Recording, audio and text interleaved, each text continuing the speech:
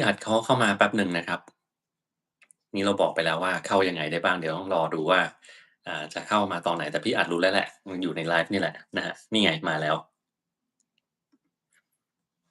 พี่อัดกดเข้ามาเลยนะครับตามลิงก์ที่ให้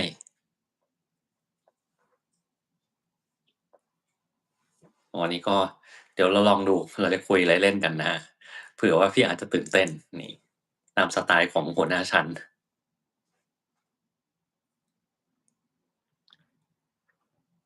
นี่เดี๋ยว Rosie เขามาเล่นด้วยนะเขาซ่อนตัวอยู่ข้างล่างตรงนี้เนี่ยแหละครับ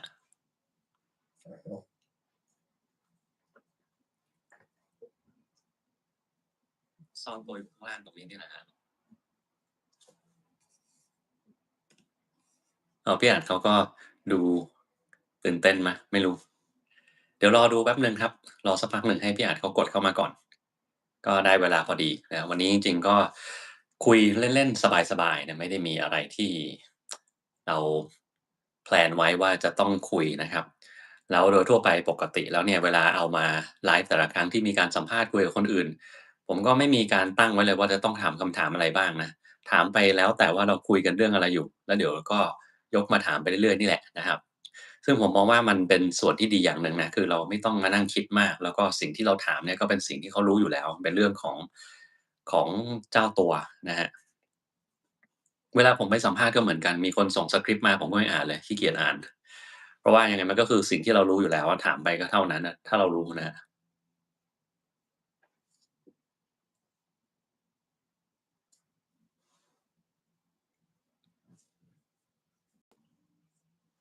อาอ๋อพี่อาจใช้ Zoom ด้วยสวัสดีครับสวัสดีค่ะคุณหมอเห็นไหมคะเห็นแล้วครับอ๋อโอเคค่ะสวัสดีก็คือทุกท่านนะคะสวัสดี FC ทุกท่านค่ะทำแหมคุณหมอบอกหัวหน้าอุบาสิกาทำ MV Rosie มานะน่ารักดีค่ะเอามาฝากทุกท่านค่ะกลัวว่าจะหนีกันไปนอนเสียก่อนสิคะฟังเรื่องพุทธธรรมอะไรประมาณนี้ โอ๊ยค่ะปกติแล้วศาสนาพุทธจริงๆมันไม่ควรจะน่าเบื่อเนาะแต่ว่าอาจจะเป็นภาพจำในสมัยก่อนที่พวกเราแบบเคยเรียนมาแล้วมันเบื่อมันไม่ควรจะค่ะน่าเบื่อมันควรจะมีสีสันแล้วก็สามารถปรับตามยุคสมัยได้ใช่เมื่อก่อใช่นมันเป็นแบบค่ะ นั้นตอนนี้ก็เป็นอย่างอื่นก็ได้เนาะใช่ค่ะคุณหมอคะวันนี้มาไลฟ์ร่วมกับคุณหมอเนี่ยเกิดอะไรขึ้นรู้ไหมคะอ๋อคุณหมอคนนี้เองพอน้องมาช่วยทำ MV อ๋อคุณหมอคนนี้เองพอเวลาไปให้ใครดูอ๋อคุณหมอคนนี้เองใน5คนรู้จักดรธานี4คนค่ะนี่คือสถิติจากอานักวิสจัย ถิติสถิติสุดยอดเลย80%นต์นะครับ ใช่ค่ะใช่ใช่ค่ะก็ต้องขอบคุณพี่ที่มาวันนี้นะครับยังไงเดี๋ยวเริ่มกันเลยดีกว่าเอางี้ค่ะก็หลายคนเนี่ยรู้จักพี่แบบผิวเผินนะเราอยากจะให้มารู้จักกับพี่แบบจริงจังนิดหนึ่งว่าพี่อัดเนี่ยอ่าทำงานอะไรเป็นใครมาจากไหนนะครับมาจุติบนโลกนี้เราได้อย่างไรนะครับเทพองค์ใดส่งมาบังเกิดอยู่ในโลกมนุษย์ของเราเราช่วยเล่าเอ่ให้ฟังหน่อยอนะครับตอนที่จุติ2506ไม่ทราบคุณหมอยังจุติอยู่บนสวงสวรรค์อยู่หรือเปล่าไม่แน่ใจนะคะ ผม ก็คือ เดินเล่นอยู่แถวนั้นแหละครับ คือพี่อัชวรรณเนี่ยนะคะเป็นคนกรุงเทพโดยกำเนิดค่ะแล้วก็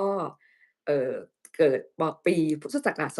2506นะคะตอนที่คุณหมอถามคุณปุ๊ว่าคุณปุ๊60มใช่ไหมคุณปุ๊น่ะไม่ตอบนะคะคน60คือคนนี้ค่ะ60นะคะแต่เฮ้ยเอาพูดตปูก็รงๆเลยนะ 59แล้วแหละ คุณปุ๊คะ59แล้วอะอาแต่ใช่พูดค่ะแต่พูดตรงๆเลยว่าคือการที่ได้มาดูช่องคุณหมอเนี่ยก็คือทำให้เราได้เห็นอะไรเยอะแยะมากมายนะคะแล้วเราก็รู้สึกปรับตัวได้หลายอย่างนะคะก็พี่อัชวรรณจะเล่าประวัติเนี่ยพร้อมกับสิ่งที่เวลาเรามองดูเด็กหรือเวลาเรามองสังคมเนี่ยอะไรก็ตามที่เป็นการเรียนรู้ให้กับเด็กอะค่ะมันเป็นสิ่งสำคัญในวัยเด็กอย่างพี่อะจำได้ว่ามีคลิปอยู่อันหนึ่ง เขาถามคุณแม่คุณหมอว่าคุณแม่คุณหมอเลี้ยงคุณหมอยังไงนะคะคุณแม่คุณหมอก็บอกว่าเลี้ยงด้วยเห็นว่าให้เขามีความสุขแล้วเวลาไปต่างประเทศเนี่ย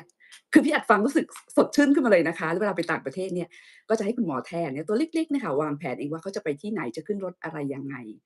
เพราะฉะนั้นเนี่ยแบ็กกราวนด์ในวัยเด็กเนี่ยสำคัญสำหรับพี่อัดเนี่ยมีความประทับใจค่ะตั้งแต่เรียนหนังสือคือเป็นคนที่ชอบไปโรงเรียนค่ะตั้งแต่อนุบาลเนี่ย ไปโรงเรียนเนี่ยไม่ร้องไห้แต่ว่าครูไม่สนใจครูไม่สนใจเดินหนีกลับเลยค่ะเพราะว่าไม่สนใจค่ะถนนข้ามยังไงคะเดินหนีกลับบ้านคุณแม่ก็ถามว่าทำไมเดินหนีกลับบ้านก็บอกว่าครูไม่สนใจค่ะแม่ก็เลยเอาไปส่งใหม่นะคะ คือตอนนั้นเนี่ยก็คือเราไม่รู้เรื่องแต่เรารู้สึกว่าการไปโรงเรียนเนี่ยเป็นสิ่งที่สนุกพอโรงเรียนเนี่ยเป็นสภาพแวดล้อมที่ดีให้กับเด็กนะคะพี่อัดเนี่ยเรียนโรงเรียนราชวินิตค่ะซึ่งเป็นโรงเรียนที่อยู่ตรงข้ามหอสมุดแห่งชาติคือได้เล่นทั้งยืดหยุ่นค่ะแล้วก็ได้ตีคล้องนะคะได้เรียนขิมอะไรต่างๆแบบนั้นแล้วคุณครูเอาใจใส่โรงเรียนสะอาด เลยรู้สึกว่าการมาโรงเรียนเนี่ยเป็นเรื่องที่สนุกสำหรับพี่อัดค่ะแล้วก็คุณครูได้ให้โอกาสเต็มที่ในการเรียนเมื่อเมื่อพี่อัดเรียนโรงเรียนในกรุงเทพแบบนี้ก็เคยไปดูโรงเรียนต่างจังหวัดนะเด็กต่างจังหวัดเขาขาดโอกาสไม่เหมือนเด็กในกรุงเทพจริงๆค่ะเราออกไปโรงเรียนด้วยความสนุกร่าเริงแล้วถ้าคุณครูสอนดีนะคะพี่อัดรักครูเลยค่ะ รักครูแล้วก็จะเรียนได้อย่างดี เพราะฉะนั้นเนี่ยสภาพแวดล้อมในโรงเรียนนะคะที่บ่มเพาะให้เด็กเนี่ยรักความสะอาดหรือความเป็นระเบียบแล้วก็กิจกรรมต่างๆเรียนเพาะชำเรียนเลี้ยงปลากัดนะคะแล้วก็เรียนดนตรีด้วยค่ะรวมทั้งอือฮึเรียนรำละครอะไรต่างๆเนี่ยตอนเด็กๆได้ฝึกหมดเลยซึ่งเด็กเนี่ยก็จะชอบเรียนรู้เพราะฉะนั้นสิ่งเหล่าเนี้ยจะหล่อหลอมให้เด็กเนี่ยรักโรงเรียนแล้วก็อันนี้เขาให้สังเกตสัง สอนเลี้ยงปลากัดด้วยเหรอครับคือ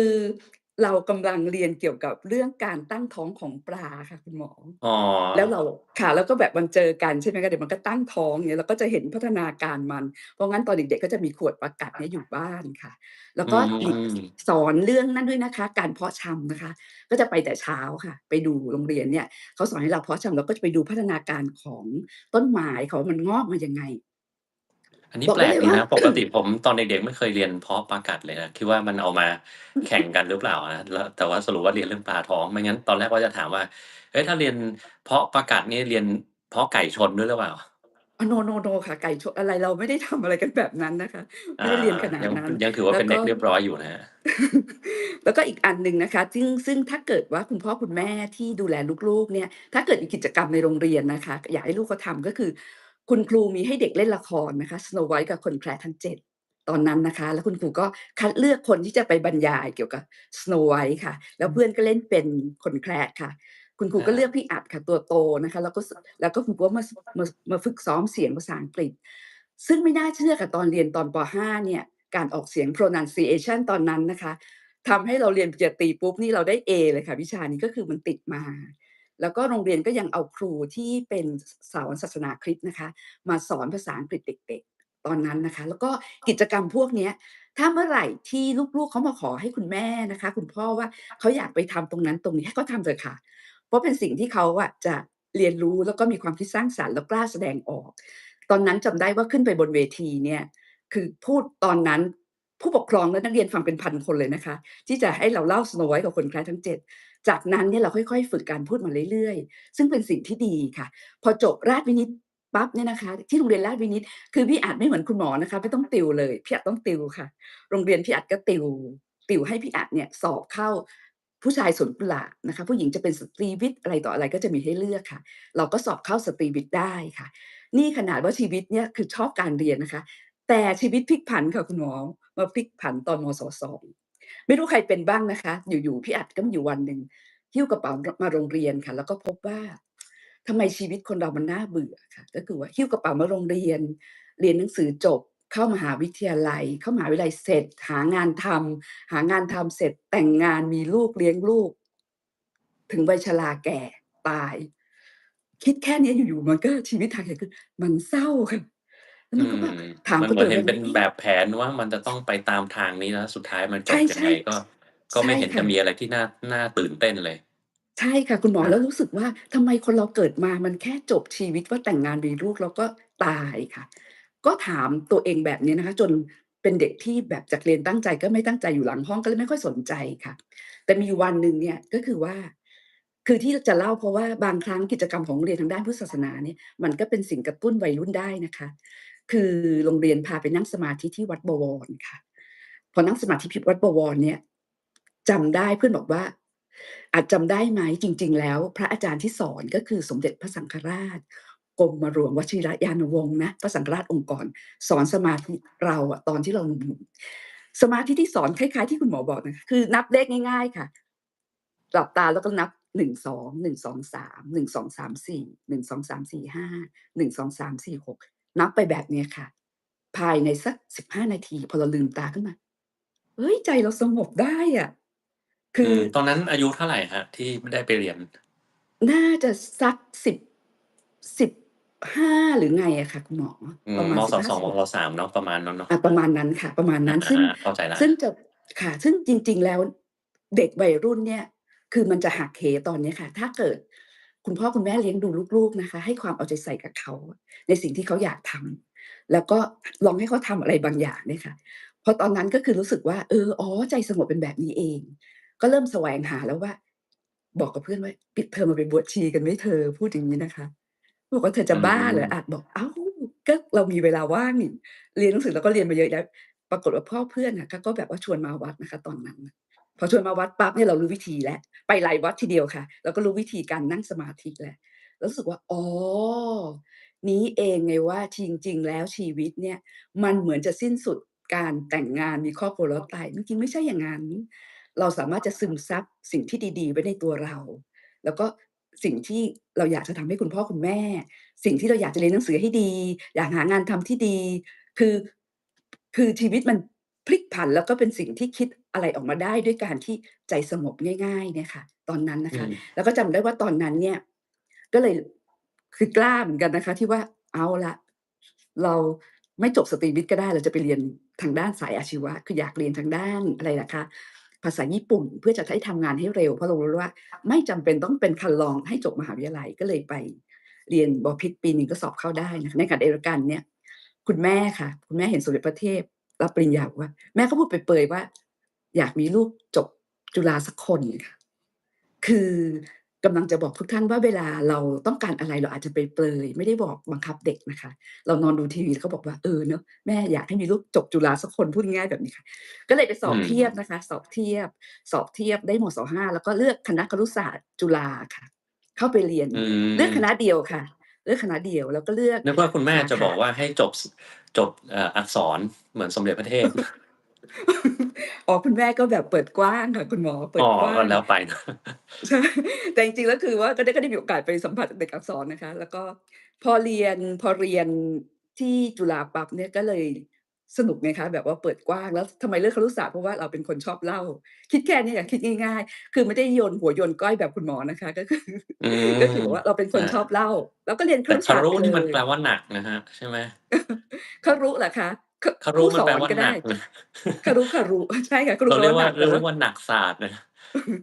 จริงๆแล้วเราทำอะไรเป็นศาสตร์หนักๆเป็นศาสตร์ที่ดีนะคะจริงๆแล้วตอนที่เวลาคุณหมออธิบายอะไรแล้วเรารู้สึกว่าคุณหมอมีหัวใจครูเนี่ยทั้งๆที่คุณหมอเรียนแพทย์มาเนี่ย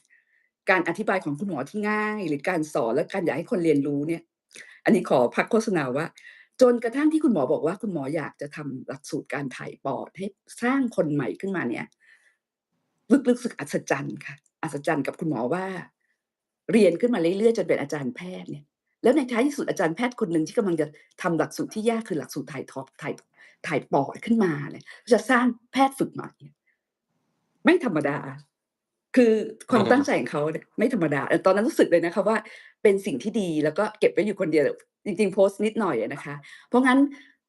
การเป็นครูแล้วการเป็นครูที่จะสร้างครูเนี่ยเป็นเรื่องใหญ่ งั้นตอนเรียนก็ทำกิจกรรมหลายๆเรื่องอะนะคะอยู่ชมรมพุทธบ้างชมรมอาอืสาสมัครอะไรอย่างมที่คุณหมอพูดนี่คือใช่เลยค่ะว่าการทำงานทำให้เรามีความมั่นใจในการนี่อย่างพูดทำงานของ ถึงเมื่อกี้ที่บอกว่าเรื่องสอนนี่ผมเพิ่งจะสอนเมื่อวานนี้เองเลย เพราะว่าเราออกมาแล้วแต่เราก็บอกเขาว่าเดี๋ยวเราจะสอนให้ก็มี Fellow เด็กเข้ามาใหม่ค่ะแล้วก็สอนให้เขาทาง Zoom นะครับอ๋อแต่ว่าค่ะถ้าสอนแบบเฉพาะทางการปลูกถ่ายปอดเนี่ยเดี๋ยวมีอีกคลาสหนึ่งไม่อ๋แน่ใจอาอจจะเอาที่อัดมาให้ดูก็ได้แต่ว่าไม่รู้จะค่ะฟังกันรู้เรื่องหรือเปล่านะครับของที่เพิ่งสอนไปเมื่อวานเนี่ยสอนง่ายมากสอนแบบง่ายๆเลยคือไม่ได้มีอะไรที่เฉพาะเจาะจงมากเท่าไรแล้วน้องเขามีเวลาน้อยก็เลยแบบสอนคร่าวๆ นั่นแหค่ะ ละเดี๋ยวเผื่อเอามาให้ดูเล่นดีค่ะคืออืชอบพมวกเราชอบนะคะทั้งเมมเบอร์ทั้ง FC ชอบที่เวลาคุณหมอเอากิจกรรมที่คุณหมอทำมาดูค่ะแล้วก็แต่ละคนก็จะมีแนวคิดอะไรหลายๆอย่างนะคะเกี่ยวกับสิ่งที่เวลาคุณหมอถ่ายทอดวิธีการเนี่ยนะคะเดี๋ยวกลับไปเล่าเรื่องตัวเองแต่ตอนนี้กำลังมันปิ๊งขึ้นมาว่ามีอยู่ครั้งหนึ่งค่ะพี่สาวเป็นพยาบาลนะคะพี่สาวเป็นพยาบาลแล้วก็กำลังมีการประชุมเกี่ยวกับเรื่องของความรู้ทางด้านการพยาบาลแล้วก็มีอาจารย์ท่านหนึ่งอะมาจากต่างประเทศพูดเป็นอาจารย์ทางด้านเบาหวาน แล้วในวันนั้นพี่สาวก็บอกว่านี่คุณหมอธนีที่ติดตามเนี่ยเขามาจอยด้วยนะสัมมนาครั้งนี้คือเราอื้อฮือเลยค่ะเราอื้อฮือนะคะตอนนั้นว่าผมก็อื้อฮือโอ้โฮ นี่คือใครเนี่ย คุณหมอธนีไงคะแล้วตอนนั้นก็จำได้ว่าหลายคนไม่ได้ดูนะคะคุณหมอธนีพูดภาษาอังกฤษตอนนั้นนะคะแล้วก็อธิบายเนี่ยโอ๊ยหากันใหญ่เลยค่ะหาลิงก์กันใหญ่เลยค่ะแต่เรามีพี่สาวเป็นพยาบาลค่ะเราก็ได้ดูวิธีการอธิบายอะไรแบบนี้ค่ะคือคุณหมอเนี่ยจะมีบุคลิกเช่นพบ FC เป็นแบบนี้นะคะเวลาสัมมนาก็จะเป็นอีกแบบหนึ่งเวลาพูดกับเด็กก็จะอีกอย่างหนึ่งเวลาพูดในประเทศไทยเนี่ยเราจะรู้เลยว่าเขามีบุคลิกเป็นเอกลักษณ์ของคุณหมอเองอะนะคะซึ่ง ดีค่ะคือแบบว่ามัน lively ดีอะค่ะมันมีชีวิตชีวาว่างั้นเถอะกลับมาค่ะเดี๋ยวไปเดี๋ยวพักขั้นโฆษณานะคะก็คือว่าพอจบจุฬาแล้วเนี่ยนะคะก็คือว่าก็ได้ทำงานนะคะทางด้านเกี่ยวกับการถวายความรู้พระค่ะแล้วก็เกี่ยวกับการพัฒนาเยาวชนทางด้าอันอบรนนั้นคือในมศิลปะในตอนที่พี่เรียนครุเนี่ยมันค่ะมีหลายครุใช่ไหมครับว่าค่ะ เราอยากจะเรียนอะไรแล้วตอนนั้นพี่อาจเลือกมันมีสายพุทธศาสนาด้วยเหรอครับยังค่ะยังพี่อาจเลือกจิตอาวิทยาค่ะคืออ๋อพี่อาจโอเครู้สึกว่าการเข้าใจมนุษย์เนี่ยเป็นเรื่องใหญ่ค่ะแล้วพี่อาจเรียกจิตวิทยาไกด์คำปรึกษาค่ะคือแล้วอาจารย์ตอนนั้นอาจารย์โสรีโพแก้วเนี่ยเป็นอาจารย์ที่สอนทางด้าน Group Process ที่เก่งค่ะก็คือหมายความว่าในการรู้จักคนที่จะเข้ามาทำงานเนี่ยตัวตนของแต่ละคนเนี่ยมันเป็นเรื่องสำคัญ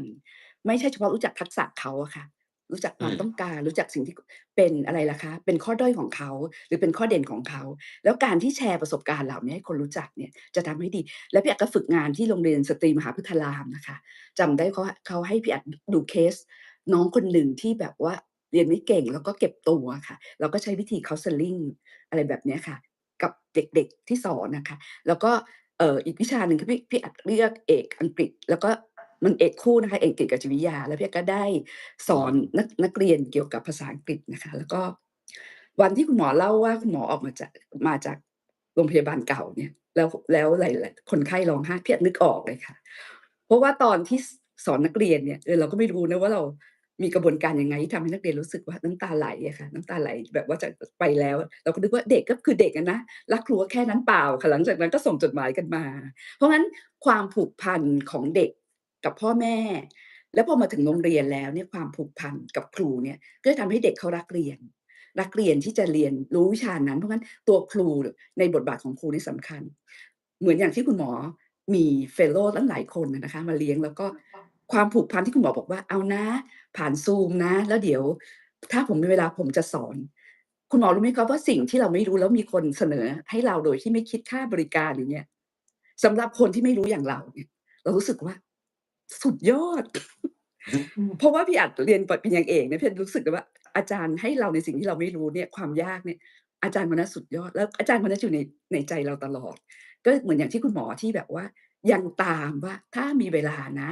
ไปหาลิงก์ Zoom ที่มหาวิทยาลัยมานะแล้วเดี๋ยวผมจะสอนอย่างเงี้ยก็คือว่าความผูกพันแล้วก็การให้ความรู้เป็นเรื่องหลักอันเนี้ยก็คือชอบเลยค่ะชอบอัธยาศัยแบบนี้เพราะเราคล้ายๆครูเหมือนกันนะคะเพราะว่ามันสพอนุกดีจะมากกว่าครับอาอะไรนะคะมันสนุกดีมากกว่าผมันมก็ไม่ได้สนุกดี อะไรเท่าไรนะจริงๆก็เอ่อความที่สอนแล้วอยากจะให้เขาดีขึ้นมาได้เนี่ยมันไม่ได้เยอะค่ะเท่ากับความสนุกของเรานะสำหรับผมเพแล้วราะว่าความสนุกเออ ค่ะคือสำหรับผมเนี่ยอะไรที่ตัวเองทำแล้วรู้สึกดีรู้สึกสนุกเนี่ยมันเป็นสิ่งที่นำมาก่อนส่วนประโยชน์ที่ได้มาจากการสอนก็คือเด็กมันจะดีขึ้นเก่งขึ้นอันเนี้ยมันเป็นเรื่องรองไม่ใช่เป็นเรื่องหลักสำหรับผมซึ่งอาจจะตรงข้ามกับความเป็นครูหลายๆอย่างนะความเป็นครูคือเราต้องการทำให้คนคนหนึ่งเขาเป็นบุคคลที่ดีขึ้นมาได้เขาจะมีความค่ะรู้ความสามารถเราสร้างบุคคลขึ้นมาเพื่อที่จะพัฒนาชาติพัฒนา บ้านเมืองหรือโลกของเราอะไรเงี้ยแต่ของผมเนี่ยตรงนั้นไม่ใช่ของนำดังนั้นอาจจะตรงข้ามกับครูหลายๆคนเราชอบก่อนแล้วถึงได้ตรงนั้นเป็นผลพวงอะครับแล้วจริงๆความสนุกในการสอนกับสติปัญญาความปิ๊งของวิธีการสอนคุณหมอเนี่ยมันก็กลายเป็นความรู้ที่คนเรียนก็สนุกไปด้วยนะคะอย่างสมมุติว่าที่เราคุณหมอเคยสังเกตไหมคะว่าเวลาคุณหมอไม่ว่าจะไลฟ์เวลาไหนเนี่ยจะมีอยู่กลุ่มหนึ่งที่เข้ามาดูแล้วแบบว่าชอบเพราะอะไรรู้ไหมคะอันนี้เราก็ถามกับตัวเองเพราะ1สาระดี2ฟังแล้วสบายใจ ฟังแล้วสบายใจไม่พอฟังแล้วมีความสุขนั่นคือผู้พูดเขาสนุกกับการให้ความรู้เมื่อวานมีน้องถามบอกว่าพี่อัดฝากถามคุณหมอหน่อยนะว่า ไลฟ์2-3ชั่วโมงเนี่ยเคยเบื่อเคยไม่อยากไลฟ์บ้างไหมอะคะคุณหมอเคยเป็นไหมไม่เคยเป็นคืออย่างที่บอกครับเวลาที่ผมทำคลิปขึ้นมากับเวลาที่ไลฟ์เนี่ยมันจะแตกต่างกันอย่างเวลาที่ค่ะทำคลิปเนี่ยคือเราจะต้องนั่งคิดว่าเราจะพูดอะไรใช่ค่ะไหมนั่งหาหัวข้อนั่งค้นว่ามันจะครบทุกแง่ทุกมุมหรือยังถ้าครบแล้วถึงจะตั้งใจพูดส่วนไลฟ์เนี่ยไม่ต้องค้นอะไรสักอย่างเลยก็อยู่ค่ะๆก็มาพูดเลยก็ได้อืแต่ครั้งแรมกที่มีการสัมภาษณ์คนอื่นเนี่ยอันนั้นแหละที่เราเฮ้ยเราจะคุยยังไงดีเพราะปกติไม่เคยสัมภาษณ์ใครมาก่อนในโลกนี้ ค่ะแม้กระทั่งแบบเราคุยกับเพื่อนกันเองหรือตอนรับน้องตอนมีงานอะไรเงี้ยก็ไม่เคยสัมภาษณ์ใครก็คืออย่างดีก็คือพูดเปิดงานนิดๆหน่อยๆเท่านั้นเองนะค่ะแต่ก็รู้สึกว่าค่ะพอทำไปแล้วมันก็ไหลลื่นดีก็อืง่ายแล้วก็มทำให้เราเรียนรู้ด้วยว่าในสังคมไทยเนี่ยมันมีคนสนใจเรื่องอะไรเขาสงสัยอะไรบ้างเพราะว่าการค่ะที่เราจะสอนคนได้คนหนึ่งเราต้องรู้ว่าเขาเนี่ยไม่รู้อะไรเสียก่อนเราต้องรู้ว่าเขาติดขัดตรงไหนมีความคิดแบบไหนถ้าเราไม่รู้เนี่ยมันก็สอนไม่ได้เหมือน ใช่ๆเหมือนสมัยก่อนตอนผมเป็นนิสิตแพทย์เนี่ยเราก็ค่ะติวให้กับน้องที่เขาสอบตกหรือบางทีเราก็ติวให้กับคนที่เขาอยากจะได้คะแนนเยอะๆเพราะว่าสาเหตุที่เขามาให้เราติวเนี่ยเพราะว่าเรารู้ว่ามันจะออกข้อสอบอะไรแล้วจอืริงๆสาเหตุที่เรามรู้ว่าออกข้อสอบอะไรไม่ใช่เป็นเพราะว่าเราไปสืบมาแต่ว่าเราอืเดาทางมได้เรารู้ว่าอืมอาจารย์เนี่ยเขาจะรู้ว่าตรงไหนสำคัญแล้วค่ะเด็กเนี่ยมันจะไม่รู้ตรงไหน อะไรที่สาค่ะมารถแยกเด็กจากไม่เก่งกับเก่งได้อะไรแค่แบบเด็กคนนี้ผ่านเด็กคนนี้ไม่ผ่านตรงไหนความอืมรู้แบบไหนนั้นอืมอืมอืมถ้าเราสามารถเข้าใจกลไกทั้งหมดได้เนี่ยเวลาที่เราสอนเนี่ยมันจะง่ายมากเลยเราจะรู้ว่าอืถ้าเราพูดอย่างมงี้ไปคือมันจะเริ่มทำหน้าแล้วมันไม่รู้เรื่องแล้วแปลว่าเราหยุดให้เขาคิดพักได้แป๊บหนึ่งนะแต่ถ้ามันไม่มีใครตอบออกมาเนี่ยเราก็เสริมเข้าไปเลยโดยที่เราไม่ต้องมานั่งทิ้งช่วงบอกว่าเฮ้ยไปหาเอาเองแล้วกัน อืนะซึ่งอาจารย์สมมัยก่อนเนี่ยชอบทำแบบนั้นแล้วค่ะบางทีมีคนติดวิธีการสอนแบบนั้นไปด้วยซึ่งผมค่ะเจออันหนึ่งจะเล่าให้ฟังเล่นๆก็คืออาจารย์บางคนเนี่ยที่เป็นอาจารย์เด็กแล้วเขาติดวิธีการสอนแบบนั้นไปเนี่ยตัวเขาเองค่ะบางทีก็ไม่รู้ว่ามันตอบว่าอะไรแต่อืถามไปก่อนมถามไปก่อนให้ตัวเองดูเหมือนได้ถามอะไรที่มันยากๆแล้วให้นักศึกษาเนี่ยไปหาเอาแล้วก็ค่ะมาตอบวันต่อไป ซึ่งผมเจออืมตัวอย่างเนี่ยตอนที่ผมขึ้น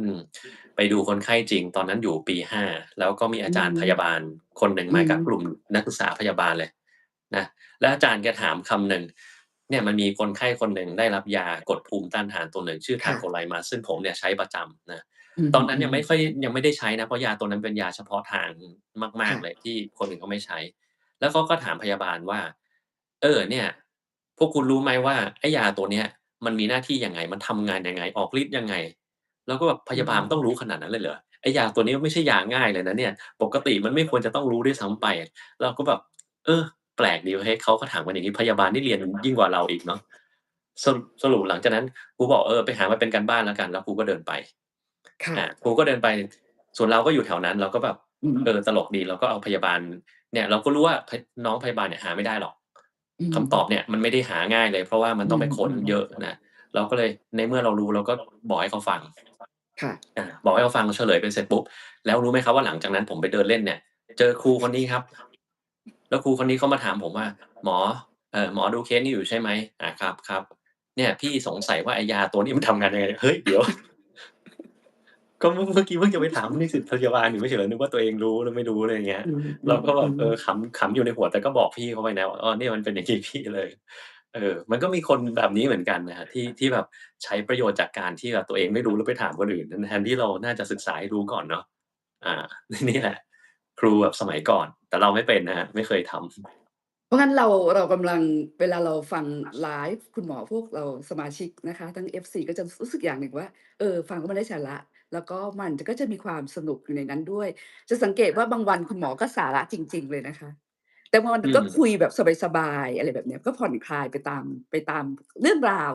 ซึ่งอันนี้ก็คือ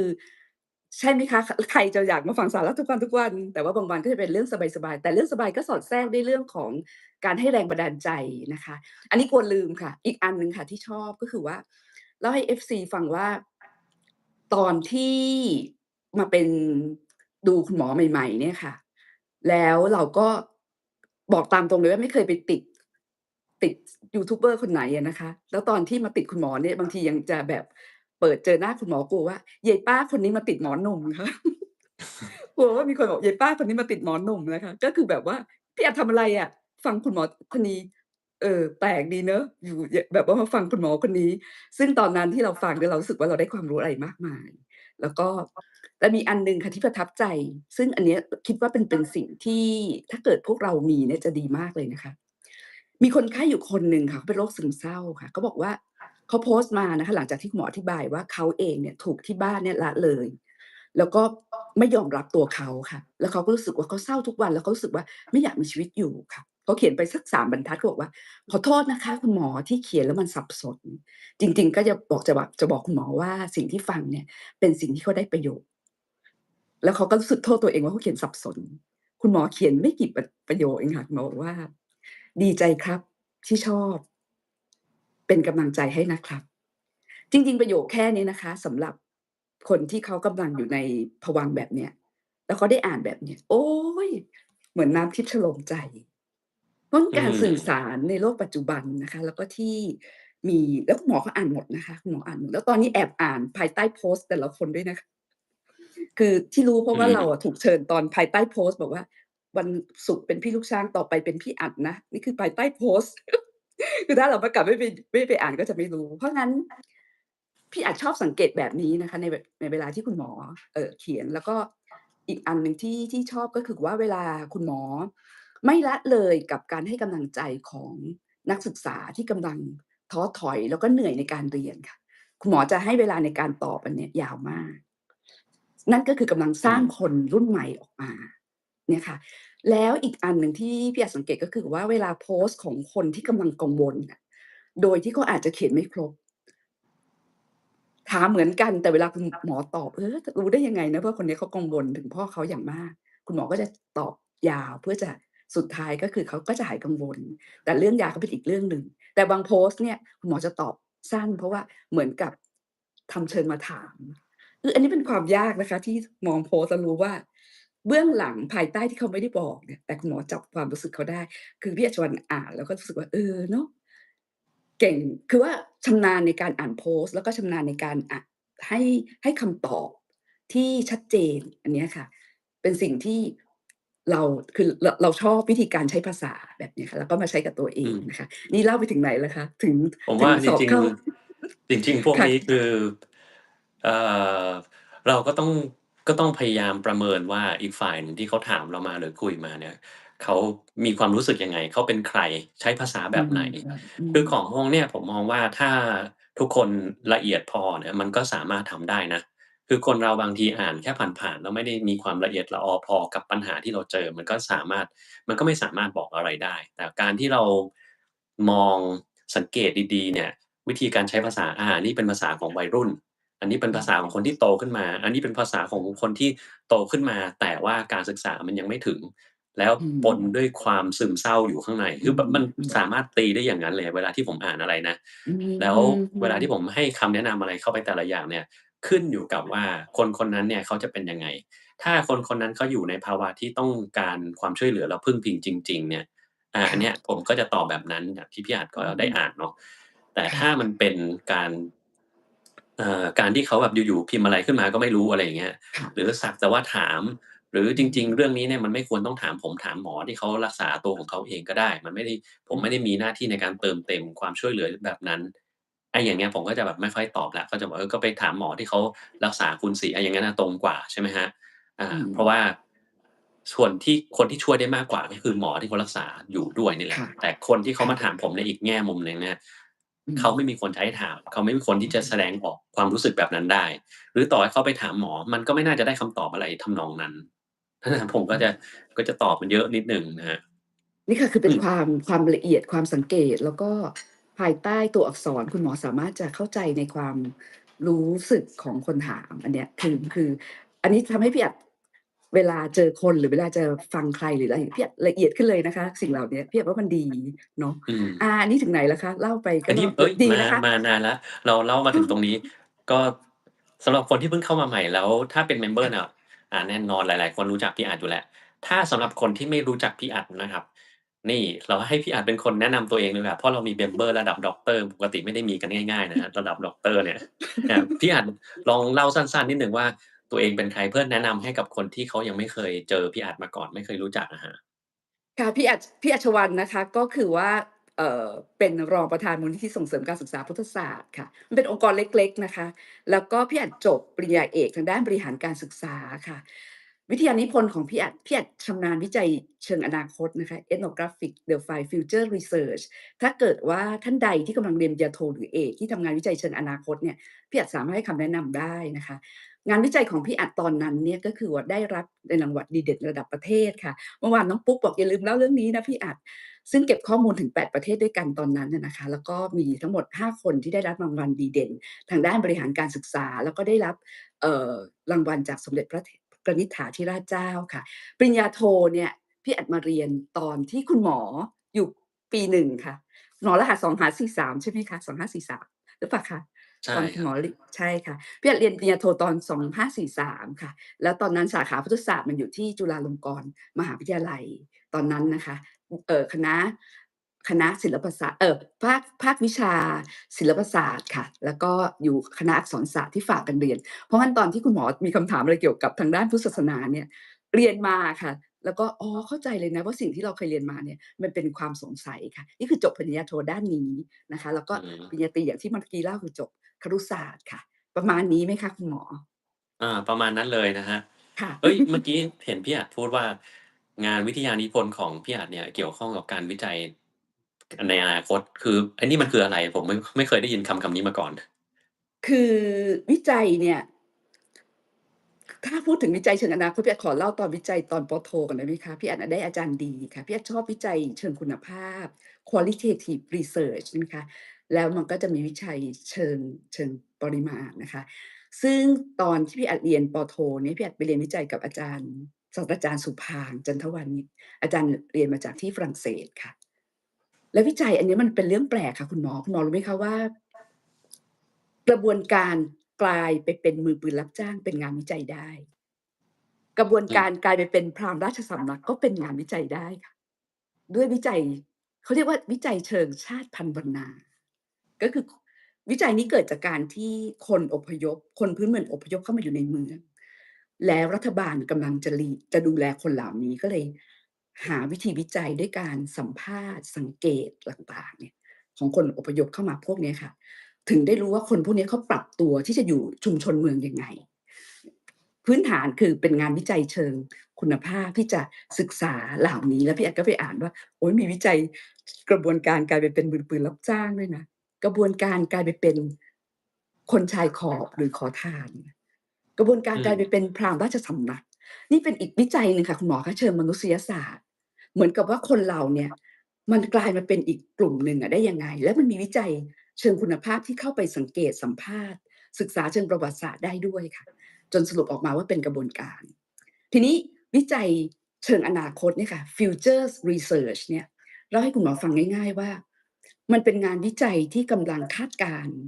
สมมุตินะคะสมมุติว่าอย่างงานวิจัยพี่อัดเนี่ยค่ะเป็นงานวิจัยว่าอีก10 ปีข้างหน้าเนี่ย การบริหารศูนย์วิจัยพุทธศาสตร์จะเป็นอย่างไร ตอนพี่อัดเสนอเรื่องนี้อาจารย์บอกว่าจะทำไมประเทศไทยกับประเทศญี่ปุ่น คุณอัญชวรรณคุณก็ทำไปเลยสิทั้งเอเชียพี่อัดก็ว่าดีนะไม่กลัวเพราะว่าจะได้เปิดโลกทัศน์จะได้เปิดโลกทัศน์ของเราว่าเราจะได้เข้าไปดูว่าพระพุทธศาสนาที่เป็นวิถีชีวิตกับพระพุทธศาสนาที่เป็นวิชาเป็นเชิงศาสตร์เนี่ยแต่ละประเทศเขาเรียนยังไงคุณหมอรู้ไหมคะว่าในแต่ละประเทศเนี่ย เรื่องเรียนวิจัยพุทธศาสตร์ Buddhist Studies เนี่ยมีเกือบทุกประเทศค่ะแต่ประเทศเราเนี่ยมีแค่2มหาลัยคือมหาลัยสงฆ์นะคะแต่ที่ญี่ปุ่นเนี่ยโอ๊ยหลายมหาวิทยาลัยมากเป็น50แห่งค่ะเรียน Buddhist Study นะคะแล้วก็เกาหลีก็เรียนไต้หวันก็เรียนค่ะแล้วก็ทางจีนแผ่นดินใหญ่ก็มีนะคะก็มาทางตพม่าศรีลังกาอะไรพวกนี้มีหมดค่ะ พระพุทธศาสนาถูกเรียนไปที่เยอรมันก็มีคนเรียนเยอรมันเรียนขนาดว่าอาจารย์ไปเรียนบาลีสันสกฤตเพื่อจะอ่านพระไตรปิฎกได้อังกฤษก็มียุโรปก็มี Buddhist Study กลายเป็นศาสตร์หนึ่งค่ะที่เรียนเชิงวิชาการแต่อย่างที่เรานับถือกันทำบุญตักบาตรนั่นก็เรียกเป็นวิถีชีวิตเป็นการศึกษาพุทธศาสนาแบบเชิงวิถีชีวิตนี่ก็คนละแบบกลับมาที่วิจัยเชิงอนาคตก็คือเป็นการคาดการณ์นะคะโดยกลุ่มตัวอย่างเนี่ย ต้องมีอะไรคะมีคุณสมบัติที่เรากำหนดไว้ เช่นสมมุติว่าคุณหมอจะดูว่าอีก10ปีข้างหน้าเนี่ยโรงพยาบาลในประเทศไทยอะจะมีการเพิ่มบุคลากรทางการแพทย์ได้ยังไงแบบเนี้ยใช้วิจัยเชิงอนาคตได้โดยกำหนดกลุ่มตัวอย่างเป็นผอโรงพยาบาลก็ได้นะคะหรือเป็นพยาบาลวิชาชีพที่เขาอยู่ในหน่วยที่ดูแลเกี่ยวกับบุคลากรหรือการวางแผนพวกนี้กลุ่มตัวอย่างที่เราเก็บนะคะก็ประมาณสัก17เป็นอย่างต่ำเนี่ยค่ะแล้วก็เป็นการเก็บข้อมูลเชิงสัมภาษณ์กันมาว่าอีก10ปีข้างหน้าเนี่ย เช่นนะคะนายแพทย์ฉันท์ชายจะเห็นว่ามองดูว่าโรงพยาบาลจุฬาจะเป็นยังไงแล้วโดยภาพรวมของโรงพยาบาลทั่วประเทศจะเป็นยังไงเนี่ยค่ะโดยการสัมภาษณ์คำตอบก็ประมาณเป็นแบบเนี้ยนะคะคำถามประมาณนี้แล้วมันก็จะมีรายละเอียดบอกว่าผมว่ามันต้องขึ้นอยู่กับอะไรก็ว่าไปอย่างเงี้ยค่ะ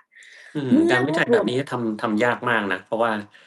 คือผมเข้าใจเวลาบางทีเรามีการสัมภาษณ์ซึ่งการสัมภาษณ์พวกค่ะเนี้ยคำตอบมันจะไม่ตายตัวเลยพอคำตอบใช่ไม่ตายตัวเราอะมีหน้าที่คัดกรองแล้วเอาคำตอบของหลายๆคนมาดูว่ามันมีสิ่งที่มันคล้ายกันมากน้อยแค่ไหนแล้วบางทีอะไอ้สิ่งที่มันคล้ายกันตัวเนี้ยเอาไปเป็นแบบสอบถามชุดที่2เพื่อที่จะเอาไปทำการตอบอีกรอบหนึ่งด้วยซ้ำไปนะครับไม่งั้นมันใจะกลายไปเป็นช่เชิงๆๆคุณคุณภาพเยอะมากใช่ค่ะใช่อาคุณหมอเขาก็เลยเรียกว่า EDF-FR ขั้นที่2ค่ะชื่อย่อมันนะคะ อืม นำข้อความแล้วมาทำเป็นแบบสอบถาม คือว่าเราจะไปไกลไหมคะ คนจะฟังเราไหมคะ หรือจะไปหนีนอนก่อนเปล่าคะก็คือเล่าให้เป็นความรู้นะคะว่าทุกอย่างอะมันมีศาสตร์ที่มันรองรับได้ พอทำแบบสอบถามปั๊บก็กลับไปถามแต่ละที่ที่เป็นกลุ่มตัวอย่างค่ะว่า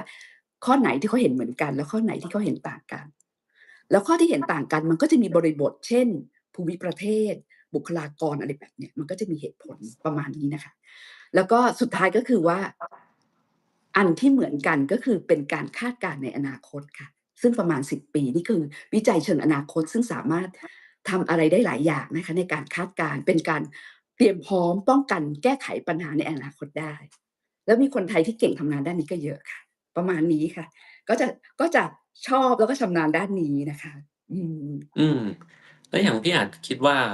ในประเทศไทยเนี่ยศาสนาพุทธเนี่ยเราเหมือนกับว่าเราพูดกันว่าพวกเราเกิดมาก็ศาสนาพุทธแล้วก็ศาสนาพุทธเป็นศาสนาที่เยอะที่สุดในประเทศไทยค่ะนะครับเรื่องนี้เนี่ยคือมันมีเด็กหลายคนก็บอกว่าตัวเองเป็นศาสนาพุทธแต่พค่ะอพูดเรื่องศาสนามันเบื่อแล้วอะ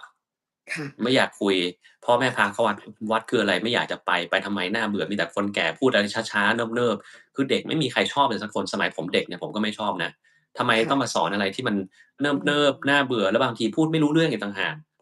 ค่ะ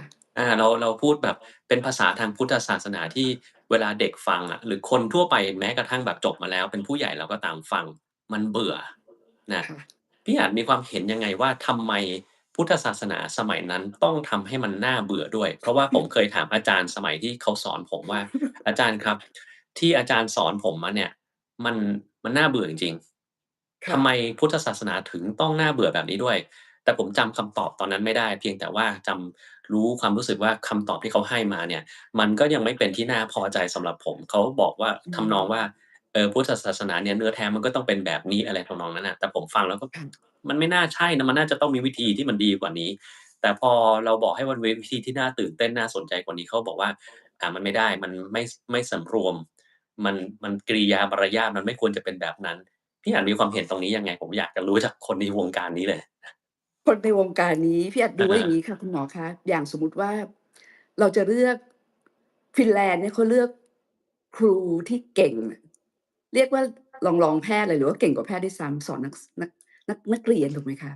แท้จริงแล้วเนี่ยบุคลากรของเราที่มาบวชในพระพุทธศาสนาเนี่ยเอาเข้าจริงนะคะคุณหมอ70%มาจากครอบครัวที่ไม่ค่อยมีโอกาสได้รับโอกาสทางการศึกษา แล้วก็บางส่วนก็มาบวชเพื่อจะเรียนภาษาบาลีส่วนหนึ่งนะคะแต่ว่าบางส่วนเนี่ยก็คือว่าไม่ได้มีโอกาสเรียนทางด้านสายสามัญบุคลากรที่มาเป็นพระภิกษุสงฆ์อะค่ะท่านไม่ได้หลากหลายทีเดียวแต่2มหาวิทยาลัยสงฆ์เนี่ยพยายามทำให้ท่านเนี่ยได้พัฒนาตัวเองในด้านการเทศน์สอนปัจจุบันเนี่ยก็จะมีเขาเรียกครูพระเพื่อจะพัฒนาวิธีการสอนการใช้สื่อการทำอะไรคะการ์ตูน การทำสื่อต่างๆนี่เพื่อจะให้พระภิกษุสอนบาลีหรือว่าสอนกับเด็กๆเยาวชนเนี่ยเรื่องเกี่ยวกับศีลธรรมอะไรพวกเนี้ยนะคะให้มีสื่อที่หลากหลายจะทำตรงนั้นได้ก็ต้องมาอบรมครูพระให้มีการเข้าใจในการเรียนรู้ พระไม่ได้เรียนครุศาสตร์แบบพี่อัดแต่ว่ามีมหาวิทยาลัยส่งสอนค่ะแล้วพระไม่ได้มีโอกาสเรียนแบบนั้นเพราะงั้นเราจะเห็นว่าเวลาเราไปฟังธรรมะเนี่ยก็ดูจะพูดยาวหรือช้านะคะแต่พระท่านขาดทักษะจริงๆแต่ก็จะมีพระหลายรูปนะคะที่มีทักษะในการสอนซึ่งถามว่าเอาเด็กอยู่ไหมคือพี่อัชวรรณน่ะทำงานทางด้านเกี่ยวกับพัฒนาเยาวชนเรารู้เลยว่า เรื่องสอนบางเรื่องที่มันเป็นเรื่องที่ไม่เห็นเช่นเรื่องกรรมแบบเนี้ยนะคะพระท่านสามารถจะมีสื่อการสอนที่ทำให้เด็กเข้าใจได้จนอาจจะคิดเลิกบุหรี่แบบเนี้ยค่ะหรือประเภทหัวร้อนแบบเนี้ยก็สามารถที่จะทำให้เด็กเนี่ยได้ข้อคิดแต่การได้ข้อคิดก็ไม่พอเท่ากับจะทำให้เขาเปลี่ยนอะไรคะความคิดที่จะใจเย็นพอที่จะไม่หัวร้อนกระบวนการพวกเนี้ยจะมีบางวัด นะคะแล้วก็ศูนย์ฝึกอบรมบางแห่งเนี่ยเขาสามารถที่จะมีวิธีการในการที่อบรมสามเณรหรือว่าอบรมเยาวชนเนี่ยแล้วทำให้เด็กเปลี่ยนแปลงพฤติกรรมจนอะไรรู้ไหมคะอันนี้พี่อาจเล่าให้ฟังเลยมันเกิดขึ้นจริงค่ะว่าสามเณรมาอบรมอยู่ในวัดเนี่ยค่ะแล้วก็ปรากฏว่าพระพี่เลี้ยงก็สอนตั้งแต่การล้างจานการนุ่งห่มการกินนะคะ สามเณรเนี่ยรู้สึกว่าพระพี่เลี้ยงสอนดีจนบอกว่าไม่อยากสึกเพราะว่าสึกออกไปเนี่ยที่บ้านเนี่ยรอบบ้านก็มีแต่โสเภณีทั้งนั้นอืมสังคมที่บ้านไม่ดีเลยถ้าเกิดสึกออกไปสามเณรไม่พ้นยาเสพติดสามเณรอยากใช้ชีวิตอยู่อย่างนี้ต่อไปแบบเนี้ยเราฟังแล้วเราก็รู้ว่าสิ่งที่มันเกิดขึ้นมันมีคุณค่าถ้าเกิดสามเณรได้กับตัวเองสามเณรก็ตัดสินใจที่จะบวชต่อแบบนี้ก็มีค่ะอย่างเงี้ยก็มีคือพระพุทธศาสนาเนี่ยเวลา ถ้านำมาใช้แล้วมีกระบวนการในการที่อบรมหล่อหลอมไปถึงจิตใจแล้วทำให้เปลี่ยนพฤติกรรมได้เนี่ยมันดีค่ะแต่มันจะต้องดูแลพฤติกรรมตรงนั้นให้มันยาวนิดหนึ่งค่ะจนเขาไม่ได้เปลี่ยนกลับไปอย่างนั้นค่ะแบบเนี้ยที่เรานั้นนะซึ่งอันนี้ก็ต้องพัฒนาไปเรื่อยๆค่ะจุฬาก็ทำนะคะเกี่ยวกับการใช้สื่อสอนศีลธรรมหลายที่ใช้ค่ะที่จะเอาธรรมะไปใช้แล้วที่สำคัญคือตอนพี่อัญชวรรณไปเก็บข้อมูลที่เกาหลีเนี่ย มีอยู่มหาวิทยาลัยหนึ่งเขาบอกเลยว่าเกาหลีจะทำสิ่งหนึ่งที่จะวิจัยเกี่ยวกับธรรมะในพระพุทธศาสนาเพื่อจะเอามาใช้กับวัยรุ่นวิจัยในธรรมะเพื่อจะเอามาใช้กับการดูแลประคับประคองผู้ป่วยระยะสุดท้ายซึ่งเราคิดว่าธรรมะมีคำตอบอยู่เยอะแยะเรากำลังทำวิจัยเรื่องนี้แล้วมีอีกประเทศอีกมหาวิทยาลัยหนึ่งนะคะมหาวิทยาลัย Udog บอกว่าคุณรู้ไหมว่าเรากำลังเสนอโครงการวิจัยเกี่ยวกับเอาธรรมะไปใช้กับบุคลากร คนในประเทศคือเราพบว่าต่อไปเอไอหรือว่าสิ่งต่างๆมันก้าวหน้าไปเนี่ยเกาหลีกำลังถามตัวเองว่าคนสำคัญยังไงเพราะทุกอย่างมันทำได้หมดคืออาจารย์ท่านนั้นก็แนะนำยกตัวอย่างว่าเช่นตู้เย็นเนี่ยต่อไปนะมันจะขึ้นได้เลยว่าผักมันจะเน่าแล้วนะเนื้อมันจะเน่าคุณควรทำเมนูนี้คือไม่ต้องคิดอะไรเลยดูป้ายก็รู้ว่าต้องเอาผักนี้ออกมาเอานี้ออกมาแล้วก็ทำเมอืมนูนี้แบบเนี้ยค่ะคือมันไปได้ขนาดนั้นจน คนจะไม่รู้ว่าตัวเองสำคัญยังไง เราไม่ต้องคุยกันแล้วเพราะเราอยู่กับเอไอเราอยู่กับอะไรพวกนี้เกาหลีเตรียมแล้วค่ะเกาหลีเตรียมรองรับสำหรับ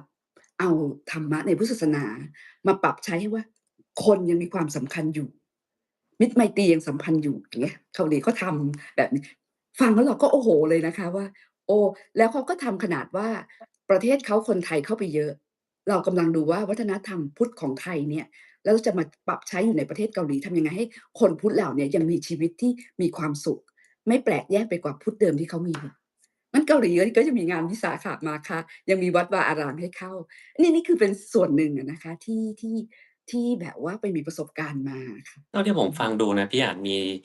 เอ่อในด้านงานที่ทำอยู่เนี่ยเกี่ยวข้องกับการปฏิบัติการของพระพุทธศาสนาแต่ว่าเท่าที่ดูไม่ได้ลงไปในตัวเนื้อของพุทธศาสนาคือคล้ายๆกับของทางการแพทย์มันมีบางคนเนี่ยศึกษาเพื่อที่จะดูว่ามันมียาใหม่อะไรไหมกระบวนการการทำงานของโรคนี้มันเป็นยังไงโรคนี้เกิดขึ้นได้ค่ะยังไงแต่ค่ะอีกส่วนหนึ่งก็คือส่วนที่พัฒนานโยบายว่าไอ้ที่ความรู้ที่มีมาทั้งหมดเนี่ย เขากลั่นกรองมาแล้วว่ามันจะต้องใช้ยังไงไปดูซิว่าเขาใช้ได้จริงหรือเปล่าในทางปฏิบัติดูเหมือนใพี่อาจจะเป็นช่ๆๆกลุ่มนี้เสียมากกว่าเนาะใช่แต่มันต้องๆๆๆส่งเสริมซึ่งกันและกันทีนี้ค่ะอยากจะลองถามพี่อาจดูว่าคนที่ศึกษาศาสนาพุทธมาเนี่ยค่ะอ่าอย่างพี่อาจศึกษาสิ่งต่างๆมากกว่าผมแน่นอนมันได้รู้อะไรที่มากกว่าสมัยก่อนที่พี่ไม่รู้ไหม เพราะว่าผมเนี่ยส่วนตัวนะ ต้องบอกว่าไม่ที่เรียนพุทธศาสนาในโรงเรียนเนี่ยไม่ได้ประโยชน์เลยค่ะส่วนตัวเลยนะไม่ได้ประโยชน์อะไรค่ะเลยสักอย่างคือท่องเพื่อสอบอย่างเดียวแล้วอืมมันก็ไม่ได้ยากอะไรเพราะว่าท่องเพื่อสอบมันก็ง่ายนิดเดียวใช่ไหมอืแต่ว่ามพอเอามาใช้จริงๆเนี่ยใครถามอริยสัจ4ถามไอ้พวกอย่างเงี้ยคือไม่รู้จะท่องไปเพื่ออะไรมันไม่เกิดอะไรขึ้นเลย อืมแล้วทีนี้พอผมโตขึ้นมาเรื่อยๆเนี่ยสิ่งต่างๆที่เรารับรู้ด้วยตัวเองแล้วก็คิดด้วยตัวเองหลายค่ะๆครั้งเท่าที่ศึกษานะมันดันไปตรงกับที่เขาพูดในพุทธศาสนาแล้วเราก็เลยมีความเห็นว่าถ้าเราเป็นคนที่มีความละเอียดละออพอเข้าใจในสิ่งที่เป็นความจริงความเป็นไปของโลกใบนี้เข้าใจในกฎเกณฑ์กติกาต่างๆมันก็คือการไปค้นพบพุทธศาสนาด้วยตัวเองโดยที่คุณไม่ต้องไปศึกษามันอะไรสักอย่างเลย นี่สำหรับผมนะแต่บางคนมันทำแบบนี้ไม่ได้เพราะว่าค่ะมันอาจจะมีอะไรมาเป็นตัวกวนในชีวิตทำให้เขาไม่สามารถมองเห็นในสิ่งที่ผมเห็นสิ่งเล็กๆที่มันซ่อนอยู่ข้างในกฎกติกามารยาทต่างอืๆก็เหมือนมกับคนที่เขาเคยบอกว่าถ้าเป็นในทางโลกเนี่ยถ้าไม่รู้ถือว่าไม่ผิดแต่สำหรับอืผมมนะถ้าในทางพุทธศาสนาไม่รู้คุณทำผิดคุณก็ผิดอยู่ดี คุณอืมีหน้าที่ต้องม รู้กติกาแล้วพุทธศาสนาเนี่ยมันสอนกติกาให้คุณรู้สำหรับคนที่ไม่มีทางจะรู้ว่ากติกามันคืออะไรแล้วเล่นยังไงผมไม่รู้ว่าพี่อาจมีความเห็นตรงนี้ยังไงบ้างลองถามดูดิครับก่อนจะไปให้ความเห็นตรงนั้นคุณหมอจะสังเกตไหมคะว่าเวลามีอยู่คลิปหนึ่งที่คุณหมอ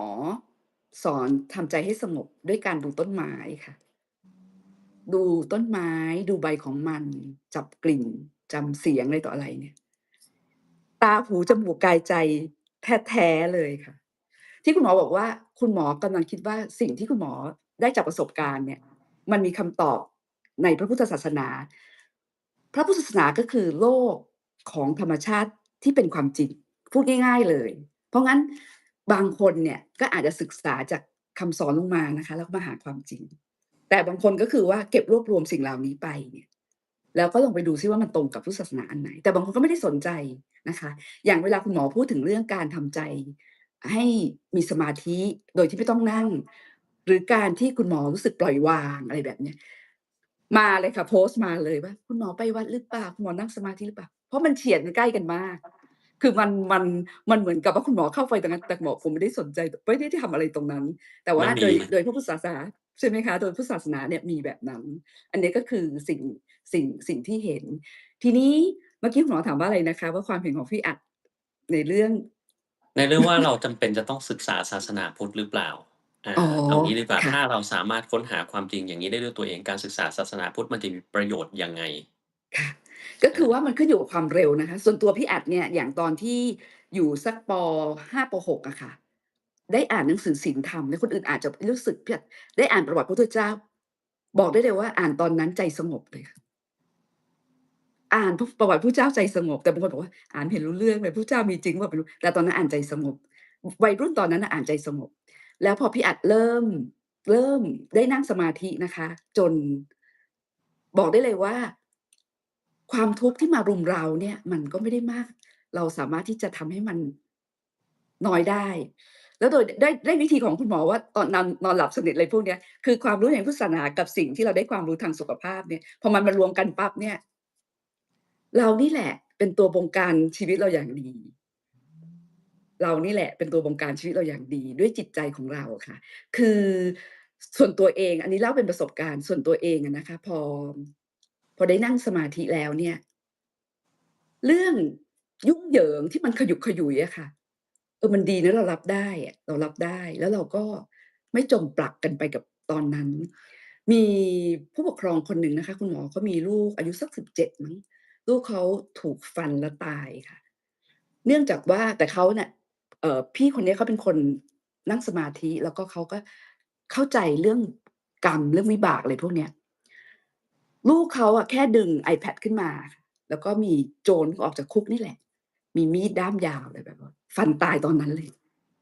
แล้วก็มีหนังสือพิมพ์ไปสัมภาษณ์ว่ารู้สึกยังไงบ้างเขาบอกว่าไม่มีใครอยากเสียลูกแต่เนื่องจากมันเกิดเป็นแบบนี้ต้องเสียลูกส่วนตัวก็คือว่าเขาคงสร้างบุญกับเรามาแค่นี้แต่ก็เป็นห่วงเด็กคนนั้นว่าถ้าเขาอยู่ในคุกเนี่ยชีวิตเขาอะแทบเป็นกลับมาเป็นมนุษย์ไม่ได้เลยอะไรจะทำให้เขามีชีวิต ที่ดีต่อไปได้ถึงแม้ลูกเขาเสีย คือพี่คนเนี้ยเขาเข้าใจในสิ่งที่เกิดขึ้นน่ะ คือถ้าเป็นคนอื่นนะฟูมฟายตายเลยนะคะบางครั้งสิ่งที่เราพระพุทธศาสนารู้ไม่พอค่ะต้องลงมือฝึกด้วยถึงจะได้ใจที่เข้าใจและเข้มแข็งเคยมีอาจารย์ญี่ปุ่นนะคะคุณหมอที่เขามาทำวิจัยในประเทศไทยอะเขาบอกว่าทำไมเรื่องกรรมเรื่องชาตินี้ชาติหน้าเนี่ยบางคนเชื่อบางคนไม่เชื่ออาจารย์ญี่ปุ่นคนนี้บอกว่ามาทำวิจัยในประเทศไทยแล้วพบว่าอะไรก็ตามที่ผ่านการทำสมาธิแล้วมีประสบการณ์ตรงถึงแม้ไม่เห็นอะไรเนี่ย สิ่งที่เป็นนามธรรมก็จะเกิดความเข้าใจว่ามันมีจริงสิ่งที่ไม่ได้เห็นก็จะเกิดความเข้าใจว่ามันมีจริงเพราะฉะนั้นยามที่จิตใจมันวิกฤตเราเคยเจอเหมือนกันคนคิดจะฆ่าตัวตายแล้วก็ได้มีโอกาสฟังธรรมสะกิดข้อคิดนิดเดียวอะพลิกเลยก็มีนะคะพุทธศาสนาเนี่ยอาจจะบางคนเนี่ยก็คือว่า เวลาจิตใจเขากำลังสโลว์ดาวน์อย่างมากๆอะแล้วก็มีคนชี้แนะเขาบางอย่างเนี่ยนะคะเขาก็จะเข้าใจแต่บางคนที่เข้มแข็งเนี่ยเขาก็ถือว่าเขามีปัญญาที่จะเรียนรู้แยกแยะอันนี้ก็ได้ค่ะคือมันเป็นศาสนาที่เปิดกว้างไม่งั้นมันไปไม่ถึงเนี่ยค่ะคุณหมอคะจากอินอืเดียปั๊บมไปจีนไปเกาหลีไปอุซเบกิสถานนะคะแล้วก็มาไต้หวันพวกเนี้ยทางนี้ก็ไปอินเดียพม่าศรีลังกา2,500ปีเนี่ยสิ่งเหล่าเนี้ยยังเป็นสิ่งที่ แสดงว่ากระทบความเป็นอยู่พี่อาจกระทบจิตใจนี่เลยพระไตรปิฎกเนี่ยทุกภาษามันเหมือนกันไหมครับทุกภาษานะคะเหมือนกันไหมคือเมื่อวานคุณหมอมีคำถามหนึ่งว่าทำไมพระไตรปิฎกต้องตีความอันนี้แหละค่ะพระไตรปิฎกเนี่ยแต่เดิมเนี่ยพระสัมมาสัมพุทธเจ้าสมัยนั้นไม่มีการจารึกไว้เป็นลายลักษณ์อักษรค่ะพระพุทธองค์สอนด้วยการพูดด้วยภาษามคธแล้วเนื่องจากสิ่งที่พระองค์เหมือนอย่างเงี้ยค่ะว่าเวลาจำคุณหมอพูดเรื่องนั้นเรื่องนี้ใช่ไหมคะเราไม่ได้จดเราก็จำได้ พอเราจำได้ขอโทษเราก็ไปเล่าค่ะเราไปเล่าบางคนก็ลงกระดาษนะคะแต่บางคนก็เล่าต่อแต่บางคนก็ไปเล่าเป็นภาษาอังกฤษเอาพูดง่ายๆบางคนก็ไปเล่าเป็นภาษาอื่นตามที่ตัวเองถนัดเพราะงั้นสิ่งที่คุณหมอสอนมันก็ถูกกระจายไปในหลายๆภาษาพระไตรปิฎกเหมือนกันแต่เดิมพระไตรปิฎกเนี่ยเป็นภาษามคธที่พระพุทธเจ้าสอนแล้วพระภิกษุสงฆ์สมัยนั้นก็เห็นว่าโอ้ดีเราควรทรงจำเพราะยังไม่มีเครื่องมือในการจารึกค่ะทรงจำก็เรียกว่ามุขปาฐะค่ะ ทรงจำกันมาเรื่อยๆค่ะแล้วก็มีการสังคายนาหลังพระพุทธปรินิพพานไปสัก3เดือนนะคะมีการสังคายนาว่าเรามารวมกันนะว่าพุทธเจ้าสอนอะไรแล้วก็ทรงจำยังไม่จารึกจนกระทั่งมีการจารึกตามที่ตัวเองรู้ภาษาในใบลานก็จะมีพระไตรปิฎกภาษาล้านนามีหลายๆชาติเลยนะคะทางด้านพม่าก็มีค่ะสิงหนก็มีโดยภาษา เกิดจากการที่เห็นคุณค่าแล้วก็ไปจารึกตามใบลานเนี่ยค่ะแล้วแต่ภาษาที่ไปงั้นพระไตรปิฎกรุ่นหลังก็จะเลยมีหลายภาษาเพราะตัวคำสอนพระพุทธเจ้าเองเนี่ยจะไม่มีลายลักษณ์อักษรอืมตอนนั้นค่ะยังไม่มีภาษาไม่มีตัวอักษรเพราะงั้นเสียงที่ออกมาปั๊บพระไตรปิฎกบาลีอักษรไทยมีค่ะพระไตรปิฎกบาลีอักษรพม่าอักษรสิงหนคือศรีลังกามีพระไตรปิฎกอย่างงี้เลยมีหลายถ้ามันภาษาค่ะถ้ามันมีแบบนี้เนี่ยมันก็มีพุค่ะ ทธหลายนิกายทำไมประเทศไทยถึงเลือกหินยานครับทำไมไม่คุณหมอคะเลือกอย่างอื่นเดี๋ยวนะคะคือตัวอาภาษาอย่างหนึ่งนะคะที่มันไปตัวภูมิประเทศกับตัวที่เอ่อประเทศต่างๆสภาพแวดล้อมที่ไปค่ะพอถามว่าทำไมหินยานอยู่ที่ประเทศไทยไม่มีมหายานนะคะก็คือพอจากอินเดียปั๊บเนี่ยนะคะพุทธศาสนาเผยแพร่ออกไปเนี่ยอันนี้ขอเล่าเพราะเป็นการอ่านที่ชอบมากก็คือว่าจำได้ไหมคะว่ามีเส้นทางสายไหม คือพี่จะชวนไปรู้ว่าคนเบื่อหรือเปล่านะคะเราคุยกัน2คนแต่กำเราจะต้องลังคิดว่าเราจะต้องเราเปิดตัดให้มันเร็วขึ้นมันจะได้แบบกระชับเพราะว่าค่ะต้องบอกว่าเหตุผลที่พุทธศาสนาเป็นสิ่งที่คนไม่ค่อยชอบฟังอะเพราะมันยาว ค่ะยาวช้าเนิบๆถ้าเราทำให้มันเร็วกระกระชับชับสั้นมันคนอาจจะโอเคชอบมากขึ้นทีนี้พอเร็วกระชับสั้นคนชอบมากขึ้นแล้วเราขยายความทีหลังซึ่งอ๋ผมมองว่าเวอลาที่ครูขอบสอนเนี่ยคุณมากครูพยายามจะสอนให้ครบทุกอย่างซึ่งมันไม่ดี อืม มันไม่ดีเลยอันนี้เป็นความผิดของครูหลายๆคนเวลาอย่างทำ PowerPoint เนี่ยจะต้องมีครบทุกอย่างอยู่ใน PowerPoint นั้นแต่เด็กมันดูเนี่ยมันอ่านไม่รู้เรื่องมันเยอะมันอัดกันเต็มเกินไปเวลาอืที่ผมสอนผมมก็เลยแบบสอนสั้นๆไม่ต้องรู้ให้หมดทุกอย่างแล้วพอคุณสงสัยค่ะเดี๋ยวมันก็จะอยากถามเราเองมันก็จะถามเรื่องนั้นเองนั่นแหละ ผมก็จะแบบค่ะพูดสมมุติมีเรื่องหนึ่งมี10ข้อเราสอนสักแบบ6ข้อแล้วกันไอ้4ข้อแล้วก็ไม่พูดไม่ครบช่างมันเดี๋ยวมันสนค่ะใจเองนั่นแหละ อ๋อโอเค โอเค ผมก็เดามันค่ะ เพราะงั้นคือประเทศไทยเนี่ยเราพุทธศาสนาเผยแผ่มาทางศรีลังกาซึ่งศรีลังกาเองเนี่ยเขาเป็นคนที่เขาเป็นประเทศที่รักษาพุทธแบบดั้งเดิมไว้พอมาถึงประเทศไทยปั๊บเนี่ยความเป็นดั้งเดิมที่เข้ามาเหมือนวัฒนธรรมอะที่เข้ามาแบบนั้นเพราะฉะนั้นแถบเนี้ยค่ะแถบพม่าไทยพม่าศรีลังกาแถบเนี้ยก็จะเป็นพุทธแบบดั้งเดิมแต่พอตอนไปตรงที่ประเทศแถบที่อากาศหนาวนะคะแล้วไปไกลผ่านเส้นทางสายไหมเนี่ย เกาหลีจีนไต้หวันพวกเนี้ยเป็นมหายานหมดเลยไปโดยอืมคำสอนที่มันเป็นไปตามภูมิประเทศที่ปรับให้ง่ายให้คนเนี่ยเข้าถึงง่ายแต่ตรงเนี้ยไม่ได้เราต้องรักษาแบบดั้งเดิมไว้ก็กลายเป็นหินยานเถรวาทอันนี้กันพูดกันง่ายๆแบบนั้นค่ะอืมก็จะมีคนโอเคอย่างสมมุติว่าค่ะรักษาคำสอนของแบบว่าคุณหมอแนะนำปั๊บต้องเป๊ะนะวัคซีนต้องเป๊ะ mRNA ต้องเป๊ะนะนี่คือคนที่รักษา ทำไมต้องเป๊ะล่ะเราอย่างงั้นไม่ได้เหรอฟ้าทะลายโจรไม่ได้นี่ก็คือสิ่งที่เขาอยากจะไปปรับแบบเนี้ยค่ะแต่คนที่เป๊ะบอกมันต้องเป๊ะสินี่บอกว่ามันต้องปรับสิมันก็เกิดขึ้นได้ค่ะคุณหมอประมาณนั้นสำหรับผมอืมมองว่าการที่เราสามารถปรับให้มันเข้าสู่ยุคสมัยที่มันทันสมัค่ะยเข้าสู่สค่ะถานการณ์ที่มันทันสถานการณ์อันนั้นเป็นสิ่งที่ควรจะต้องทำบางทีการที่เราค่ะไปยึดติดในอะไรสักอย่างมากจนเกินไปมันก็มีปัญหาก็คล้ายๆกับข้อกฎหมายต่างๆซึ่งต้องมีการเปลี่ยนแปลงไปเราต้องดูว่าเจตนาของกฎหมายนั้นมันคืออะไรสำหรับผมเนี่ยเนื้อแท้ของพุทธศาสนาคือเจตนาแล้วก็ข้ค่ะอความจริงที่มันอยู่บนโลกใบนี้เหมือนกับพุทธศาสนาเนี่ยพยายามชี้ให้เราเห็นถึงว่ากฎเกณฑ์ของโลกใบนี้มันเป็นยังไง ความจริงมันค่ะคืออะไรกันแน่ แล้วสิ่งที่เราเจออยู่ทุกๆวันเนี่ยมันเป็นสิ่งที่ทำให้เรามองไม่เห็นความจริงไอ้ตรงเนี้ยมองไม่เห็นค่ะกับเหตุผลที่อยู่เบื้องลึกของมันมันทำให้เราพูดจาอะไรกันแล้วก็ตัดสินใจกันที่มันออกมาแปลกๆนะอันนี้คืออืสำหรับผมที่ผมมองมศาสค่ะนาค่ะนะครับค่ะคือชอบอืมฟังคุณหมอให้ประเด็นแบบนี้นะคะก็คือชัดเจนด้วยอันหนึ่งที่พุทธศาสนาเนี่ยกระจายไปที่ประเทศอื่นๆเนี่ยอันนี้ฝรั่งเขาเขียนไว้ค่ะว่า พุทธศาสนายืดหยุ่นพอค่ะยืดหยุ่นพอที่เมื่อไปถึงประเทศไหนก็จะปรับเป็นวิถีชีวิตของประเทศนั้นๆได้ยังอยู่ที่จีนได้พอไปถึงเกาหลีอีกแบบหนึ่งไปถึงญี่ปุ่นก็ถูกปรับที่คุณหมอบอกว่าทำไมมีชินโตคือมันมีการปรับตัวอยู่ตามประเทศต่างๆเนี่ยอย่าง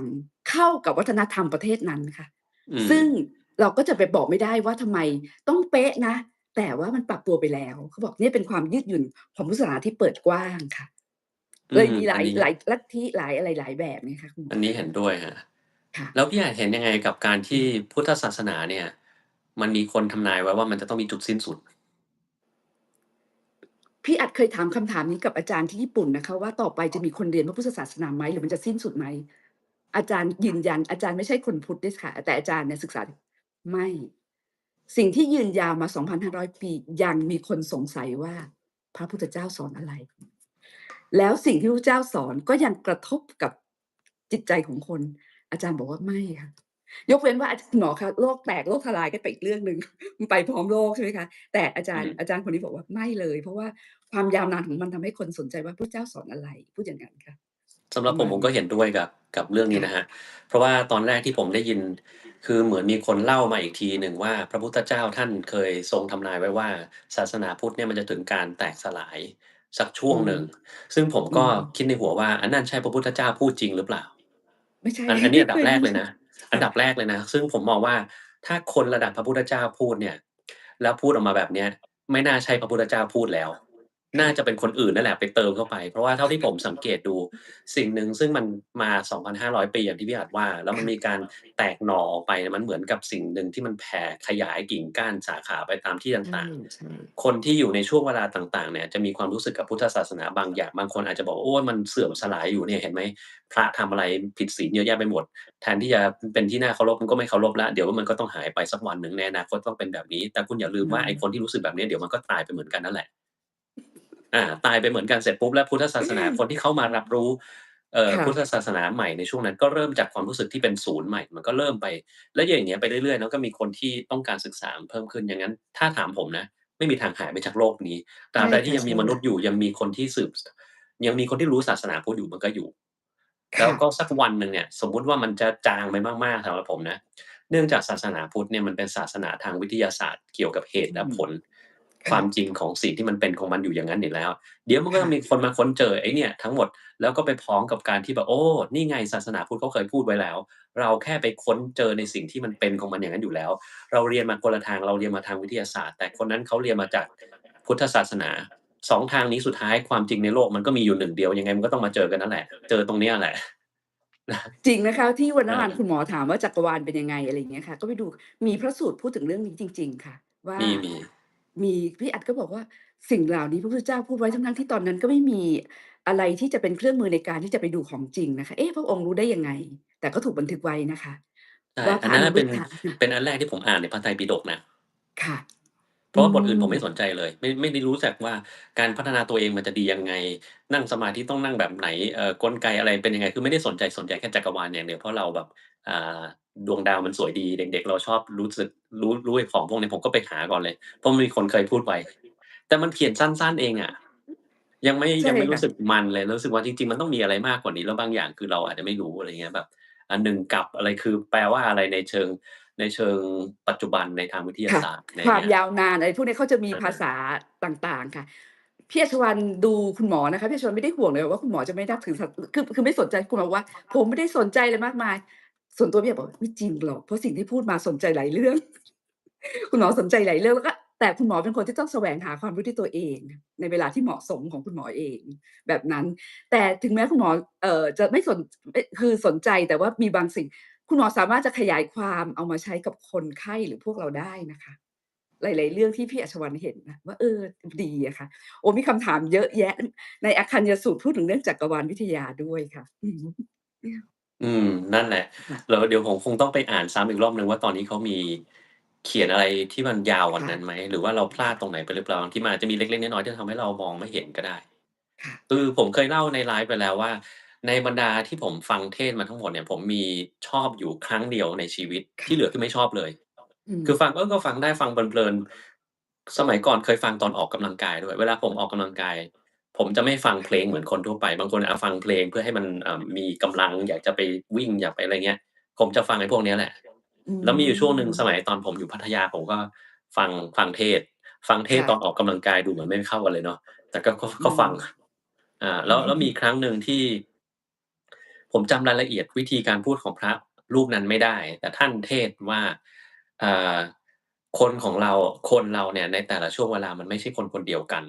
คือแค่ค่ะคำพูดคำนี้ผมเราโอเคพระเนี่ยใช้ได้แล้วอืรูปเนี้ยน่ามฟังแล้วมันต้องมีอะไรสักอย่างที่เจ๋งแน่นอนแล้วพอฟังต่อไปก็คือเอ่อ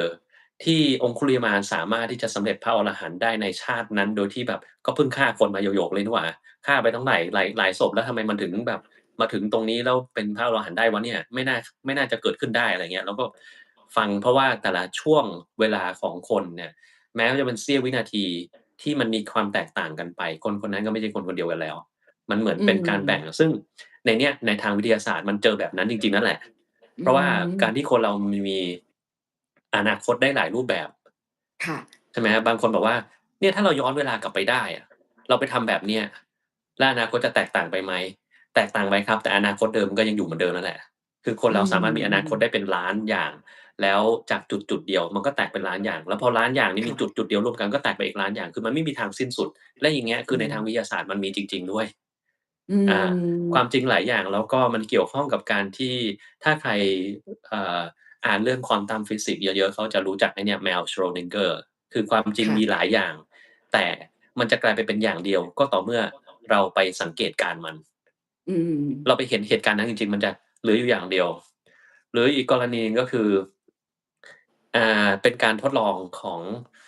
จริงๆตรงนี้การทดลองก็คือถ้าเราไปสังเกตเมื่อไรมันจะเปลี่ยนแปลงผลที่เราทำนายไว้ทันทีถ้าเราไม่สังเกตผค่ะลมันยังคงแบบไม่แน่ไม่นอนอย่างงั้นอยู่อะแล้วตรงอืเนี้ยมันมเป็นแนวคิดที่จะเอามาทำเป็น Quantum คอมพิวเตอร์อืคือปัจจุบันมเวลาคอมพิวเตอร์เราจะวิเคราะห์วิจัย หรือคำนวณอะไรสักอย่างอะมันจะใช้แค่ binary คือ0กับ1ไปทางค่ะนี้ไม่ก็ทางนี้อืแล้วเวมลามันจะวิเคราะห์แต่ละอย่างมันต้องไปทางนี้ไม่ก็ทางนี้แล้วก็ไปแตกยอดไปเรื่อยๆซึ่งทำให้มันเสียเวลาในการวิเคราะห์แต่ก็อืม จะเป็นอะไรไหมถ้าเกิดว่ามี Quantum คอมพิวเตอร์อันหนึ่งซึ่งทีเดียววิเคราะห์ได้ทุกความจริงพร้อมกันเลยในวินาทีเดียว ถ้าเป็นคอมพิวเตอร์ธอืมรรมดาอาจจะใช้เวลาเป็นล้านปีกว่าจะวิเคราะห์ข้อมูลที่เยอะๆแต่ควอนตัมเนี่ยคือมันเหมือนกับพุทธศาสนาเป๊ยบเลยคือคุณสามารถวิเคราะห์ความจริงทุกความจริงที่มันเกิดพร้อมกันได้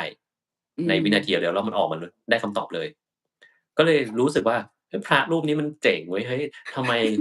สามารถเทศน์อะไรแบบนี้ได้ทั้งๆที่แบบตอนที่เราเรียนพุทธศาสนาในแบบมหาวิทยาลัยเงี้ยในมปลายไม่เห็นมีใครพูดงี้เลย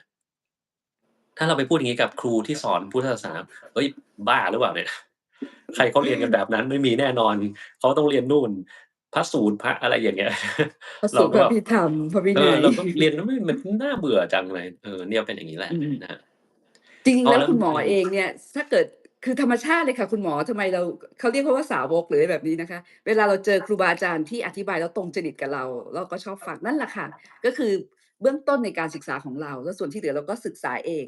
จากการอ่านจากการปฏิบัติอะไรก็แล้วแต่ค่ะเพราะงั้นพี่จะชว่าคุณหมอเนี่ยไม่มีทางเลยที่จะไม่ศึกษาพระพุทธศาสนา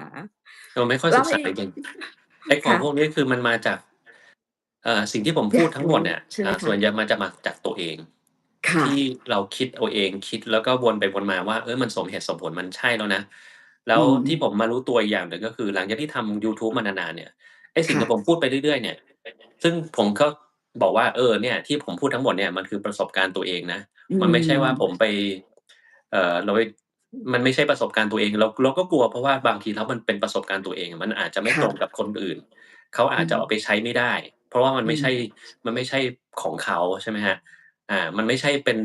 หลักเกณฑ์ที่มีคนค้นพบแล้วผมไปพูดตามนั้นซึ่งแบบโอเคเราพูดค่ะตามหนังสือมันต้องถูกต้องแน่นอนแต่นี่คือเราอืมคิดขึ้นเองมันอาจจะถูกหรือมันอาจจะไม่ถูกก็ได้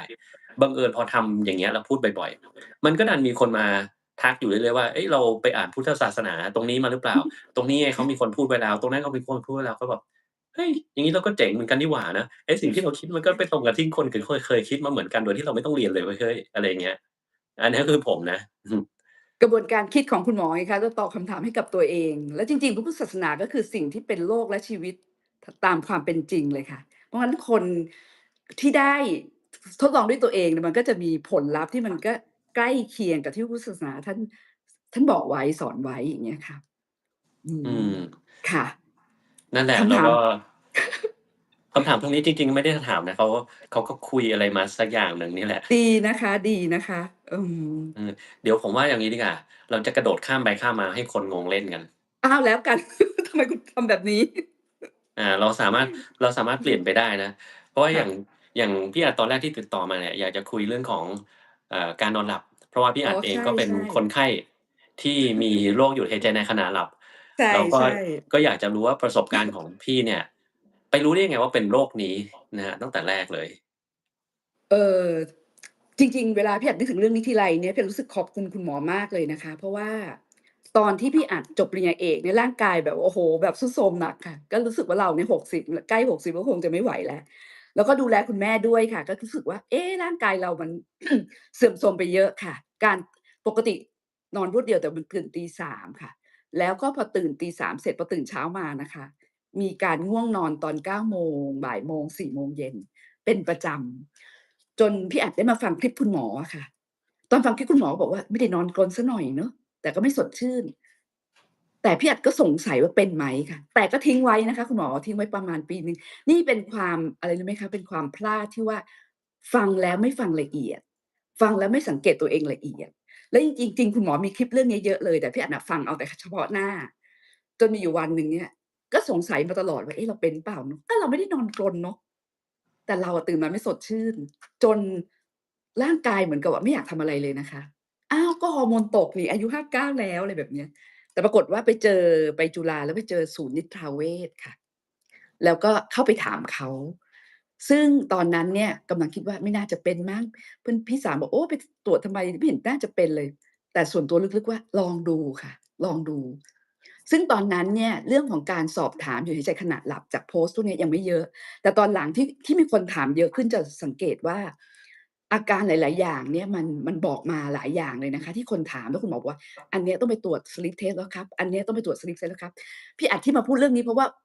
คงจะเหมือนพี่อัดนะเก็บไว้ไงคุณหมอบอกอันเนี้ยต้องไปตรวจ sleep test แล้วครับอาจจะเก็บไว้ เสียค่ะเสียตัวเองอะถ้าเกิดเราไม่ไปตรวจนี่พอไปตรวจที่จุฬาปั๊บเนี่ยค่ะ คุณอุปการหลังจากนั้นแล้วโอ้โฮเพื่อนพี่อัดนี่เป็นหนักกว่าพี่อัดเยอะค่ะคุณหมอที่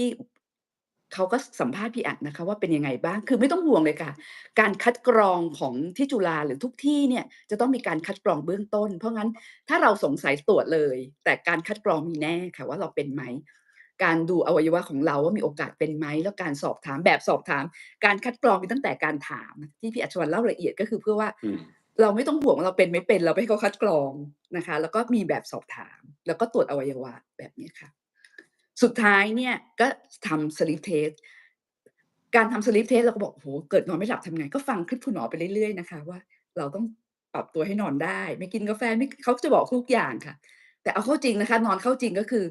หลับๆตื่นๆเขาบอกโอ้ตายแล้วเสียไป8,000นี่ไม่น่าจะรู้เรื่องนะหลับๆตื่นๆเสียขนาดนี้ แล้วก็สายระโยงระยางซึ่งสายระโยงระยางเราเองเราก็คิดว่า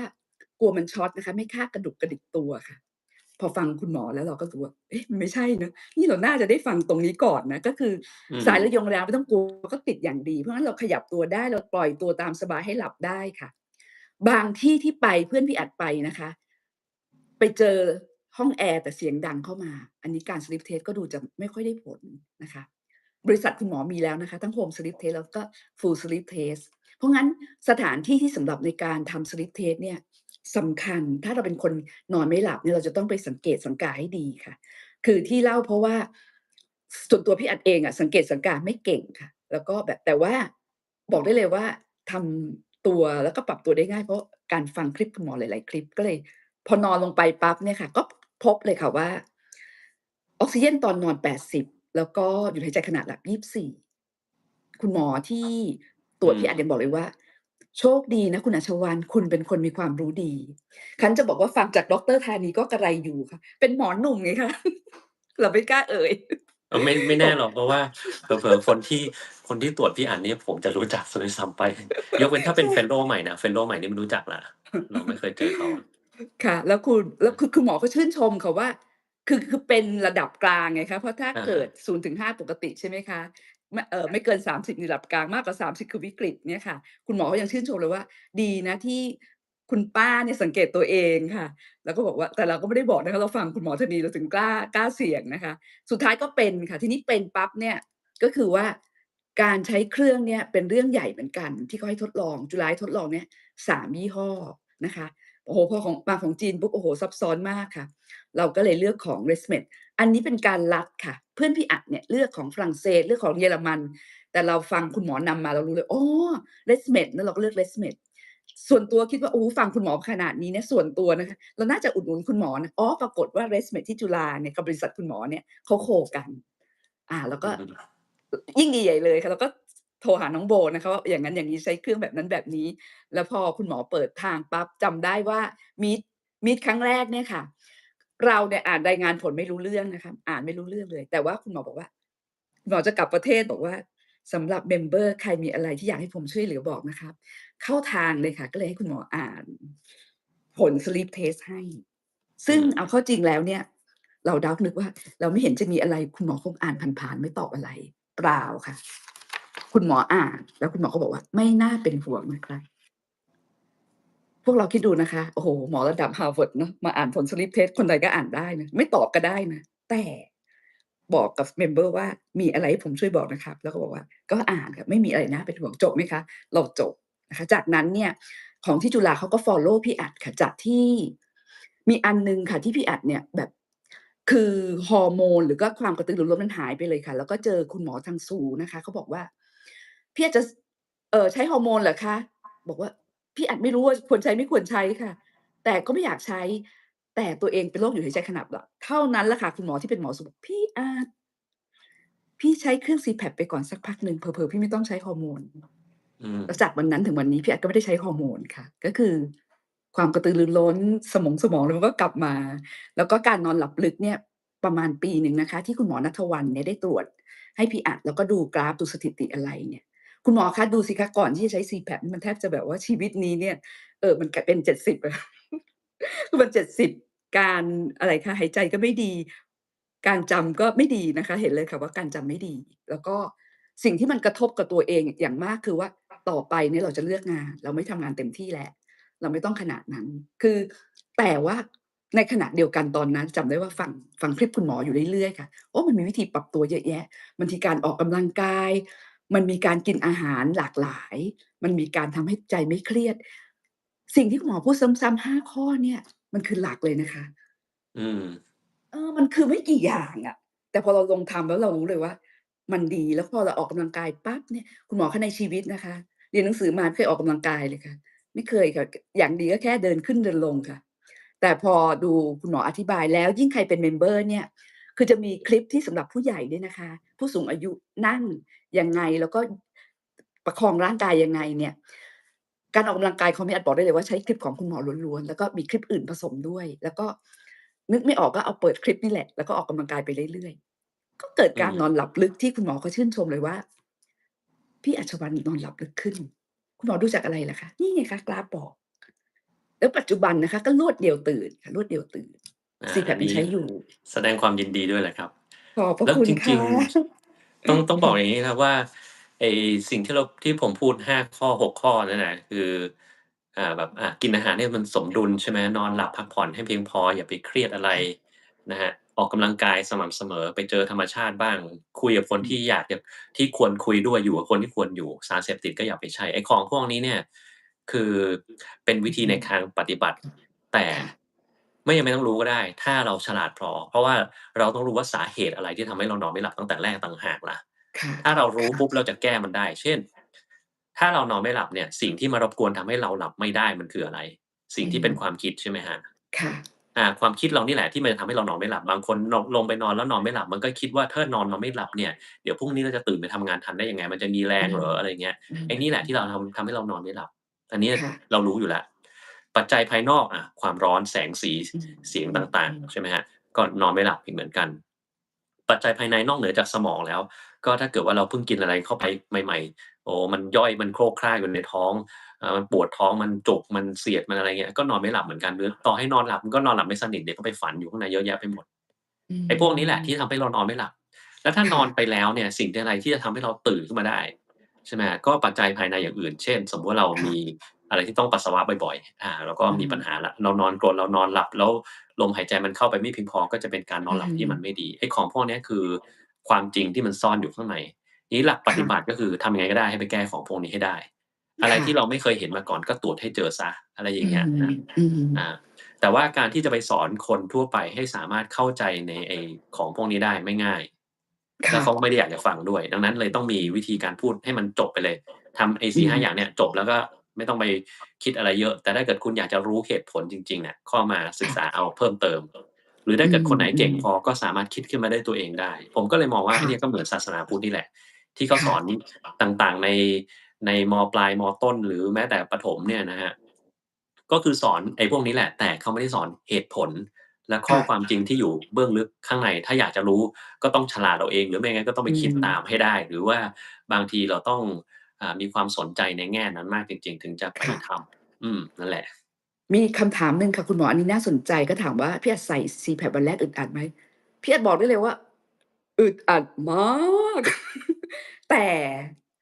คุณหมอสนีพูดดักไว้ตั้งหลายคลิปเพราะแล้วคุณหมอก็บอกว่าถ้าเกิดรู้สึกอึดอัดทำแบบนี้สิครับก็ใส่ไว้ก่อนแล้วก็เดินไปเดินมาวิธีการเนี้ยพี่อัดแนะนำเพื่อนไปจนเพื่อนพี่อัดรู้สึกทำแบบนี้เหมือนกันนะคะแล้วพอใส่ปั๊บเนื่องจากการนอนเราไม่เคยมีอะไรมาครอบที่หน้าตรงเนี้ย เป็นเรื่องธรรมดาที่เราจะอึดอัดนะคะแต่ว่าคือการฟังแล้วได้ความรู้อะจะให้เราก้าวข้ามอุปสรรคได้ง่ายวันนั้นเนี่ยก็เลยนอนไปว่าโธ่คนอื่นเขาก็อึดอัดเราก็อึดอัดจะไปคิดอะไรอย่าไปคิดอะไรเยอะนอนค่ะจากนั้นเนี่ยก็หลับไปเลยค่ะพอก้าวข้ามวันนั้นได้วันอื่นใส่ได้ตลอดแล้วพี่อัดไปหาคุณหมอเนี่ยคนข้างๆยังบอกเลยว่าเอ๊คุณทำได้ยังไงนะคุณไม่อึดอัดกับมันบอกว่าอ๋อมันอึดอัดวันแรกค่ะ อึดอัดวันแรกเราบอกว่าโอ้คนอื่นเขาก็อึดอัดเราก็อึดอัดมันเป็นธรรมชาติว่าร่างกายเราเพิ่งจะใช้มันอึดอัดเป็นธรรมดาแล้วเราก็ตอบกับตัวเองแล้วเราก็หลับค่ะแต่บอกได้เลยว่าการฟังแล้วเอาความรู้มาใช้เนี่ยจะทำให้เราไม่ยอมแพ้กับอุปสรรคง่ายๆพอวันรุ่งขึ้นเข้าที่ค่ะเข้าที่ง่ายแล้วก็ร่างกายเราไปได้เร็วแต่บางท่านน่ะอาจจะเป็นอาทิตย์ๆเลยนะคะหรือบางท่านใส่แล้วก็เอาออก จากความรู้อันเนี้ยค่ะพี่อาจจะบอกได้เลยว่าก็คือว่าเพื่อนพี่อัดน่ะหลายคนค่ะเช่นนอนกรนแล้วก็ง่วงไม่มีสมาธิคุยไปหาวไป เราก็เลยบอกว่าลองไปเอ่อ sleep test ไหมคืออะไรคะก็อธิบายฟังจากไหนคะคุณหมอธนีให้ไปด้วยฟังเทปไปด้วยมันเป็นแพ็กเกจที่สำเร็จมากโอเคพี่อัดเดี๋ยวไป sleep test อีกคนนะคะนอนๆอยู่เฮือกค่ะบอกเหมือนจะตายเลยค่ะแล้วทำยังไงดีให้เกิดภาวะอันนี้ออกไปค่ะก็ค่อยๆถามเขาอย่างที่คุณหมอถามมานะคะปรากฏว่าเพื่อนพี่อัดคนนั้นน่ะเฮือกจนทนไม่ได้หยุดหายใจขณะหลับเกือบ80ครั้งค่ะแต่ออกซิเจนสูงกว่าพี่อัดแต่นอนจะเฮือก คืออืมพอเรารู้ปุ๊บเนี่ยเราไปดูคนอื่นเรารู้เลยว่าเป็นมากกว่าเราเพื่อนบางคนนะคะแบบว่าเป็นอะไรไม่รู้เนี่ยก้มกราบพระแล้วเงยขึ้นมาเห็นดาวแล้วนอนเป็นไงตื่นหลับๆตื่นๆแล้วตื่นมางัวเงียมากแล้วตอนเช้าเป็นไหมเป็นบ่ายก็เป็นแล้วก็ไม่อยากทำอะไรเลยคือไม่อยากรับรู้อะไรเลยไม่อยากฟังคนที่จะพูดปัญหาเลยมันมากขนาดนั้นนะคะคนที่บ่นแบบเนี้ยก็ปรากฏว่าค่อยๆบอกเขาอะค่ะเขาก็ไปนะคะ นี่คือขั้นตอนแรกที่ไป Sleep Test เนี่ยคือถ้าเกิดบางเอกชนบางทีนะคะที่นอนดีมากก็จับได้เลยค่ะขั้นตอนที่ลำบากก็คือการใช้คือบางคนก็พ่ายแพ้กับการใช้เครื่อง CPAP ทั้งๆที่คุณหมอบอกว่าขอร้องนะครับผมว่าคุณอาจจะหลับแล้วแบบไม่ตื่นก็ได้นะครับผมบอกคุณมีปัญหาอะไรครับที่จะไม่ใช้เพราะว่าของคุณวิกฤตใส่แล้วอึดอัดค่ะเดี๋ยวให้พยาบาลดูให้ไหมคะคุณหมอขอร้องขนาดนี้เลยนะคะว่าคือพยายามให้ใช้แบบเนี้ยแต่เราน่ะโชคดีค่ะคือเราติดขัดอะไรเราก็ไปดูใส่ CPAP แล้วรู้สึกแห้งคอแห้งอ้าวอ่านคลิปคุณหมอใส่แล้วไม่ถนัดคลิปคุณหมอก็มี ใส่แล้วเป็นอย่างงั้นคลิปมีหมดเลยค่ะคลิปมีหมดทุกอย่างซึ่งคุณหมออาจจะไม่รู้ว่าการที่ไปทบทวนคลิปแบบเนี้ยการวางคลิปไว้อะค่ะมันมีประโยชน์มากเพราะงั้นคุณหมอเนี่ยจะได้บุญในการให้วิทยาทานกับคนให้สุขภาพเขาแข็งแรงอะตลอดต่อเนื่องโดยไม่รู้ตัวนะคะนั่งเล่นๆแบบเนี้ยก็คือได้บุญเพราะว่าคนเนี่ยกลับไปดูกลับไปอ่านแล้วก็ทำให้ชีวิตเขาเปลี่ยนเพื่อนพี่อัดเป็น10รายเลยนะคะที่พี่อัดเห็นหน้าก็รู้ว่าคนเนี้ยหยุดหายใจขณะหลับแล้วล่าสุดพี่อัดเจอน้องคนหนึ่ง พี่จะถามเขาว่าเป็นยังไงบ้างสุขภาพบอกเป็นอะไรไม่รู้ค่ะหนูขี้เกียจไปทำงานแล้วเขาบอกทำไมหนูน่ะภาระเยอะนะแต่ขี้เกียจค่ะเพราะตื่นมาไม่สดชื่นค่ะปรากฏว่าคุณหมอคือเราเห็นน่ะค่ะคางเขาอะสั้นนิดเดียว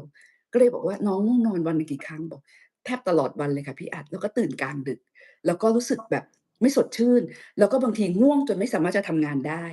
ก็เลยอธิบายพวกนี้บอกขอบคุณมากเลยค่ะพี่อัดแล้วก็บอกไปฟังคลิปนี้ อืไปฟังคลิปของมคุณหมอธนีอะไรแบบนี้เพราะงั้นคุณหมอคะมันมีประโยชน์มากพี่อาถึงบอกว่าอย่าดูเบาในคำแนะนำที่คุณบอกว่าอย่างนี้ต้องไป Sleep Test ไปเถอะค่ะแล้วไม่ต้องห่วงว่าเป็นไม่เป็นเราไม่ต้องสงสัยเราไปให้เขาคัดกรองค่ะแล้วเดี๋ยวเราก็ไปลองใช้แล้วก็เราก็ใช้แล้วเราก็ทำตัวว่าคนอื่นก็อึดอัดเราก็อึดอัดไม่เป็นไรหรอกค่ะอึดอัดเจอเหมือนกันแต่เขาก้าวข้ามอุปสรรคตรงนี้ไปได้เราก็ต้องก้าวข้ามไปได้เหมือนกันแล้วสิ่งที่ได้ก็คือว่า เราน่ะคือไม่เหมือนอายุ60ค่ะคือเราแบบว่าสดชื่นขึ้นมาอย่างมากแล้วก็ทำอะไรได้อีกเยอะแยะแล้วพูดตรงๆเลยนะคะนั่งสมาธิก็ไม่หลับค่ะแบบเนี้ยที่ได้กับตัวเองประอืมบางมาณนี้คนนั่งสมาธิหลับก็เพราะอย่างงี้นี่แหละเหนื่อยจนเกินไปแล้วก็เมื่อคืใช่นก็ไม่ค่ะใช่ได้นอนอา ใช่ค่ะใช่ค่ะนี่ยังค่ะดีนะครับบางคนนั่งสมาธิไม่ใช่แค่หลับอย่างเดียวกรนด้วยอาใช่ เคยเจอไหมครับนั่งอยู่ผมเคยไปกับเพื่อนเนี่ยตอนไปเข้าค่ายลูกเสือแล้วเขาจะมีอยู่ช่วงหนึ่งเขาให้นั่งสมาธิแล้วเพื่อนมานั่งหลับไม่พอมันกรนอค่ะยู่ตรงนั้นน่ะเราก็แบบเฮ้ยตลกดีเฮ้ยมันนั่งสมาธิยังกรนได้อีกอืมค่ะ จำได้จแล้วก็นถึงตอนนี้เลยค่ะนะมันจะมีขั้นตอนจริงๆแล้วเนี่ยบางคนอาจจะไม่ได้ใช้ Lesmed จะไปใช้ยี่ห้ออื่นอะไรทางโรงพยาบาลก็มีให้ทดลองให้ใช้ได้หมดเลยนะคะคือเราไม่ต้องกังวลตรงนั้นให้เราเนี่ยอืมหายแล้วก็พอใช้ครั้งแรกเนี่ยการหยุดหายใจขณะหลับจาก24ครั้งก็เหลือเป็น0.5อะไรบ้างคืออย่าเพิ่งหยุดใช้นะคะไม่ใช่มันหายนะก็คือว่าเครื่องอัดอากาศแรงดันบวกมันทำให้เราอะไรนะคะมีสภาพการหายใจที่ค่อนข้างปกติ แต่จากที่ฟอลโลว์กับคุณหมอเนี่ย6เดือนหรือปีหนึ่งอะการหายใจของเราหรือการหลับลึกเนี่ยมันจะค่อยๆพัฒนาการขึ้นค่ะซึ่งแต่ละคนก็ไม่เหมือนกันค่ะ นี่พี่เขาถามว่าพี่อาจต้องใส่ CPAP ทุกคืนหรือเปล่าแล้วจริงๆพี่ทิพย์เขาบอกว่าเนี่ยเสียงพี่อัดนะแค่ฟังมันก็สามารถทำให้เราเกิดความสงบทางใจแล้วก็นอนหลับอย่างสบายได้แล้วแหละ แต่ให้พี่แอนเป็นเครื่อง CPAP เหรอคะพี่ทิพย์สวัสดีค่ะพี่ทิพย์นี่เป็นคนน่ารักมากเลยขอก่อนที่จะตอบพี่ทิพย์เนี่ยนะคะพี่ทิพย์เป็นเมมเบอร์ที่เราได้รับความรู้จักพี่ทิพย์มากมายแล้วถ้าเกิดใครเคยได้ฟังว่าคุณหมอเนี่ยเคยชื่นชมว่าพี่ทิพย์เนี่ยรู้ว่าอะไรควรจะตอบอะไรควรไม่ตอบนะคะคือเมมเบอร์ของเรานี่ เป็นเรื่องหนึ่งค่ะที่อยากเล่านะคะพี่ทิพย์คะใส่ทุกคืนค่ะสยกเว้นว่าเดินทางไปต่างจังหวัดนะคะก็อาศัยคุณหมอเคยบอกนอนหัวสูงไว้นอนตะแคงก็รอดไปได้ค่ะแต่ถ้าเกิดเราไม่ใส่ติดกันสัก4-5วันเนี่ยบางทีก็มีอาการมึนเหมือนกันแต่ว่าใส่เนี่ยคุณหมอบอกว่าจะทำให้มันดีขึ้นเรื่อยๆค่ะแล้วก็ไม่รู้สึกว่าตลอดชีวิตต้องใส่เครื่อง CPAP ไหมอ้าวตลอดชีวิตก็ต้องหายใจใช่ไหมคะแล้วมันจะแซงด้วยการออกกำลังกาย กับที่คุณหมอบอกกล้ามเนื้อของเราอะตรงเนี้ยแข็งแรงอ้อคุณหมอคะอยากถามคุณหมอนิดหนึ่งว่าพอดีเพื่อนคนหนึ่งอะค่ะกำลังใช้เอ่อไปตรวจมีภาวะหยุดหายใจขณะหลับนะคะแต่เขาเองเนี่ยตั้งแต่เด็กแล้วค่ะเขาไม่เคยออกกำลังกายหนักๆเลยคือหนีตลอดค่ะเพราะเป็นลมบ้างอะไรบ้างแล้วก็ไม่เคยซักผ้าคุณหมอท่านหนึ่งพบว่ากล้ามเนื้อเขาส่วนเนี่ยมีผลที่ทำให้เขาเนี่ยตื่นกลางดึกอยู่บ่อยๆตั้งแต่เด็กมันเกี่ยวกันไหมคะ กล้ามเนื้ออะไรนะครับตรงพวกช่วงเนี้ยค่ะที่เขาไม่เคยแบบออกกำลังกายไม่เคยที่จะซักผ้าคือไม่เคยใช้กล้ามเนื้อแถวส่วนเนี้ยค่ะคุณหมอเขาพบว่าเขาเนี่ยหายใจไม่ลึกแล้วเขาเป็นอย่างงี้ตั้งแต่เด็กตอนเด็กเขาก็ทนแต่เขาบอกว่าเป็นอย่างเงี้ยแต่เขาเนี่ยตื่นมาเขาก็ทำงานได้ไม่ได้ง่วงเหงาหาวนอนแต่พอตอนเขาอายุ60เนี่ยเขารู้เลยว่าเขาจะนอนหลับแบบนี้ไม่ได้ที่มันจะตื่นกลางดึกแบบนี้ไปเรื่อยๆอะเพราะร่างกายไม่ได้แต่คุณหมอท่านหนึ่งเขาพบว่าเอ๊ะ มันเกิดจากการที่เขาอะไม่เคยใช้กล้ามเนื้อในส่วนของด้านหน้าด้านเนี้ยอะค่ะผ้าก็ไม่เคยซักแล้วก็ไม่เคยแบบจะต้องไปเล่นกีฬาออกกำลังกายแบบเนี้ยมันเกี่ยวไหมคะอืมตามความเห็นของไม่คุณหมอน่าเกี่ยวโดยตรงนะครับแต่ว่าค่ะการที่เราไม่ใช้กล้ามเนื้อร่างกายเรามันจะมีการมันต้องดูที่ผลของการกระทำนี่เหมือนกันค่ะเลยเหมือนกับพุทธศาสนาอีกแล้วนะครับอืคือผลมของการที่เราไม่ใช้กล้ามเนื้อการไม่หายใจเนี่ยมันต้องดูก่อนว่าแล้วถ้าไม่หายใจด้วยกล้ามเนื้ออืมพวกนั้นมันมีปัญหาอะไรไหมโดยสิ่งที่เขาดูค่ะก็คือปริมาณคาร์บอนไดออกไซด์ในเลือดนะครับสมองของเราเนี่ยมันจะมีความไวมากต่อคาร์บอนไดออกไซด์ถ้า มันสูค่ะงขึ้นนิดหนึ่งมันจะทำให้เราหายใจเร็วขึ้นเพื่อที่จะเป่ามันออกไปเสียนะครับอืทีนี้มถ้าเราไปดูระดับเลือดของคาร์บอนไดออกไซด์ของเพื่อนพี่อัดเนี่ยนะครับถ้าอยู่ในระดับปกติไอ้กล้ามเนื้อเนี่ยไม่มีปัญหาอะไรทั้งสิ้นอ๋อแต่ถ้าเกิดว่ามันผิดปกติแม้แต่นิดเดียวแม้แต่แค่1นะครับคือค่าคาร์บอนไดออกไซด์ในเลือดของเราเนี่ยอยู่ที่40ถ้าเราเจาะจากเส้นเลือดแดง41ค่ะก็ถือว่าผิดปกติแล้วครับไม่จำเป็อืนต้องม45-46เลยนะ ค่ะแต่ว่าเจาะเส้นเลือดแดงเนี่ยมันเจ็บเขาก็ไม่ค่อยเจาะกันเขาก็เลยต้องไปดูปัจจัยอ่าเรียกว่าแวดล้อมอย่างงี้ดีกว่าก็คือมีการเจาะเส้นเลือดดำได้แล้วค่ะในการเจาะเส้นเลือดดำเนี่ยมันมี2แบบแรกก็คือเราตรวจหาระดับคาร์บอนไดออกไซด์โดยตรงซึ่งมันอาจจะเราต้องไปคำนวณย้อนกลับแล้วมันจะคลาดเคลื่อนได้นิดหนึ่งกับอีกแบบหนึ่งเราดูค่าไบคาร์บอเนต อืมไบคาร์บอเนตเราเนี่ยก็อาจจะมีการเปลี่ยนแปลงได้บ้างนิดหน่อย โดยทั่วไปเนี่ยมันจะอยู่ที่24เมื่อไหร่ค่ะก็แล้วแต่ที่มันเริ่มสูงขึ้น เช่นแบบ27หรือเข้าใกล้30เนี่ยนะครับเราต้องสงสัยแล้วว่าเรามีภาวะคาร์บอนไดออกไซด์เกินหรือเปล่า เพราะว่าไบคาร์บอเนตมันเป็นด่างคาร์บอนไดออกไซด์อืมเนี่ยมันไปรวมกับน้ำมันเป็นกรดร่างกายเราไม่ชอบมันต้องให้มันเป็นกลางๆมันก็เลยถ้าคาร์บอนไดออกไซด์สูงก็ต้องมีตัวมาค่ะทำให้มันกลายไปเป็นกลางก็คือไบคาร์บอเนตมันก็จะสูงตามไปด้วยนะครับ อืแต่มไม่ใช่ว่าไบคาร์บอเนตสูงแล้วมันจะแปลว่าคาร์บอนไดออกไซด์สูงเสมอไปมันก็มีเหตุผลอื่นเช่นถ้าเราขาดน้ำมากๆก็เป็นอย่างนั้นก็ได้แต่สำหรับผมเนี่ยค่ะถ้าเมื่อไหร่ที่ค่าไบคาร์บอเนตมัน27ขึ้นไปแล้วเราต้องเอ๊ะมันมีอะไรอย่างอื่นหรือเปล่านะครับต้องไปหาอืเหตุมอืทีนี้มถ้าสมมุติว่าเจอภาวะนี้จริงๆคือคาร์บอนไดออกไซด์ในเลือดมันสูงขึ้นแล้วก็ต้องไปตรวจหาสาเหตุ ค่ะหาสาเหตุเนี่ยคือเราต้องรู้ว่าคนไข้ที่มีความดันสูงขึ้นจะเกิดภาวะหนึ่งเรียกว่า hypoventilation คือหายใจเอาอากาศเข้าไปไม่เพียงพอซึ่งอาจจะเกิดได้เพราะว่าปริมาณลมที่เข้าไปแต่ละครั้งมันน้อยหรือค่ะเราหายใจช้าจนเกินไปอือันมใดอันหนึ่งก็ได้หรือทั้งคู่พร้อมกันก็ได้นะครับถ้าเราตรวจแล้วเราไม่เจออะไรเนี่ยก็ต้องมาสงสัยแล้วไอ้กล้ามเนื้อพวกเนี้ยมันมีปัญหาอืแต่กล้ามมเนื้อคนทั่วไปต่อให้คุณไม่ใช้ยังไงมันก็ไม่ควรที่จะทำให้เกิดภาวะนี้ยกเว้นว่าเรามีโรคอะไรพิเศษที่ทำให้กล้ามเนื้อมันอ่อนแอกว่าปกติ อืนะเช่นมโรคที่ Stephen Hawking เขาเป็นน่ะโรคAmyotrophic Lateral Sclerosis หรือ ALS เนี่ยที่ Stephen Hawking เขาเป็นก็คือจะทำให้กล้ามเนื้อทั้งร่างกายมันทำงานไม่ได้เวลามันจะค่ะหายใจกล้ามเนื้อมันไม่มีแรงมันก็หายใจเข้าไปไม่ได้เหมือนกันอืก็จะเป็นภามวะนี้ขึ้นมาหอืรือมถ้ากล้ามเนื้อหายใจทุกอย่างมันปกติศูนย์การหายใจปกติแต่มันมีปริมาณคาร์บอนไดออกไซด์ในเลือดที่มันสร้างขึ้นมามากกว่าปกติด้วยเหตุผลอย่างอื่นนะครับยกตัวอย่างเช่น ถ้าเรามีโรคปอดอุดกั้นเรื้อรัง COPD อย่างเงี้ยค่ะพวกนี้เนี่ยก็คือมันไม่สามารถเอาอากาศออกไปจากร่างกายได้เพียงพอ มันก็จะทำให้คาร์บอนไดออกไซด์คั่งอยู่ในร่างกาย ซึ่งพอืวกนี้ก็ต้องไปรักษามทางนั้นเหมือนกัน มันถึงจะทำให้ทุกอย่างมันดีขึ้น อืมแล้วถ้าต่อเนื่องไปนิดหนึ่งคือ COPD เนี่ยบางคนถามว่าเฮ้ยปอดอุดกั้นเรื้อรังเนี่ยเขาเป็นกับคนที่สูบบุหรี่เว้ยค่ะนะสูบบุหรี่มาทั้งชีวิตแล้วปอดมันถึงจะเป็นโรคถุงลมโป่งพองเป็นหลอดลมอักเสบเรื้อรังก็คือ COPD ได้อืมนะครับแต่ว่าเดี๋ยวนี้เนี่ยมันไม่จำเป็นต้องเป็นแบบนั้นแล้วถ้ามีหมอเข้ามาฟังเนี่ยก็แนวคิดเนี้ยมันมีมาตั้งนานแล้วแหละแต่มันเพิ่งมามีการอัปเดตข้อมูลลงไปในอันหนึ่งเรียกว่า Gold Guideline นะครับคือในเรื่องของปอดอุดกั้นเรื้อรังเนี่ยเราจะมี Guideline หรือต้นฉบับในการเอาไปคิดต่อว่าเราต้องทำยังไงในการรักษาคนไข้เนี่ยคือ อื Gold ม Guideline ซึ่งมีการอัปเดตของล่าสุดเมื่อปี2023ปีที่แล้วนี่เอง อืมอืมและแนวคิดหนึ่งก็คือคุณเนี่ยเคยมีปัญหาอะไรกับปอดในตอนเด็กๆ เช่อืนแรกคลอมดเนี่ยคลอดก่อนกำหนดนะปอดยังไม่เจริญเติบโตอืมีปัญหาตั้งแต่มตอนนั้นอืมหรือในเด็กยังเคยมีปัญหาเรื่องเป็นหอบหืดรุนแรงมาก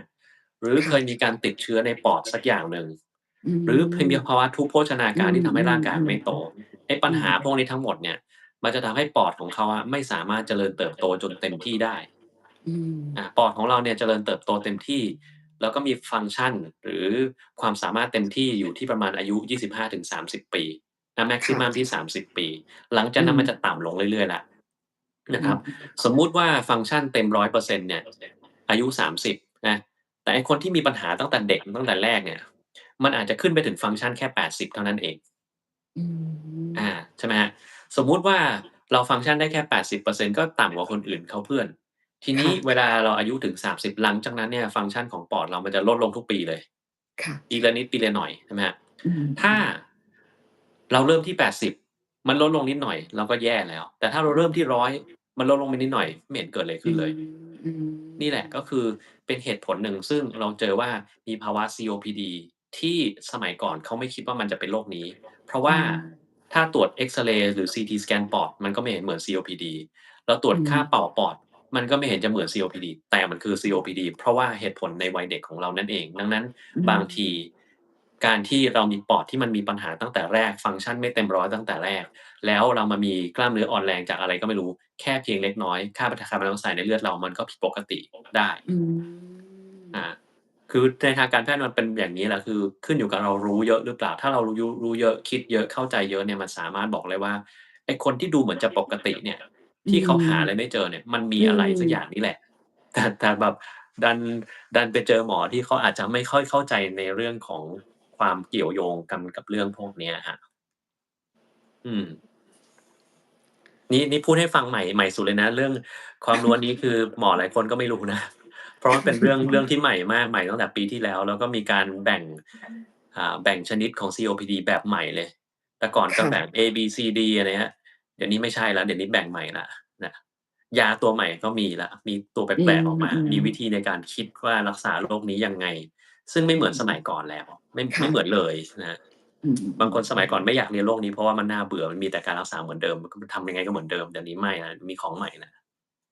อันนี้แว็บขึ้นมาคุณหมอคะคือได้ยินว่าคุณหมอจะต้องมีการบรรยายที่บอสตันไปกลับไป Massachusetts ใช่ไหมคะอะฮะทางด้านเห็นได้ยินว่าแล้วคุณหมอไปบรรยายเรื่องเกี่ยวกับทางด้านปอดด้วยใช่ไหมคะหรืใช่อยังไงคะปลูกถ่ายปอดเดี๋ยวผมต้องไปดูอีกทีหนึ่งว่าเขาจะให้มันยังไงเพราะว่ามันยังเขาเขายังไม่ได้ติดต่อมาแต่ว่าไม่แน่ใจว่าเขาติดต่อไปที่อีเมลที่ผมยกเลิกไปแล้วหรือยังแต่ต้องส่งอ๋อไปถามอีกนิดหนึ่งว่าเฮ้ยเขาจะเอายังไงกันแน่นะครับมีเวลาอะไรเปค่ะลี่ยนพวกนี้หรือเปล่านะมีท่านใดจะถามอะไรอีกไหมคะอ๋อนี่ค่ะพี่นอนกี่ทุ่มก็ตื่นกี่โมงพี่ทิพย์ถามนอนกี่ทุ่มก็ตื่นกี่โมงจริงสมัยก่อนพี่ทิพย์ถามดีนะคะ คือสมัยก่อนที่ยังไม่ได้ฟังเรื่องราวที่มันเป็นประโยชน์เดี๋ยวจะถามคำถามเล่มนี้ด้วยค่ะคุณหมอแต่ว่าเตรียมมาอ้อ2-3คำถามผมแท็กหนังสือเล่มนี้ไว้ที่ไลฟ์วันนี้นะถ้าเกิดว่าใครอยากจะรู้ว่ามันคือหนังสืออะไรไปกดดูได้ครับมีพรอดักต์ไว้4-5อันนี้ก็หนึ่งในนั้นที่ให้ดูนะครับ ค่ะอันนี้ก็ดีค่ะคือพี่ที่ถามว่าเอ่อ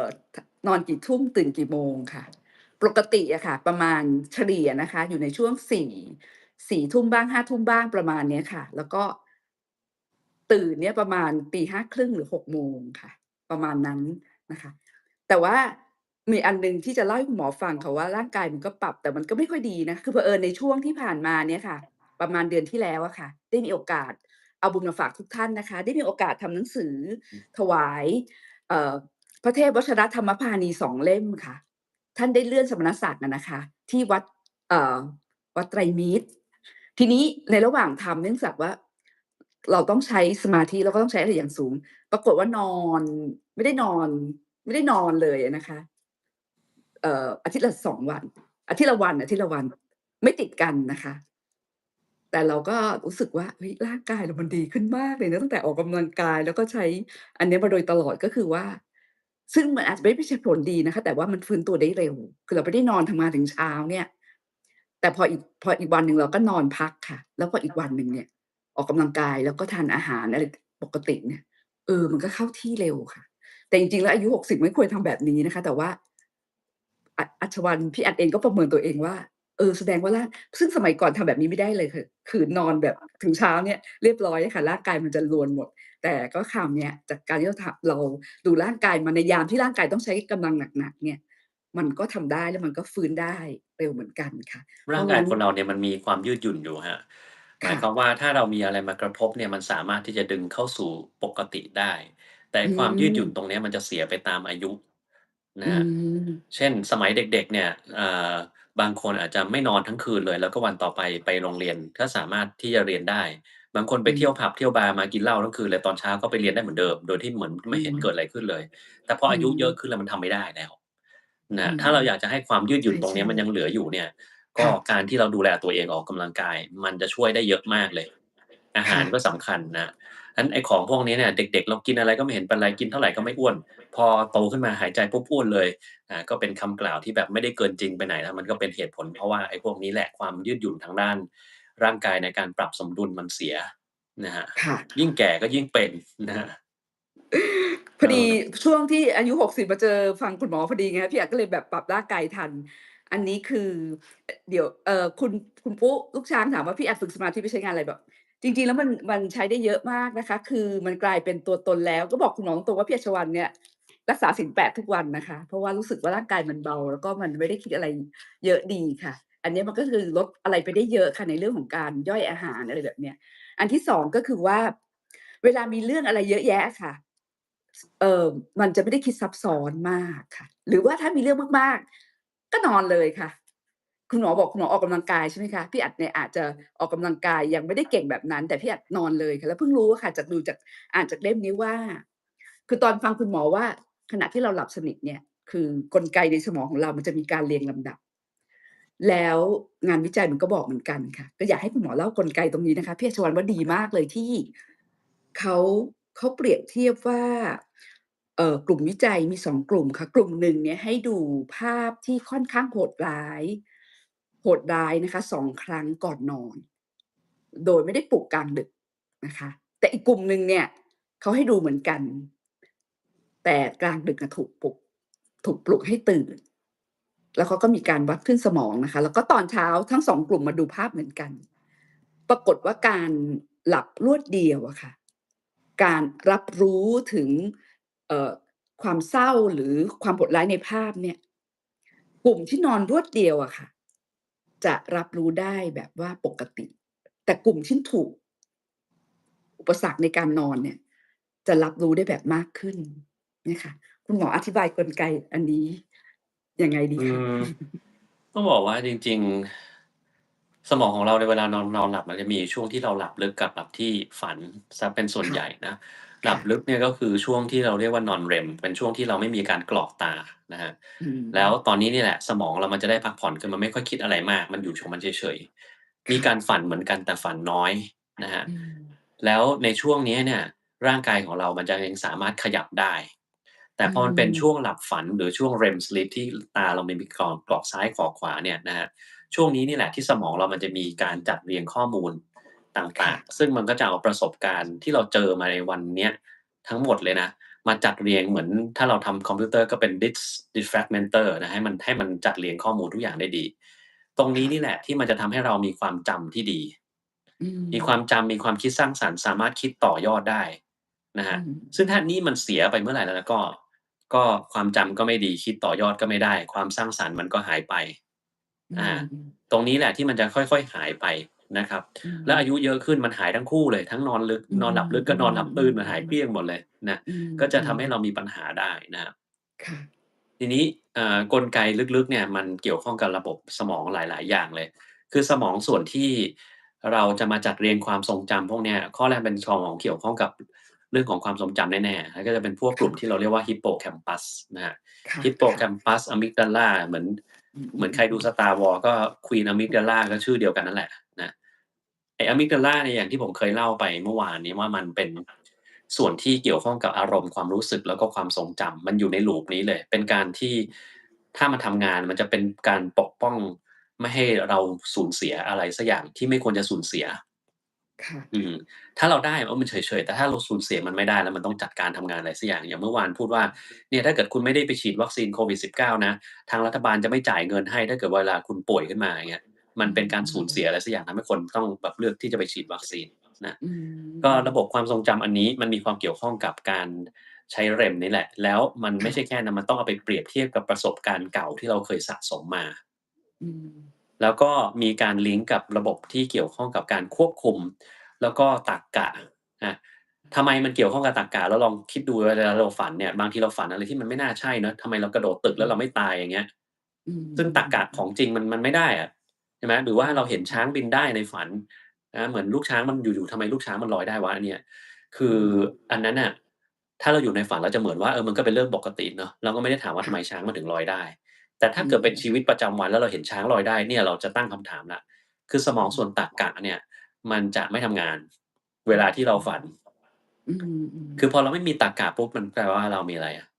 เราไม่โดนกำหนดกรอบจินตนาการเราอีกต่อไปแล้วอืมถ้าเราตื่นอยู่เรามีตรรกะมาเป็นตัวกำหนดกรอบถ้าเราจินตนาการไม่ได้สูงส่งมากมายดังนั้นเวลาเด็กๆเนี่ยตรรกะเขายังพัฒนาไม่ดีบางทีเขามีปัญหาเรื่องตรรกะใช่ไหมว่าแต่ละวันทำไมค่ะลูกทำอย่างงั้นทำไมทำแบบนี้ทำไมไม่ทำแบบนั้นแบบนี้ทำไมเราต้องสอนเขาแต่อืมข้อดีของเขาที่ไม่มีตรรกะก็คือเขาสามารถมีการปล่อยจินตนาการตัวเองให้มันฟรีได้เต็มที่แล้วเขาก็จะอืคิดอะไรที่ผู้ใหมญ่มันคิดไม่ได้เลยอืมลองไปดูรูปที่เด็กวาดกับรูปที่ผู้ใหญ่วาดสิรูปที่อืมเด็กวาดเนี่ยตอนนี้ต่อให้เป็นผู้ใหญ่กลับไปวาดมันก็วาดไม่ได้แล้ว อืมใช่ไหมอางั้นเรื่องเกี่ยวข้องกับความทรงจำดั้งเดิมความทรงจำใหม่ที่เราเพิ่งจะจำเข้าไปวันนั้นแล้วก็เปรียบเทียบกับประสบการณ์แล้วก็การควบคุมตรรกะต่างๆเนี่ยมันมีความเกี่ยวข้องกับสมองในเวลาที่เรานอนหลับเราจะจำได้ดีก็ต่อเมื่อเรามีกลไกการนอนหลับที่ดีเราจะคิดต่อได้ก็เป็นอย่างงี้เหมือนกันนะค่ะแล้วจริงๆมันมีงานวิจัยอันใหม่ด้วยว่าที่ออกมาคุณ Matt Walker เนี่ยรู้สึกเขาจะเอาไปพูดเหมือนกันในคลิปของเขาสักคลิปหนึ่งอะสักช่วงหนึ่งค่ะผมจำไม่ได้แล้วก็เป็นการที่เราเอาหนูเนี่ยมาทดลองดูอืซิว่ามันมมีการสามารถทำนายอนาคตได้หรือเปล่าค่ะมันสามารถทำนายได้บ้างถ้ามันมีประสบการณ์มาบางอย่างมันสามารถทำนาย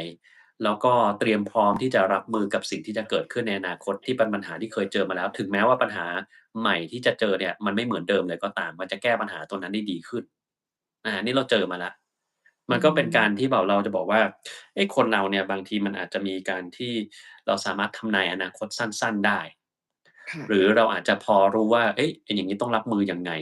ทั้งๆที่อืเราไม่เคยเจอมปัญหาตรงๆแบบนั้นมาก่อนอืคือสมองเรามันมพิสดารมันสามารถประยุกต์ในสิ่งที่แม้เราไม่เจอมันก็สามารถอืแก้ไขตรงมนี้ได้นี่แหละอืมอืม อืมยาวดีคุณหมอ ยาวดี คุณหมอคะมันมีอีกเรื่องหนึ่งนะคะคือว่าเป็นประสบการณ์ตรงของตัวเองค่ะที่เจอเพื่อนเนี่ยอายุสัก56ก็เป็นอัลไซเมอร์แล้วค่ะแล้วเพื่อนตัวเพื่อนพี่อัดเนี่ยเขากินยานอนหลับมาเนี่ยประมาณเกือบ5 ปีเลยนะคะที่คุณหมอบอกว่ามันมีผลแน่นอนเนี่ย อาเพราะว่าเนื่องจากเขานอนไม่หลับเนี่ยเขาเลยไปกินยา ทีนี้ในเล่มที่อ่าน Why Do We Sleep เนี่ยเขาก็บอกเหมือนกันว่าการนอนไม่หลับลึกพอเนี่ยบ่อยๆเนี่ยมันมีนัยสำคัญทางการเป็นโรคอัลไซเมอร์ค่ะคือมันก็มีส่วนนะครับเพราะว่าอย่างที่บอกความทรงจำของเรามันจะดีก็ต้องมีการหลับช่วง REM ที่ดี นะค่ะแล้วยาอะไรก็แล้วแต่ที่ไปยุ่งกับ REM เนี่ยมีปัญหาหมดนะส่วนใหญ่ก็อืมเป็นยานอนหลับทั้งหมดนี่แหละอืนะถ้ามันมไปยุ่งกับตรงนี้ปุ๊บความทรงจำในการ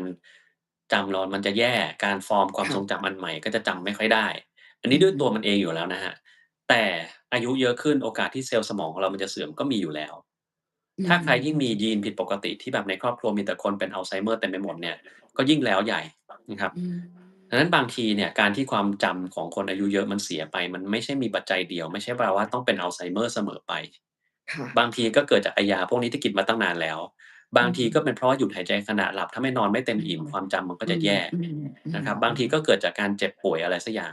บางทีอืก็การมมีภาวะทุพโภชนาการนะครับอืยกตัวอย่างเช่นมถ้าเกิดว่าเราขาดวิตามิน B12 เรื้อรังสมองเรามันก็เสื่อมได้เหมือนกันเราก็จะจำอะไรไม่ได้นะครับอืมอืมแต่ก็ต้องอย่าให้ไอ้สิ่งเหล่าเนี้ยมันหลอกเรานะเพราะว่าถ้าเราไปค่ะดูพวกผลิตภัณฑ์อาหารเสริมก็จะบอกว่าเนี่ยอันเนี้ยมันมีวิตามิน B12 มีส่วนช่วยเรื่องของความจำมีส่อืวนช่วยเรื่องมของทำให้สมองเราดีขึ้นเดี๋ยวอืมมันจะดีขึ้นก็ต่อเมื่อคุณขาดวิตามิน B12 แล้วคุณเสริมมันเข้าไปถึงจะดีแต่ถ้าเกิดคุณมีเพียงพอแล้วคุณเสริมเข้าไปไม่เกิดอะไรขึ้นครับ อื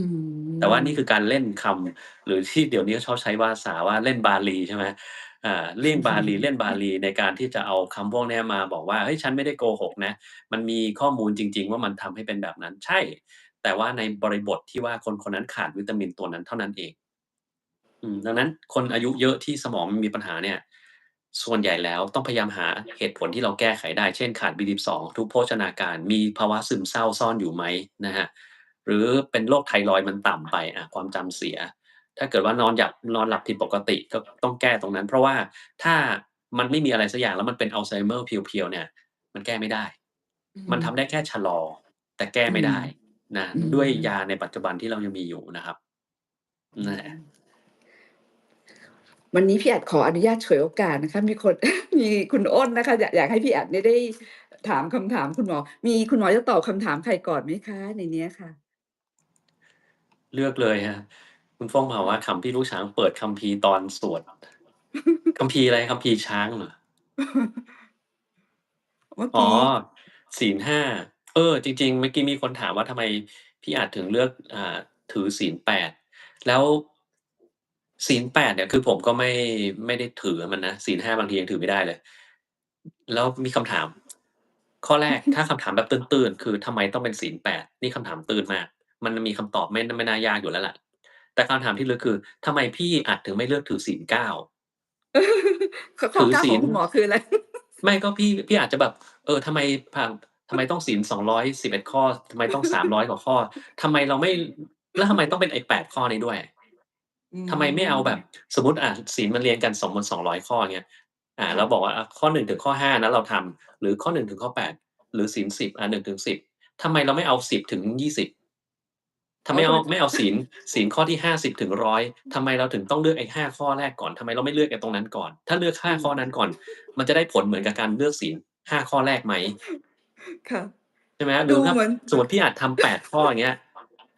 โอเค1-8ใช่ไหมเอ๊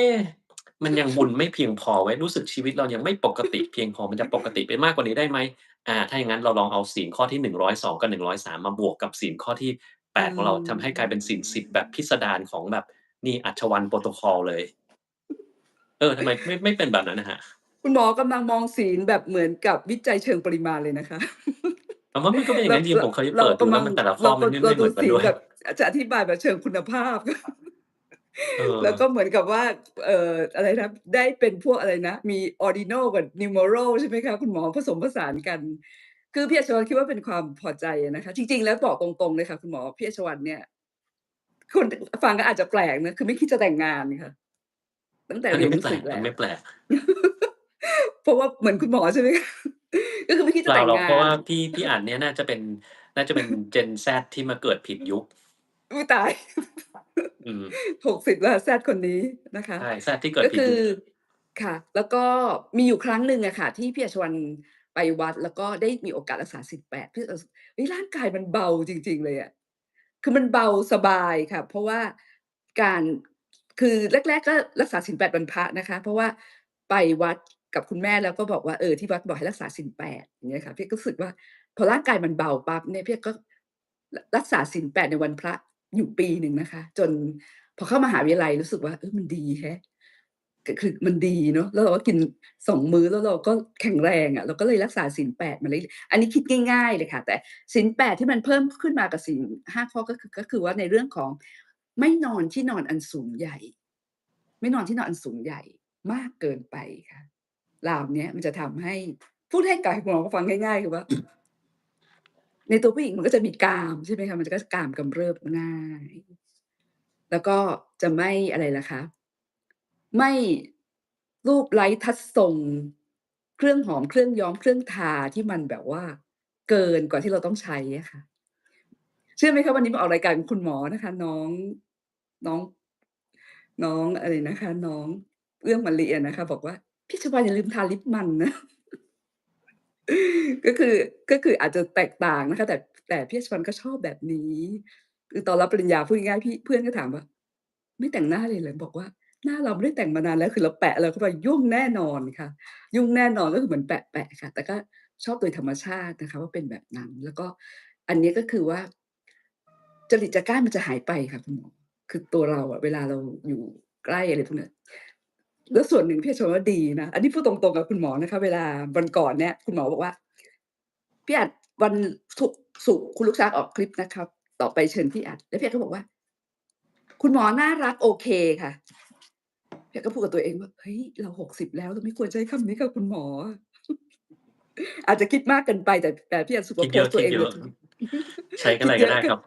ผมจะเป็นคนที่ไม่มีพิธีรีตรองอะไรทั้งสิ้นเพราะว่าสมัยไม่มีเด็กๆก็พิษมีภัยมีการด้วยค่ะคุณหมอผมเคยตั้งค่ะคำถามกับตัวเองว่าทำไมต้องพูดแบบนั้นทำไมต้องทำอย่างงั้นอย่างงี้คือไม่ทำแล้วมันมีปัญหาค่ะยังไงอะไรเงี้ยนะค่ะงั้นผมก็จะง่ายๆอย่างงี้แหละครับไงก็ได้เลค่ะย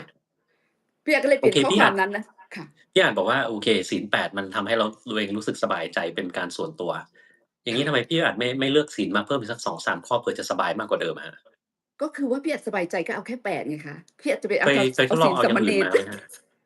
พี่อาจจะเป็นศีลสามเณรทำไมก็สามเณรก็เหมาะกับสามเณรไม่ต้องเหมาะกับพี่อัด ไม่พี่อาจก็อาจจะแบบเฮ้ย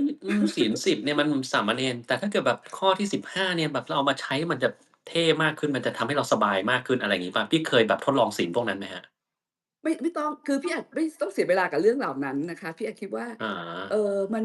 มีอะไรให้เราทำแล้วเราก็รู้สึกสบายกับมันแล้วเราไม่ต้องไปหาเรื่องอะไรที่เพิ่มเติมค่ะสำหรับตัวอืเองนะคะมพี่อาจชอบพอคุณหมอถามใจในสิ่งที่แบบนี้นะคะตัวเองมีอยู่มันดูคุณหมอน่ารักดี พอ ใจคุณหมอ ในสิ่งที่ตัวเองมีอยู่เรียบร้อยแล้วนะครับ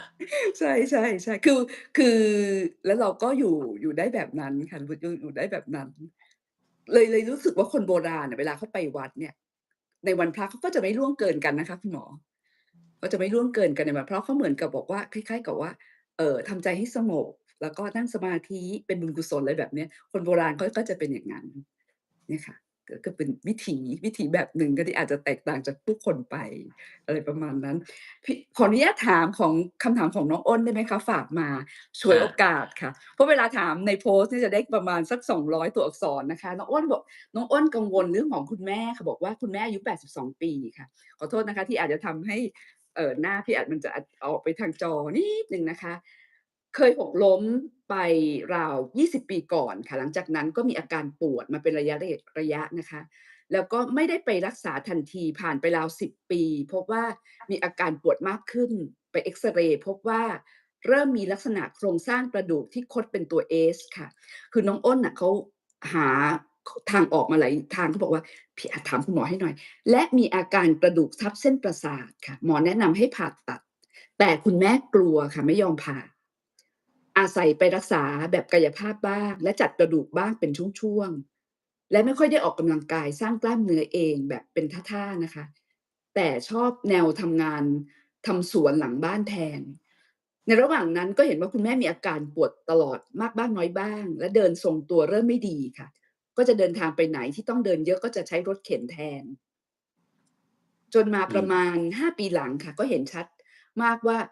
บิดตัวน่ะบิดไม่เท่ากันค่ะและอาการปวดยังคงมีอยู่ตลอดเป็นตะคริวบ่อยราว2ปีนะคะราว2ปีก่อนคุณแม่มีอาการปวดหนักมากสันนิษฐานว่าทำอะไรผิดท่าไปจนส่งผลตรงกระดูกสันหลังช่วงบริเวณบั้นเอวบาดเจ็บค่ะ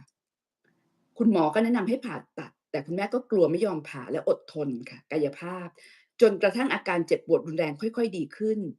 แต่การทรงตัวก็ไม่ดีต้องใช้วอล์กเกอร์ช่วยเดินตลอดเพราะกลัวหกล้มจนต้นปีแล้วคุณแม่มีอาการควบคุมปัสสาวะไม่ค่อยได้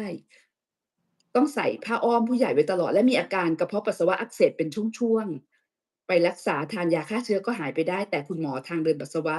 ตรวจพบว่าระบบบีบตัวอั้นหรือการรับรู้การปวดของ คุณแม่เสื่อมค่ะ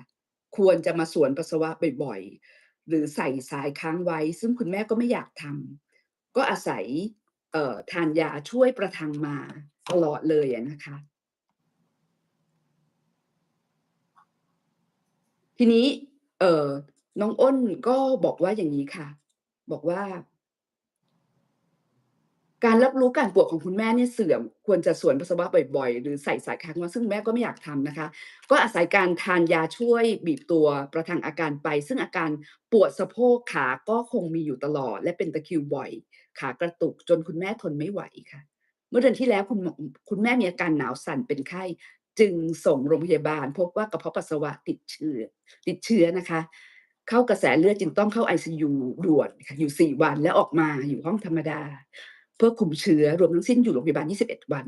ตอนนี้ออกมาแล้วคุณหมอยังให้ทานยาฆ่าเชื้ออยู่ค่ะต้องสวนปัสสาวะที่บ้านทุก6ชั่วโมงแต่ล่าสุดไป follow up ก็ยังมีเชื้อในปัสสาวะอยู่แต่ไม่รุนแรงตอนนี้จึงเริ่มกลับไปพิจารณาที่ต้นตอสาเหตุซึ่งก็คือกระดูกทับเส้นประสาทที่เป็นโรคเรื้อรังมานานคุณหมอที่ไปปรึกษา Third Opinion บอกว่าควรจะต้องรักษาผ่าตัดค่ะเพราะมันจะส่งผลต่อระบบขับถ่ายปัสสาวะและอุจจาระในอนาคต และขาก็จะไม่ค่อยมีแรงติดเตียงได้ค่ะเนี่ยค่ะคุณหมอคะน้องอ้นก็แบบว่ากังวลมากค่ะก็เลยบอกว่าอ้นขอฉวยโอกาสให้ผพี่อาจมว่านะถามคุณหมอถ้าพูดในทางการแพทย์ก็หมอที่เขาพูดอะถูกแล้วนะครับเพค่ะราะว่าการที่เราไม่ได้รักษามานานเนี่ยมันเป็นมากขึ้นเรื่อยๆแล้วค่ะถ้าฟังแม่ชอบทำสวนไอ้เนี่ยแหละตัวที่ทำให้เป็นเลยอ๋ยิ่งทำยิ่งอเป็นเพราะว่าท่าทางคนทำสวนมันจะก้มๆเงยๆด้วยกระค่ะดูกสันหลังที่มันเป็นตัว S โค้งอยู่แล้วถ้ามันโค้งมันก็จะมีน้ำหนักตัวทิ้งลงมาเรื่อยๆเวลาที่เราทำอะไรมันผิดท่านิดเดียวมันก็จะมีอาการปวดง่ายกว่าคนทั่วไปดังนั้นเนี่ย ค่ะเราไม่ได้แก้ไขที่ตัวต้นเหตุมันตั้งแต่แรก การเจ็บป่วยภาวะแทรกซ้อนมันจะต้องมากขึ้นเป็นธรรมดา และอืมอย่าลืมว่าถ้าอายุขนาดนี้ผมว่าน่าจะมีกระดูกมันเสื่อมไปเรียบร้อยแล้วอาจจะมีกระดูกพรุนไปยิ่งทำให้โรคตัวนี้มันยากมากกว่าเดิมอีกบางทีมันอาจจะไม่ใช่แค่โค้งแต่มันทรุดไปทั้งอันเลยเพราะว่าถ้ากระดูกเสื่อมค่ะมากๆมันแบนไปอย่างงี้แล้วการที่มันค่ะเป็นแบบนั้นเนี่ยก็จะทำให้ทางเดินของไขสันหลังมันแคบลงแล้วก็มีการกอืดมส่วนส่วนล่างของไขสันหลังนะครับ ซึ่งค่ะส่วนล่างของไขสันหลังเนี่ยเรามีคำเรียกเลยเรียกว่า Cauda equina คือหางม้าส่วนที่มันเหมือนหางม้าเลยมันเป็นอย่างเงี้ยแล้วมีแฉกๆออกมาเป็นเส้นประสาทแล้วถ้าเกิดตรงนี้โดนกดปุ๊บเนี่ยก็จะเริ่มมีปัญหาเรื่องของการควบคุมปัสสาวะอุจจาระนะอืฮะมันมจะปัสสาวะไม่ออกอุจจาระไม่ได้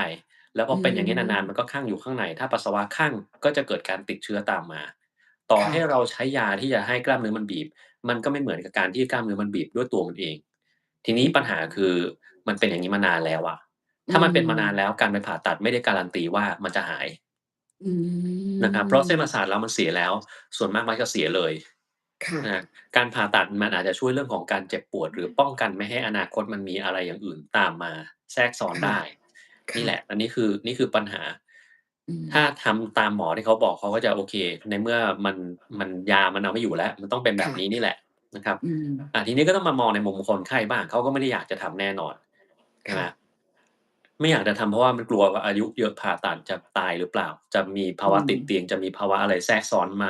นะซึ่งอืมก็เป็นความกลัวที่สมเหตุสมผลเพราะมันเป็นอย่างนั้นได้จริงๆนะค่ะใช่ไหมทีนี้ถ้าเราไม่เลือกการผ่าตัดแล้วเนี่ยก็ต้องมามองว่าไอ้สิ่งที่เราทำมาทั้งหมดเนี่ยมันไม่ได้ผลแล้วแล้ค่ะวอาการมันมากขึ้นเรื่อยๆมันทรมานมากขึ้นนี่ลงไอซียูเป็นการติดเชื้อคอืมรั้งใหญ่ดังนั้นแปลอืว่าม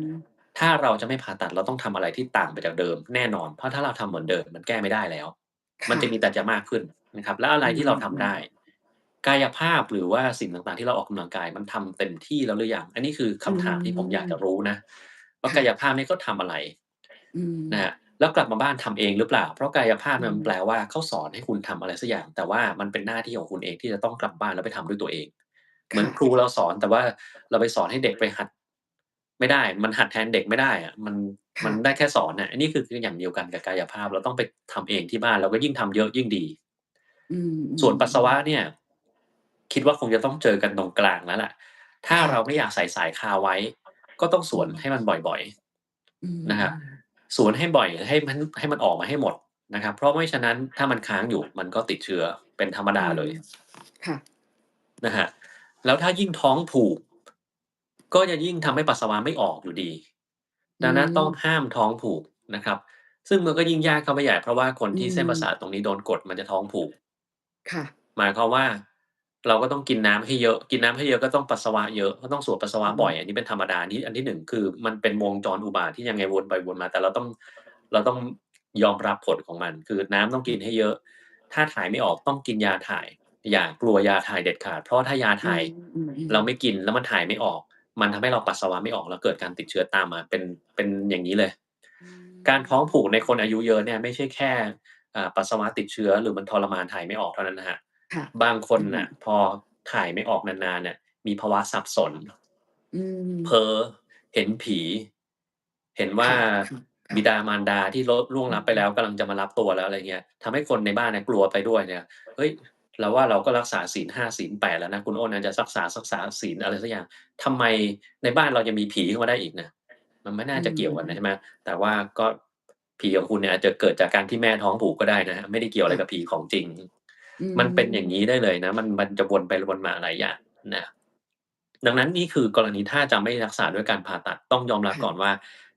อาจจะมีผลที่มันเสียขึ้นตามในอนาคตอย่างที่หมอเขาว่าได้อันที่2ค่ะคือกายภาพเนี่ยต้องกายภาพจริงๆกายภาพแบบเราทำเต็มที่แล้วหรือยังบางทีต้องมีการสร้างความแข็งแรงของกล้ามเนื้อบางอย่าง อันที่3อืก็คือมเรื่องของท้องผูกค่ะน้ำต้องกินให้เยอะกินเยอะแล้วฉี่เยอะมันช่วยไม่ได้แล้วต้องทำใช้ยาอืถ่ายด้วยมนะครับอันที่4ต้องไปดูว่ากระดูกมันเสื่อมหรือยังถ้าเสื่อมอาจจะต้องใช้ยาที่เสริมกระดูกขึ้นมายาอืที่เสริมกระดูกมในคนที่เสื่อมเนี่ยมันขึ้นอยู่กับเสื่อมมากเสื่อมน้อย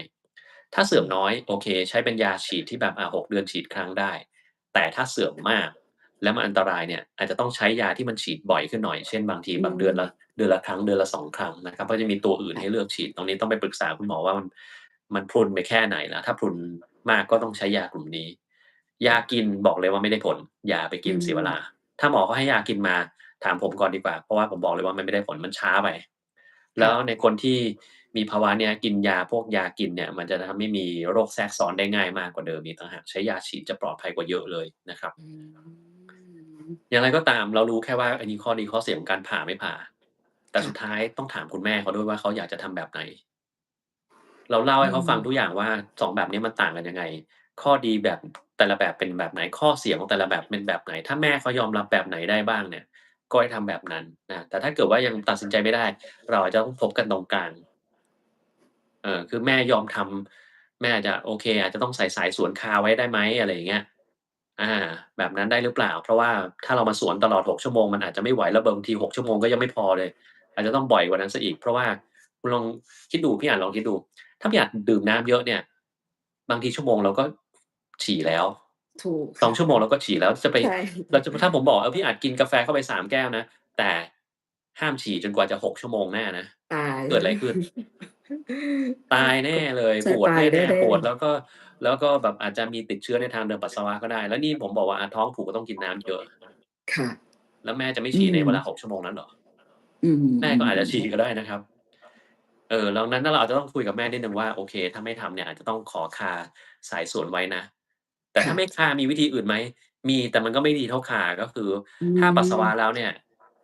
เอามือกดตรงท้องน้อยดันลงไปเหมือนอืตรงใต้สะดือมๆๆๆๆใช่มันจะมีค่ะใกระเพาะปัสสาวะป่องช่ขึ้นมาๆใช่ไหมเราเอามือกๆดค่ะเวลาถ้าเราปวดฉี่เราไปกดแล้วมันยิ่งปวดใช่ไหมนั่นแหละต้องทำค่ะให้เป็นแบบนั้นคือกดแล้วดันลงไปข้างล่างให้เขาฉี่ออกให้หมดนั่นก็อืเป็นวิธีหนึ่งที่เรามสามารถที่จะทำได้แล้วก็ต้องสอนแม่ทำเองด้วยเพราะว่าเราคงไม่มาสวนให้แม่เขาตลอดเวลา ใช่ไหมอืครับเราก็ต้องบอกว่าเนี่ยมถ้าแม่ปวดฉี่เราไปฉี่นะให้กดท้องน้อยกดลงไปข้างอืล่างมเผื่อมันจะออกมาได้มากกว่าปกติเป็นวิธีเดียวที่เราทำได้นะครับอืนั่นแหละมก็บอกได้แค่ประมาณนี้ต้องให้แม่เขาตัดสินใจด้วยตัวเองนะครับ โอ้คุณหมอคะในรายละเอียดที่ต้องขอบคุณคุณหมอมาก ไม่ๆค่ะเป็นไรครับเพราะว่าคือคุณหมอให้รายคือตัวเองก็เจอคุณแม่ตอนที่เป็นกระเพาะปัสสาวะอักเสบแล้วก็จริงๆค่ะการแนะนำของคุณหมอในรายละเอียดเนี่ยเวลาเราไปทำนี่คุณหมอแนะนำละเอียดมากเลยนะคะถึงแม้การเจรจากับคุณแม่ข้อดีข้อเสียเนี่ยคือครบเครื่องจริงๆค่ะน้องโอ้คงชอบใจค่ะ แล้วก็สิ่งที่เอาไปทำเนี่ยมันเป็นจริงค่ะตอนที่จะทำให้ปัสสาวะที่มันให้หมดนั่นก็คือการกดท้องน้อยเราก็ทำกันมาแบบนั้นเหมือนกันดีดีขอบพระคุณมากเลยนะคะสำหรับเราก็ต้องเอาให้คำตอบอันนี้ เอาให้ครบๆเนาะครบเครื่อง ดีแล้วจะได้ค่ะดี คือเวลาบางทีถ้าเราจะแนะนำใครสักคนเราต้องคิดเสียว่าถ้าเราเป็นตัวเขาอะเราจะเอายังไงใช่ค่ะคือเหมือนเรามีความรู้สึกยังไงเราจะฉี่เมื่อไหร่นะใช้ชีวิตแบบเขายังไงถ้าเราใช่คิดแบบหมอเนี่ยแล้วเราไม่เห็นคนไข้จริงเราไม่ได้อยู่ในสถานการณ์แบบนั้นมันก็จะอืมอาจจะให้ข้อมูลได้ไม่ครบถ้วนนะค่ะแล้วถ้าจะให้ดีกว่านั้นคือเราต้องรู้นิสัยใจคอของแม่เขาก่อนอืมเพราะบางทีเราตัดสินใจแทนได้เลยนะว่าอ๋อแม่ไม่ผ่าแง้เลยหรือบางทีจริงๆแม่จะผ่าแหละแต่มันมีติดเรื่องนี้นิดหนึ่งเท่านั้นเองอะไรเงี้ย ค่ะนะแล้วจริงๆเดี๋ยวนี้การผ่าก็แล้วแต่นะบางอย่างผ่าต้องผ่าใหญ่บางอย่างผ่าเล็กได้ก็ต้องไปคุยกับคุณหมอค่ะ ที่เขาเชี่ยวชาญดูว่าเขายังไงนะครับอันนี้ขอถามนอกเรื่องนิดหนึ่งคุณหมอคะ6ปีที่คุณหมอเป็นเป็นแพทย์อยู่เนี่ยเวลาคุณหมอให้คำแนะนำเนี่ยมันมีทั้งมุมฝั่งแพทย์ความรู้สึกคนไข้แล้วมันก็มีมุมของพยาบาลคือหลายครั้งที่คุณหมอให้คำแนะนำรู้สึกว่าทำไมคุณหมอเขามีขั้นตอนในรายละเอียดเนี่ยเหมือนในฝั่งคนไข้ก็มีในมุมของหมอก็มีในมุมของพยาบาลก็มีเก็บรายละเอียดได้ขนาดนั้นนะคะเวลามาแนะนำพวกเราเนี่ยมันมันต้องครบเครื่องเวลาใช่ที่เราจะเวลาที่เราจะให้คำแนะนำคนคนหนึ่งเนี่ยผมมองว่าค่ะมันไม่มีคำแนะนำอะไรที่สำเร็จรูปแล้วบอกคนทุกคนว่าถ้าคุณเป็นโรคนี้คุณต้องทำแบบนี้อืมแต่มันต้องดูบริบททั้งหมดก่อนว่าเงิอืมนในกระเป๋าเขามีเท่าไรบ้านเขาสามารถมารับการรักษาแบบนั้นบ่อยๆได้ไหมมาได้บ่อยมาได้ไม่บ่อยก็เป็นอืส่วนที่เกี่ยวมข้องสภาพบ้านเขาค่ะเป็นยังไงจิตใจเขาเป็นยังไงเขายอมรับการสูญเสียแบบนี้ได้ไหมบางคนได้บางคนไม่ได้ อืเนี่ยครอบครัวม เขาดูแลเขาได้ไหมบางคนไม่ได้อืมอย่างเงี้ยอืมถ้าเราเอาอืมแต่มุมมองหมออะเฮ้ยเป็นโรคนี้ก็ต้องผ่าอย่างเดียวอืมมันก็ไม่ได้อืมมันก็จะทำให้อืมเราไม่สามารถที่จะ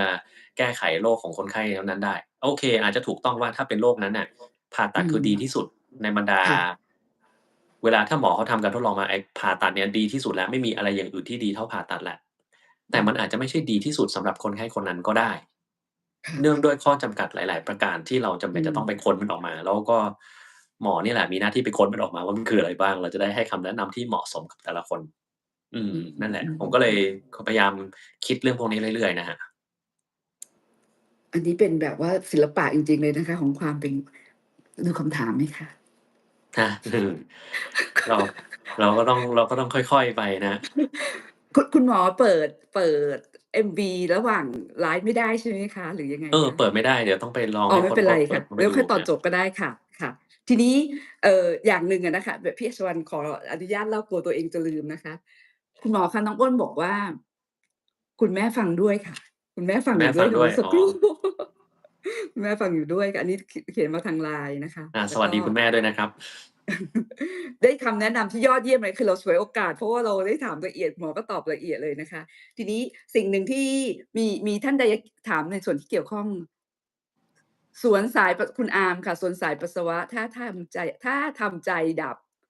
ไม่ได้กับมันไม่ได้ก็เตรียมนึกถึงพระคุณเจ้าได้เลยครับคุณอามอืม กลับมาที่คุณหมอมีอะไรไหมคะจะอ๋อพูดอะไรไหมคะไม่มีอะไรนะอันนั้นก็เป็นอ๋อโอเคสิ่งที่เราแนะนำคนอายุเยอะๆหน่อยแต่จริงๆเวลาคนอายุเยอะเนี่ยมันจะรู้สึกว่าตัวเองไม่ได้อยากจะทำอะไรแล้วเราทำมามากพอแล้วมันจะมีใช่อะไรค่ะใช่มากไปกว่านี้เสียอีกอันนั้นก็คือพอคนเราเริ่มมีความคิดแบบนี้ปุ๊บนั่นแก่แล้วครับ ค่ะคือคนที่เขา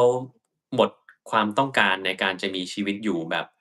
เฮ้ยในเด็กเนี่ยมันไม่เคยคิดเรื่องพวกนี้มันมีแต่ว่าเฮ้ยเราจะต้องเก่งขึ้นเราจะต้องไปทำโน่นทำนี่ได้แต่พออายุเยอะขึ้นตรงกันข้ามโอ้เหนื่อยแล้วทำมาทั้งชีวิตแล้วนี่จะเอาอะไรกับเรามากมายกว่านี้อีกอืจะให้เรามผ่าอีกเหรออืโอ๊ยแย่ๆอยู่มแล้วเนี่ย80กว่าแล้วเนี่ยจะอือะไรกับเรานักหนามพอมีความรู้แบบๆๆรู้สึกแบบนี้เนี่ยมันจะทำให้เราถอยลงทุกอย่างเลยอืแล้วมอืมหลังจากที่เราถอยปุ๊บเนี่ยศัตรูมันไม่ถอยอะมันบุกเราแหลก อืใช่ไหมเหมือนถ้าเรามีมข้าศึกมาบุกเราถ้าเราใจยอมแพ้ปุ๊บข้าศึกมันบุกเรามันไม่ยอมแบบโอ๊ยเราแพ้แล้วข้าศึกมันจะหยุดอยู่แค่นั้นไม่นะอืมความแก่เราก็เป็นอย่างๆเงี้ยถ้าเราเมื่อไหร่เราหยุดมันจัดการเราแน่นอนนะดังนั้นเนี่ยอืมตรงนี้ถ้าเราสามารถที่จะทำให้สุขภาพของเราดีขึ้นได้บางทีเนี่ยจะทำให้ชีวิตของเรามันอยู่ในช่วงสุดท้ายได้อย่างดีที่สุดค่ะใช่ไหมเพราะเราเลือกได้นี่เรารู้ว่าคนเราต้องตายทุกคนไม่มีใครที่มันไม่ตายเป็นไปไม่ได้พระพุทธเจ้ายังดับขันปรินิพพานเลยคนเรามันจะไม่ตายไม่เป็นไปไม่ได้อยู่แล้วเนี่ย ดังนั้นมันต้องเลือกว่าเราจะตายแบบไหนอืมในเมื่อเราหลีกเลี่ยงอันแรกไม่ได้เราต้องเลือกว่าค่ะเราเลือกตายไม่ตายไม่ได้เราต้องเลือกแล้วเราจะตายยังไงตายแบบมีความสุขหรือตายแบบทุรนทุรายตายแบบแบกรับความทุรนทุรายไว้ตลอดใช่ไหมโอเค ร่างกายเราอาจจะเป็นอุปสรรคที่ทำให้เราตายแล้วแบบไม่ทุรนทุรายไม่ได้แต่ค่ะจิตใจอะอืมเราสามารถแก้จิตใจเราให้เราตายไม่ทุรนทุรายได้ไหมคือเคยมีคนถามผมนะว่าตายด้วยวิธีไหนที่มันไม่ทรมานที่สุดสำหรับผมมองอย่างงี้ว่าการตายที่คุณยอมรับมันได้แล้วคุณเข้าใจในการตายเนี่ยมันเป็นการตายที่ไม่ทรมานที่สุดถ้าเมื่ออืไหร่คุณยอมรับมมันไม่ได้นะคุณยังมีความคิดว่าอุ๊ยฉันตายไม่ได้ยังเกิดโน่นเกิดนี่ขึ้นมาถ้าจะตายได้เป็นนั้นเป็นนี้เปล่าเดี๋ยวตายเป็นผีหรือเปล่าอย่างเงี้ยอันเนี้ยตายทรมานแหง่ไม่ว่าคุณจะตายยังไงก็ตามมันก็ทรมานมัน อืมส่วนที่เราเห็นว่าเขาหลับไปเขาตายคนนี้ก็อยู่ๆแบบวูบตายไปเลยมันดูดีจังเลยเนาะเป็นการตายที่ดูมีบุญเหลือเกินนะคุณรู้ได้ไงว่าตอนที่เขาตายเขาไม่รู้สึกอะไรอืไม่มีทางมรู้เพราะคุณคือคนภายนอกที่สังเกตเขาอาจจะหลับแล้วก็หายไปอย่างนั้นแต่ว่าคุณอยู่ภายนอกเนี่ยคุณไม่ได้อยู่ภายในจิตใจเขาจะรู้ได้ยังไงเพราะว่าบางคนเนี่ยนอนแล้วฝันร้ายค่ะถูกไหมแต่คนที่นอนอยู่ข้างๆก็ไม่เห็นมันอะไรเลยนี่ อืมันมในเมื่อมันไม่ได้แสดงหืออือชกต่อยผีปีศาจละเมอออกมาอืเราก็ไม่มีทางมรู้ใช่ไหมครับแล้วจะรู้ได้ไงว่าเขาฝันไม่ร้ายเพราะบางคนน่ะเคยแบบมีคนมาบอกนะเนี่ยเมื่อคืนฝันไม่ดีเลยอืมแต่ไอ้คนที่นอนอยู่ด้วยก็เห็นนอนหลับสบายดีไม่เห็นจะมีปัญหาอะไรดังนั้นเนี่ยการที่เราจะไปรับรู้ได้ไงว่าคนคนหนึ่งเขาตายดีตายไม่ดีเนี่ยไม่มีทางรู้ถ้าจิตใจของเราเนี่ยมันสามารถที่จะทำให้ความยอมรับความตายมันอยู่ในสมองของเราได้ตลอดเวลาทั้งจิตสำนึกและจิตใต้สำนึกนั่นแหละที่คุณจะตายดีเนี่ยสำหรับผมนะคนอื่นนี่คิดไงไม่รู้เหมือนกันนะแล้วแต่ชอบเลยนะผมก็เลยมองว่าเนี่ยเราอาจจะต้องมาฝึกทางด้านของจิตใจเราแล้ใช่วก็ทางด้านค่ะใช่ร่างกายของเราถ้าเราทำได้ในคนอายุเยอะในที่ออกแรงไม่ได้ผมก็เคยบอกวิธีขี้โกงไปแล้ว อืมบางคนบอกต้องไปวิ่งหรือเปล่าไม่ต้องถ้าเราวิ่งไม่ไหวเราทำอะไรก็ได้ครับที่เราเหนื่อย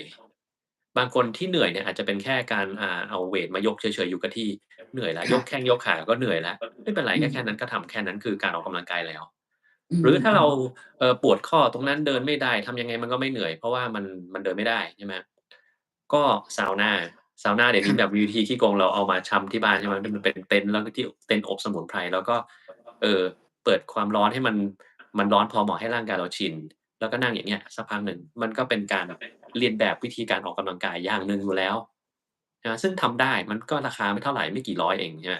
สามารถหามาใช้ได้แล้วเราก็ใช้เองที่บ้านเราก็เลือกปรับความร้อนให้มันเหมาะสมกับที่เราต้องการก็ได้ไม่ต้องทำให้มันหนัอืกเกินไปมแค่นี้เท่านั้นเองเราก็สามารถดูแลร่างกายได้โดยที่เราไม่ต้องไปพึ่งวิธีอื่นแปลกๆใช่ไหมครับนี่แหละดีจังเลยนะคะคุณอืมคุณหมอคะนิดหนึ่งค่ะน้องอ้นบอกว่าถ้าเกิดการผ่าตัดเป็นการผ่าตัดแผลเล็กได้ไหมคะ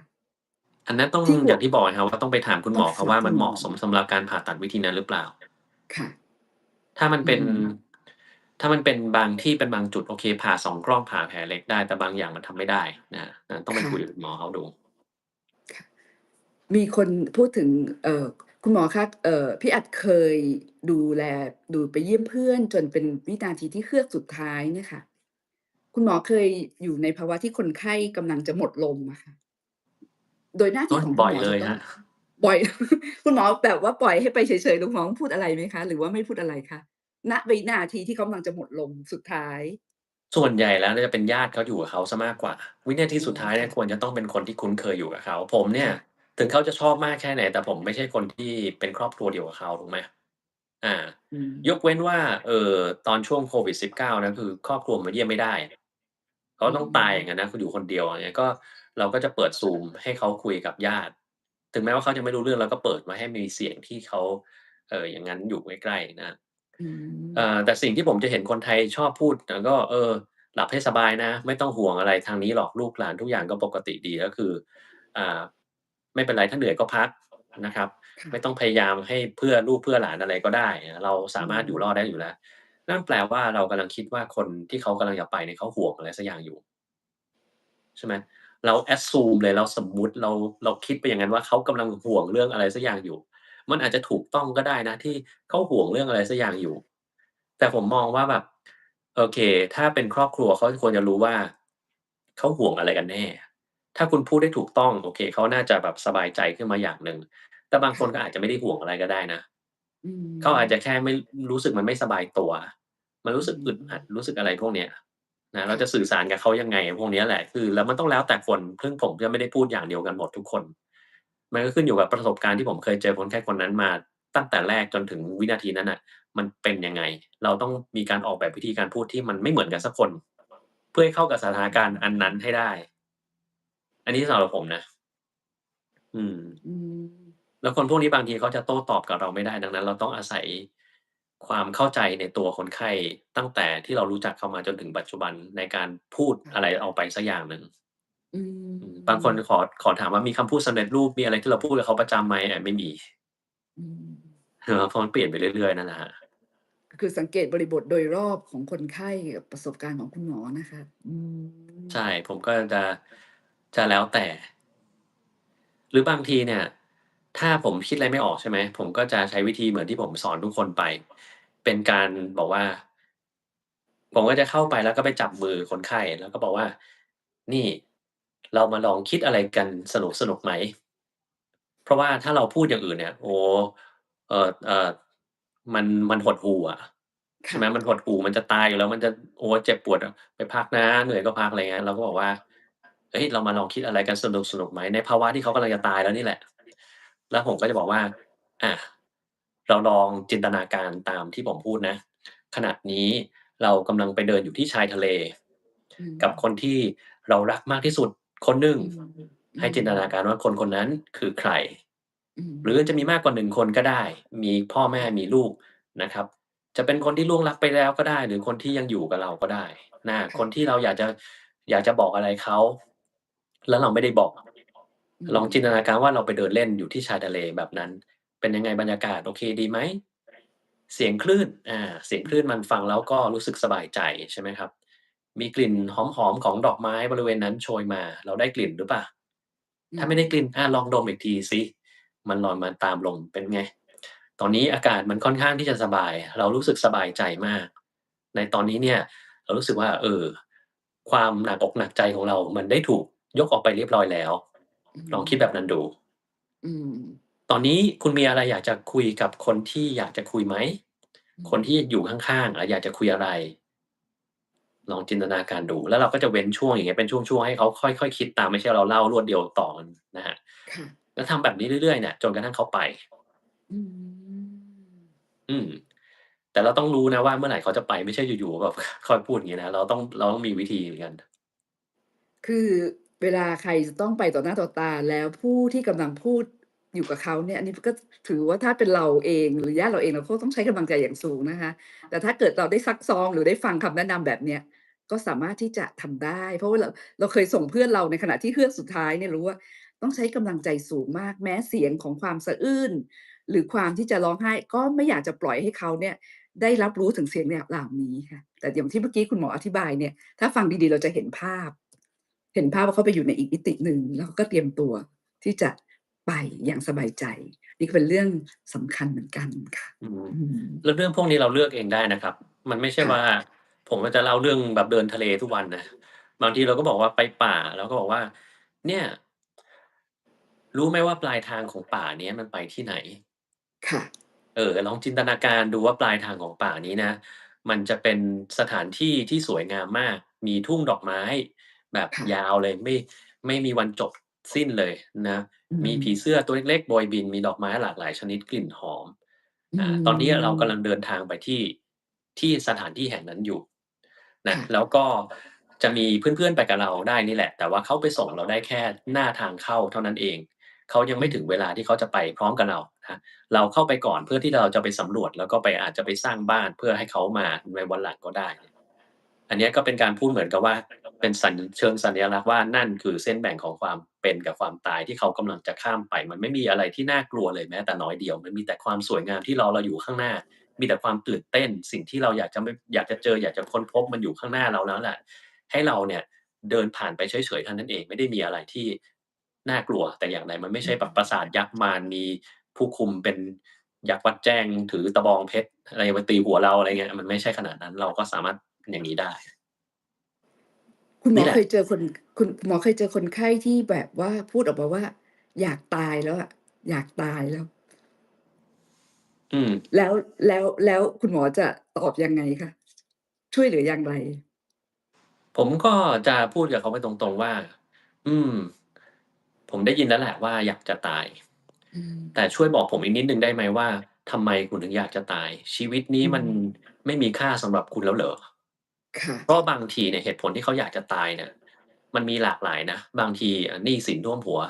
ไม่อยากจะอืมมีชีวิตอยู่แล้วเพราะว่ามันก็โดนทวงหนี้ทุกวันบางทีก็ค่ะเจ็บปวดอืใช่ไหมมอืบางทีก็รู้สึกว่ามๆๆๆๆๆเอ่อโรคที่เขาเป็นเนี่ยทำให้ญาติเขามีภาระต้องมาคอยดูแลต้องมาเสียค่ะเงิน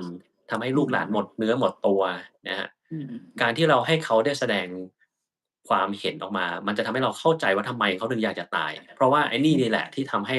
วิธีในการรับมือเนี่ยมันแตกต่างกันไปใช่ไหมอย่างทรมานทางร่างกายไม่ได้ยากอะไรเลยเรามียาตั้งเยอะตั้งแยะนี่ใช่ทำไมเราไม่ใช้ๆล่ะใช่ไหมครับ ค่ะหรือถ้าเกิดว่าบางคนก็รู้สึกว่าอยากตายเพราะว่าโรคที่เป็นอยู่เนี่ยมันทุกข์ทรมานเสียเหลือเกินเราก็สามารถปรับความคิดของเขาได้ว่าเราจะทำไงให้มันหายทุกข์ทรมานมันไม่หายก็จริงนะแต่ว่าเรามีทางที่ทำให้มันไม่ทุกข์ทรมานบางคนก็บอกว่ากลัวว่าเฮ้ยญาติเขาจะเงินหมดหรือเปล่าในงานที่เขามาดูแลรักษาเรานะเราก็อาจจะต้องลองดูซิว่าเราจบการสนทนากับเขาแค่นั้นก่อนแล้วไปถามญาติเฮ้ยเนี่ยเขากังวลเรื่องเนี้ยคุณมีค่ะคำตอบให้เขายังไงไหม อืซึ่งมบางทีมันก็มีบางทีก็ไม่มีถ้าไอ้มีเนี่ยอันเนี้ยยังง่ายแล้วเราก็บอกว่าโอเคเนี่ยแล้วเขาก็ได้เตรียมนะมีเงินทุนไว้ส่วนหนึ่งชีวิตเขาก็ไม่ได้ลำบากเขามีกินทุกอย่างเรียบร้อยเขาสามารถส่งลูกส่งหลานได้โดยที่เขาไม่ได้ลำบากยากเย็นอะไรเขาแค่เอาเงินที่เขากันไว้สำหรับกรณีไปเที่ยวไปกินข้าวมาดูแลรักษาคุณเท่านั้นเองเป็นเรื่องปกติที่คนจะต้องดูแลกันในครอบครัวสมัยคุณตอนที่คุณเป็นผู้ใหญ่ตอนที่เขาเป็นเด็กเนี่ยคุณยังเอาเงินของคุณไปดูแลเขายังได้ส่งเสียเขาเรียนเลย ตอนนี้เขาก็มีความรู้สึกแบบเดียวกับคุณนี่แหละเขาไม่ได้รู้สึกว่ามันเป็นภาระดังนั้นเนี่ยคุณไม่ต้องคิดเยอะหรอกนะเขาสามารถทำได้เขาทำด้วยใจเขาไม่ได้รู้สึกว่าตัวเองมันหนักหนาสาหัสอะไรเนาะ อืมอืแต่ถ้าเกิดเขาไม่มๆๆมีทางออกเช่นเขาไม่มีตังค์จริงๆอย่างเงี้ยเราก็ต้องบอกว่าทางโรงพยาบาลของเราเนี่ยมันก็มีนักสังคมสงเคราะห์ที่เขาเชี่ยวชาญในด้านการดูแลเรื่องนี้เดี๋ยวเราจะให้เขามาช่วยลูกของคุณเองอืมนั้นเรื่องเนี้ยไม่ใช่เรื่องแปลกประหลาดเราไม่ได้เป็นครั้งแรกที่เราเจอปัญหานี้นะครับมีคนที่เป็นอืมปัญหาเนี้ยเจอมาเยอะแยะหลายคนแล้วก็นักสังคมสงเคราะห์เราเขาสามารถหาทางออกให้ได้อย่างจบลงด้วยดีทุกรายอืนี่เราก็ต้องทำแบบมนี้เราไม่ใช่เราต้องไปช่วยเราต้องดึงคนอื่นมาช่วยบ้างอะไรเงี้ยนะครับๆค่ะ อืม อีกคำถามหนึ่งนะคะจริงๆคำถามอะมีเยอะเหมือนกันนะคะอืมนั่นแหละคุณหมอคะคุณหมอในการทำงานความเป็นแพทย์ของคุณหมอเวลาผลลัพธ์ที่มันออกมามีวันไหนที่หมอรู้สึกโอ้โฮวันนี้แบบปลื้มปริ่มเลยค่ะมีความก็สุขมันก็ต้องมีมันก็ต้องมีทั้งใช่วันที่เราใช่เรารู้สึกว่ามันเจ๋งดีแล้วก็วันที่เรารู้สึกว่าตรงกันข้ามกันก็มีนะค่ะก็ส่วนใหญ่วันที่รู้สึกดีก็คือวันที่เราได้ใช้ความสามารถของตัวเองเพื่อทำอะไรขึ้นมาสักอย่างหนึ่งแค่นั้นเลยไม่ได้มีอะไรแบบพิสดารพันลึกอะไรเท่าไรแต่ว่าก็อย่างเช่นแบบเคสบางเคสที่มันมีคนเขาเห็นไม่ตรงกับเราอย่างเงี้ยนะครับแล้วเราก็พยายามรู้สึกว่าไอ้ความคิดของเรามันถูกต้องแล้วนะ มันตรงกับหลักการตรรกะทุกอย่างที่เราคิดมาแล้วเราก็ยึดมั่นในหลักการของเราโดยที่เราไม่ไขว้เขวเลยแม้แต่น้อย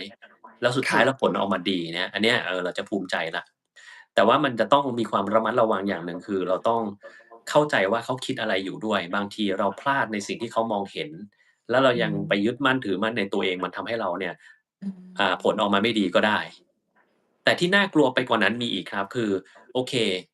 เขามองเห็นในสิ่งที่เรามองไม่เห็น แล้วเรายังไม่สนใจเรายึดมั่นถือมั่นตัวเองอืแล้วผลมันดันออกมามดีอืมันจะมๆๆยิ่งทำให้เรารู้สึกว่ากลางมากขึ้นเป็นไงล่ะเห็นไหมไร้สาระเนี่ยเราทำของเราออกมาผลก็เห็นดีอยู่เนี่ยซึ่งจริงๆมันไม่ใช่ครับจริงๆมันดีได้มากกว่านั้นอีกแต่ว่าเราดันไม่ยอมรับเท่านั้นเองอืมคือผมก็ต้องมีการทบทวนตัวเองอย่างเงี้ยอยู่เรื่อยๆว่าตัวเองเป็นคนประหลาดแบบนั้นหรือเปล่าถึงแม้เราจะไม่ชอบขี้หน้าไอ้คนนั้นก็ตามแต่ถ้ามันพูดมาแล้วแบบมันถูกต้องมันน่าคิดมันเอาไปใช้ได้ดีมันทำให้เราเก่งขึ้นมันทำไมจะวางศักดิ์ศรีแล้วไปเอามันมาใช้ไม่ได้ใช่ไหมครับก็จะเป็นแบบนี้แต่ว่าวันไหนที่ผมรู้สึกว่ามั่นใจทำอะไรที่ตรงข้ามกับคนอื่นแล้วมันสำเร็จแล้วมันดีเนี่ยคนไข้รอดได้เนี่ยอันนั้นน่ะเท่สุดในบรรดาทั้งหมดแล้วอือฮึมีความสุขเก็บได้รายวันเลยนะคะสำหรับของคุณหมอโอ้แน่นอนมันเก็บได้ตลอดทุกเวลาตอนไหนก็ได้คุณหมอคะครับ พวกเราบอกว่าคุณหมอเนี่ยมีความสุขในการไลฟ์ในการทำคลิป พวกเรารู้สึกเลยนะคะว่าคุณหมอมีความสุขในการทำไลฟ์ในการทำคลิปจริงไหมคะ ก็สนุกดีนะครับผมว่ามันก็เป็นสิ่งหนึ่งซึ่งผมชอบทำนะทำแล้วค่ะก็มันได้เจอผู้คนหลากหลายแล้วก็นี่ก็คือหนึ่งในสังคมของผมถูกเปล่าอย่างเช่นใช่เราค่ะบอกว่าในบรรดาสิ่งที่ผมแนะนำทุกอย่างออกกำลังกายหรืออะไรเนี้ยอืมันจะมีมข้อหนึ่งก็คืออยู่กับคนที่ควรอยู่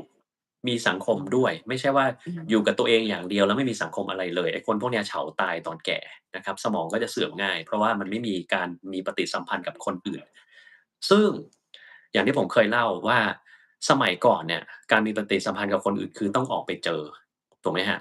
ต้องออกไปเจอต้องไปคุยต้องไปแบบมีสังคมไปจะทำอะไรก็ได้ต้องไปเจอคนอื่นเขาแต่เดี๋ยวนี้มันไม่ต้องแล้วนี่โลกของเรามันเปลี่ยนแปลงไปแล้วเราสามารถเจอกันได้ทาง social แบบนี้ อืมดังนั้นอืมนี่ก็คือการที่เราเจอสังคมที่เราดีชอบและเราสามารถเลือกสังคมนั้นได้เองถ้าคนไหนผมอืมรู้สึกว่าคนคนนี้เป็นพิษเป็นภัยต่อสังคมผมนี่ก็บล็อกมันทิ้งไปเลยจะเก็บไว้ทำอะไรใช่ไหมครับแล้วก็นี่คือบ้านใหญ่ของเราก็แปลว่าถ้าคนที่เขาอยากจะฟังเราเขาชอบเราเนี่ยหรือเขาถูกจริตกับเราเขาก็มาเองส่วนคนอืที่ไม่ถูกมจริตเนี่ยเข้ามาแล้วมาด่าเนี่ยก็แปลว่าเฮ้ยมันมาเหยียบย่ำในบ้านของข้าพเจ้าอย่างงี้เราก็ทุบมันให้ตายไปเลยอืใช่ไหม มแล้วผมเนี่ยจะเป็นคนที่เป็น Devil พี่อาจก็คงจะรู้คือตรงข้ามกับสายพุทธศาสนาอย่างยิ่งเลยถึงจะเป็น Devil ที่อาจจะเข้าใจชีวิตมนุษย์มากเนี่ยแต่บางทีการเข้าใจเนี่ยผมก็เอามันมาใช้เป็นประโยชน์ของตัวเองเหมือนกันนะประโยชน์ในทางการแพทย์เราก็โอเคทำให้เขาดีขึ้นถ้าประโยชน์ในทางตรงข้ามล่ะเช่นถ้าเกิดคนที่เขามาไม่ดีกับเราเนี่ยเราสามารถทำให้ชีวิตเขาพังทลายไปได้เลยนะอืมในทางพุทธเนี่ยบางทีเรารู้สึกว่าถ้าเราทำแบบเนี้ยจิตใจเราจะไม่สบายหรือเปล่าเราจะมีความรู้สึกเราเป็นทุกข์ที่ทำให้ชีวิตคนหนึ่งเขาเป็นทุกข์แต่สำหรับผมเนี่ยมันตรงกันข้าม อืมถ้าเป็นคนที่ไม่ดีมาทำอะไรกับเราไม่ดีเนี่ยแล้วเราไปทำให้เขาชีวิตมีปัญหาเนี่ยผมจะรู้สึกเป็นสุขอืมเหมือนกับอืมเราได้ทำบุญเลยเป็นความรู้สึกอย่างเดียวกับเวลาที่เราได้ทำบุญแล้วมีอย่างเช่นไปทำบุญกับเด็กกำพร้ากับคนชราแล้วเขามีชีวิตที่ดีขึ้นเขามีความสุขสดใสเขาจะรู้สึกอิ่มเอิบใจอิ่มบุญรู้สึกวันนี้เราได้ทำประโยชน์ของผมเนี่ยรู้สึกแบบนี้อย่างเดียวกันเลยถ้าเราได้ทำสิ่งที่ไม่ดีกับคนที่มันไม่ดีกับเรารู้สึก วันนี้รู้สึกดีใจจังเลย มีความสุขมากเลยนะครับไม่รู้ทำไมเราถึงมีความสุขได้มากขนาดนี้แล้ววันนั้นก็จะยิ้มทั้งวันแบบดีจังเลยถ้าเราทำร้ายคนคนหนึ่งที่เขาไม่ดีกับเราได้อย่างสุดยอดมากซึ่งแบบพอเราไปเล่าแบบนี้ให้กับผู้ใหญ่ฟังตอนเด็กๆนะไอ้เด็กนี่มันต้องเป็นโรคจิตแน่ๆเลยมันต้องเป็นคนซาดิสมันต้องแบบมีปัญหาต้องไปเรียกผู้ปกครองมันมาคุยซึ่งจริงๆไม่ได้เป็นแบบนั้นเลยนะอืหรือถ้าเราไปมคุยกับคนที่ศาสนาพุทธนี่เขาบอกเฮ้ยคุณคิดแบบนี้ไม่ได้นะมันไม่ถูกต้องมันผิด มันไม่สมควรแต่เนี่ยมันอาจจะเป็นเพราะคุณไม่เข้าใจศาสนาพุทธไปศึกษามาเพิ่มเติมดีกว่าทำไมหมอถึงไม่ไปอ่านศาสนาพุทธถ้าหมอเรียนศาสนาพุทธจะได้เข้าใจโลกมากกว่านี้คือแบบเดี๋ยวผมเลือกทางเดินของผมเองได้ซึ่งทางเดินของผมมันไม่เหมือนคุณก็ได้ถ้าเกิดว่าคุณอืมอืมอยากจะไปทางนั้นคุณก็ศึกษาคุณสามารถแนะนำผมได้นะแต่ผมแค่ไม่ทำตามคุณเท่านั้นเองอืมันก็เป็นเสียอย่างม งี้นะครับ เรียนรู้ด้วยตัวเองค่ะคุณหมอเป็นเอผู้ที่อต้องเก็บเกี่ยวอยากเล่าให้ทั้งสมาชิกและ FC ฟังนะคะเมื่อวันเกิดของคุณหมอเดือนเมษายนน่ะค่ะอยู่ๆนะคะน้องจุ๋มก็เสนอมาบอกว่าวันเกิดคุณหมอเนี่ยพวกเราทำอะไรให้คุณหมอดีไหมนะคะอันนี้ก็แบบว่าคือจะชวนกันจะสวดเจริญพระพุทธมนต์นะทำบุญถวายสังฆทานให้กับคุณหมอค่ะตอนนั้นนะคะอาใช่แล้วแล้วเราพี่อัดก็เก็บไว้อยู่นะคะว่าเอ๊ไม่รู้คุณหมอแกจะดูว่าเข้าทีไหมนะคะ แต่ว่าคุณปุ๊กก็บอกว่าต้องลองดูถามสิถึงจะรู้อะนะคะแล้วพวกเราก็รวมกลุ่มกันเล็กๆอะค่ะแล้วก็บอกคุณหมอว่าเราจะทำอันนี้ให้นะคะจะถวายสังฆทานแล้วก็มีการสวดเจริญพระพุทธมนต์โดยเชิญคุณพ่อคุณแม่คุณหมอมาด้วยค่ะท่านมานะคะท่านมาค่ะแล้วก็พวกเราก็บอกว่าจะให้คุณหมอเนี่ยร่วมพิธีผ่าน Zoom ค่ะและที่ทำให้ประชาชนอัศจรรย์ก็คือว่าคุณหมอต้องกล่าวคำถวายสังฆทานเป็นภาษาบาลีนะคะแล้วก็ตามด้วยภาษาไทยด้วย คุณหมอทำตามเลยค่ะทำตามทั้งหมดเลยมันก็ไม่ได้จำได้ว่ายากอะไรตอนนั้นพี่อาจก็ค่ะ ส่งสกริปต์มาให้ใช่ไหมคือถ้าให้ผมแบบต้องไปหามาเองอันนี้คงจะไม่ไหว อิมานิมะยังพันเตนี่ชัดเจนเลยนะคะแล้วพวกเราก็กล่าวตามแล้วก็ทุกคนรู้สึกว่าตอนนั้นที่ทุกคนจัดนี่นะคะอยากเล่าให้กับเมมเบอร์กับ FC ทุกคนฟังว่าคุณหมอให้ความรู้กับพวกเราเนี่ยอย่างน้องจุ๋มหรือหลายท่านก็บอกว่าเปลี่ยนเปลี่ยนชีวิตคุณพ่อคุณแม่เปลี่ยนวิกฤตของคนรอบตัวแล้วเราก็อยากว่าถ้ามีโอกาสเราจะตอบแทนบ้างนะคะแล้ววิธีการตอบแทนของเราก็คือได้ไปทำบุญแทนคุณหมออะค่ะ แล้วก็วันนั้นก็จำได้ว่าพอคุณหมอส่งเสียงมาโอ้นี่ขนาดกล่าวครั้งแรกนะถ้อยคำอักขระฟังชัดเจนค่ะแล้วก็ได้บุญกันโดยทั่วหน้าทั้งคุณกมลภานะคะคุณอ้อมหลายคนนะคะแล้วก็ คุณต้อมเป็นสังคมเล็กๆที่น่ารักค่ะคุณต้อมภัทราพรนะคะคือ ทำขนมจีนซาวน้ำมาด้วยวันนั้นเนี่ยนะคะแล้วก็ทำอย่างประณีตเลยค่ะพี่ชวนจำได้ว่าคุณหมอเนี่ยเห็นพวกอ๋อผมเรารู้สึกก็ได้กินว่าปลื้ม คลิปแล้วครับคือจริงๆอะอยากจะกินเหมือนกันแต่มันกินไม่ได้ถ้าเกิดแบบสามารถยื่นมือทะลุจอซูมไปได้กินคงกินแล้ว ที่จะเล่าก็คือเห็นสายตาอันแวววาวของคุณหมอค่ะว่าอยากจะกินมากค่ะขนแต่มจีนมันกินไม่ได้ ซาวน้ำเนี่ยครับคราวหน้ากลับมานะคะเดี๋ยวบอกคุณต้อมพัชราพรแล้วก็อยากจะชื่นชมค่ะคุณต้อมพัชราพรเองเนี่ยนะคะเป็นคนที่ถอดเทปคุณหมอในยุคแรกๆค่ะในยุคแรกๆเนี่ยทุกเย็นเลยค่ะในขณะที่เฝ้าคุณแม่ป่วยด้วยเนี่ยคุณต้อมก็จะถอดเทปคุณหมอเนี่ยแล้วจำได้ว่าคุณมนหรือใครก็คนหนึ่งอะค่ะพวกเราสมาชิกนี่แหละบอกว่า เป็นการช่วยสำหรับผู้ที่มีความบกพร่องทางการได้ยินเป็นอย่างดีนะคะสำหรับการถอดเทปออกมาได้อ่านจำได้คุณต้อมทำอยู่สักปี2ปีอะค่ะจากนั้นก็เป็นคุณณัฐไทยคุณวันน้องวันอะนะคะถ้าพวกเราสังเกตก็คือจะเห็นว่าจะมีการปักหมุดนะคะของการถอดเทปอันเนี้ยดีมากเลยนะคะเพราะในบางครั้งเนี่ยส่วนตัวเนี่ยนะคะก็คือว่าพี่อัศวรรณเนี่ยบางทีอยากจะรู้ว่าคุณหมอพูดอะไรดูเร็วๆปั๊บ พออ่านถอดเทปปั๊บรู้เลยค่ะว่าวันนี้คุณหมอพูดอะไรแล้วก็ค่อยไปตามฟังสิ่งที่ทำกันมายาวนานคุณหมอยังชื่นชมเลยว่าแล้วคุณวันนะคะที่ถอดเทปกันมาใช้ Google Docs ค่ะวิธีการคือเอาเสียงเนี่ยไปลงแล้วก็แปลออกมาเป็นภาษาไทยได้เลยนะคะแล้วก็มาตรวจคำอีกคนหนึ่งที่ช่วยอยู่เบื้องหลังก็คือคุณปุ๊ลูกช้างเรานี่แหละค่ะช่วยหาศัพท์ภาษาอังกฤษเพราะคุณวันบอกว่าวันไม่ค่อยคุ้นเลยพี่อ่านในตอนแรกๆนะคะแต่คุณปุ๊ก็ช่วยกันถอด แบบว่าดูศัพท์ภาษาอังกฤษที่ยาก2แรงแข่งขันนะคะเพราะฉะนั้นมีการปักหมุดที่คุณหมออืมปักให้เนี่ยค่ะมันเป็นประโยชน์มากในส่วนรวมแล้วมันเป็นประโยชน์มากๆเมื่อเล่าถึงตรงนี้นะคะเดี๋ยวเกิดจะหมดเวลาไปเนี่ยนะคะก็เลยคิดว่าเอ่อพี่อาจขออนุญาตเล่าถึงการเป็นสมาชิกเมมเบอร์นิดหนึ่งนะคะมีมีคนเขียนคอมเมนต์มาซึ่งพระอาจารย์ที่อ้างนี่หัวหน้าพี่อัดเองพระอาจารย์สมชายธนวุฒโธท่านจบแพทย์จากจุฬา หลังจากจบแพทย์แล้วท่านมาบวชเป็นพระน่าจะให้ความรู้ความเข้าใจทางด้านพุทธศาสนาอันนี้คือหัวหน้าพี่อัดเลยค่ะท่านจบแพทย์แล้วท่านก็ไปเรียนต่อทางด้านพุทธศาสตร์ที่ญี่ปุ่นนะคะจนจบปริญญาเอกความรู้พุทธศาสนาทั้งในเรื่องของหลักเถรวาทแล้วก็พุทธศาสนาโดยรวมที่มีการสืบทอดต่อกันมาเนี่ยท่านมีความรู้เรื่องนี้เยอะเมื่อกี้เห็นคนโพสต์มาพี่ก็เลยอ่านนะคะอืในส่วนมตัวพี่อาจอยากเล่าถึงการเป็นสมาชิกนิดหนึ่งอะนะคะเพราะคิดว่าคุณหมอเชิญแล้วก็อาจจะไม่เชิญอีกค่ะอันนี้พูดให้จบไปเลย คือพี่อัชวัลน่ะติดตามคุณหมอตั้งแต่ตอนที่ประมาณสมาชิกดูประมาณสัก8,000ได้นะคะผู้ติดตามจำได้ว่าตอนนั้นน่ะมะงุมมะงารามากเลยค่ะเกี่ยวกับเรื่องของความรู้ความเข้าใจในเรื่องโควิดค่ะแล้วก็คุณแม่ตอนนั้นก็อายุประมาณสัก98ด้วยซ้ำนะคะ96-98ทุกคนกลัวหมดเลยค่ะว่ากลัวจะเอาโควิดมาติดคุณแม่ค่ะแล้วเราก็เริ่มหาความรู้นะคะโดยที่ตัวเองส่วนตัวก็ไม่เคยฟังยูทูบที่ไหนเลยนะคะ แต่วันนั้นน่ะไม่ได้แล้วคือวัคซีนก็จำชื่อไม่ได้เลยค่ะอาการก็ไม่รู้ด้วย ก็เลยเริ่มหาความรู้ ก็มาเจอคลิปคุณหมอที่อธิบายอย่างชัดเจนนะคะ แล้วก็ตอนนั้นรู้สึกว่าคุณหมอคนนี้อธิบายง่ายดีเนาะแล้วก็บอกวิธีการหมดเลยอะจากนั้นก็เริ่มฟังคลิปต่อๆไปนะคะ ซึ่งคลิปต่อไปเนี่ยคุณหมอเอา Rosie มาด้วยค่ะ บอกว่าโอ้คุณหมอคนนี้นี่ช่างเลยเนาะพูดมีสมาธิมากเลยในขณะพูดไปก็จับ Rosie ไปนะคะ ส่วนตัวเราก็ดูสุนัขไปก็ไม่มีสมาธิฟังนะคะแต่ฟังก็รู้เรื่องก็คือเราก็ได้เห็นถึงความตั้งใจตอนนั้นเนี่ยคุณหมอเนี่ยพูดตรงๆเลยว่าการพูดของคุณหมอก็ยังไม่สบายเหมือนตอนนี้นะคะแต่ก็เป็นความรู้ที่ได้รับจากนั้นก็เลยติดตามมาเรื่อยๆค่ะแต่อันหนึ่งค่ะคุณหมอคะที่น่าสนใจก็คือเวลาเราโพสต์ไปตอนแรกเนี่ยพี่อัญชวนนึกว่าคุณหมอมีแอดมินเป็น10คนค่ะ พอพอ ไม่ พอมี โพสต์ไปปั๊บพอโพสต์ไปปั๊บนะคะก็จะมีสัก2ทุ่มก็จะมีคนมากดไลก์อะไรประมาณเนี้ยค่ะเราก็จะตื่นมาดูแอดมินนี่ดีจังเลยแล้วทำงานเป็นเวลาจังเลยคุณหมอนี่มีแอดมินแบบว่าเยอะแยะเลยเนาะที่แบบทำงานเพราะตัวคุณหมอเองอะน่าจะไปรักษาคนไข้อยู่นะคะแล้วก็การที่มีการกดไลก์แล้วมันกระเด้งขึ้นมาเนี่ยมันเป็นการปฏิสัมพันธ์ระหว่างคุณหมอที่ให้ความรู้กับพี่อัชวัลที่เป็นคนอ่านนะคะแล้วก็ อ๋อมันเป็นข้อเหตุผลที่แบบเราโพสต์ไปมันดีนะมีการกดไลก์ให้เราแต่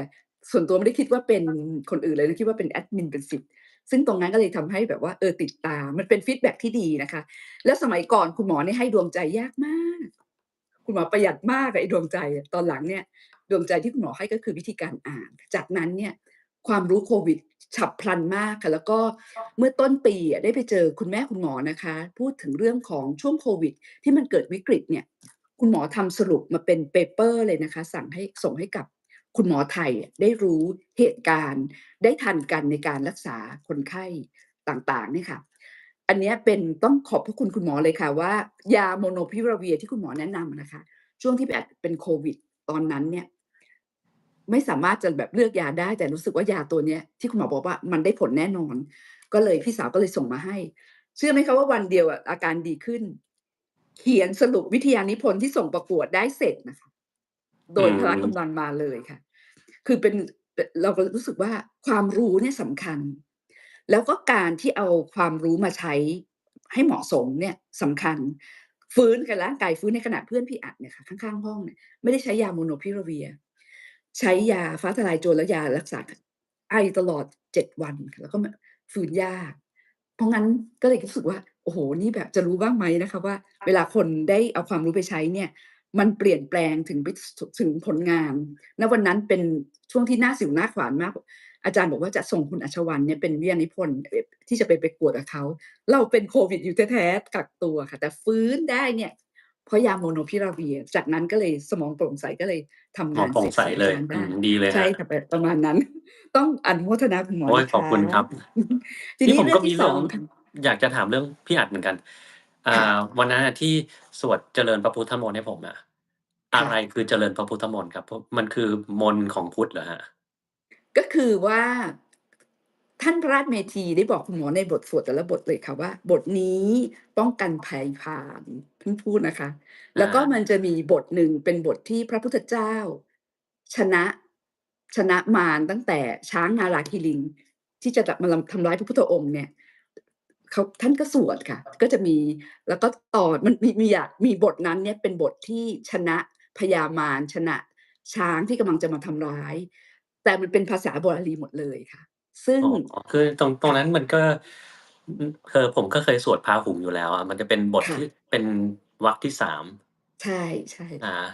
ประมาณนั้นเพราะฉะนั้นบทแต่ละบทเนี่ยก็คือ1ให้ปลอดภัยแล้วก็ให้พ้นภัยพาลให้เจริญแล้วก็มีอยู่บทหนึ่งท่านยังบอกเลยว่า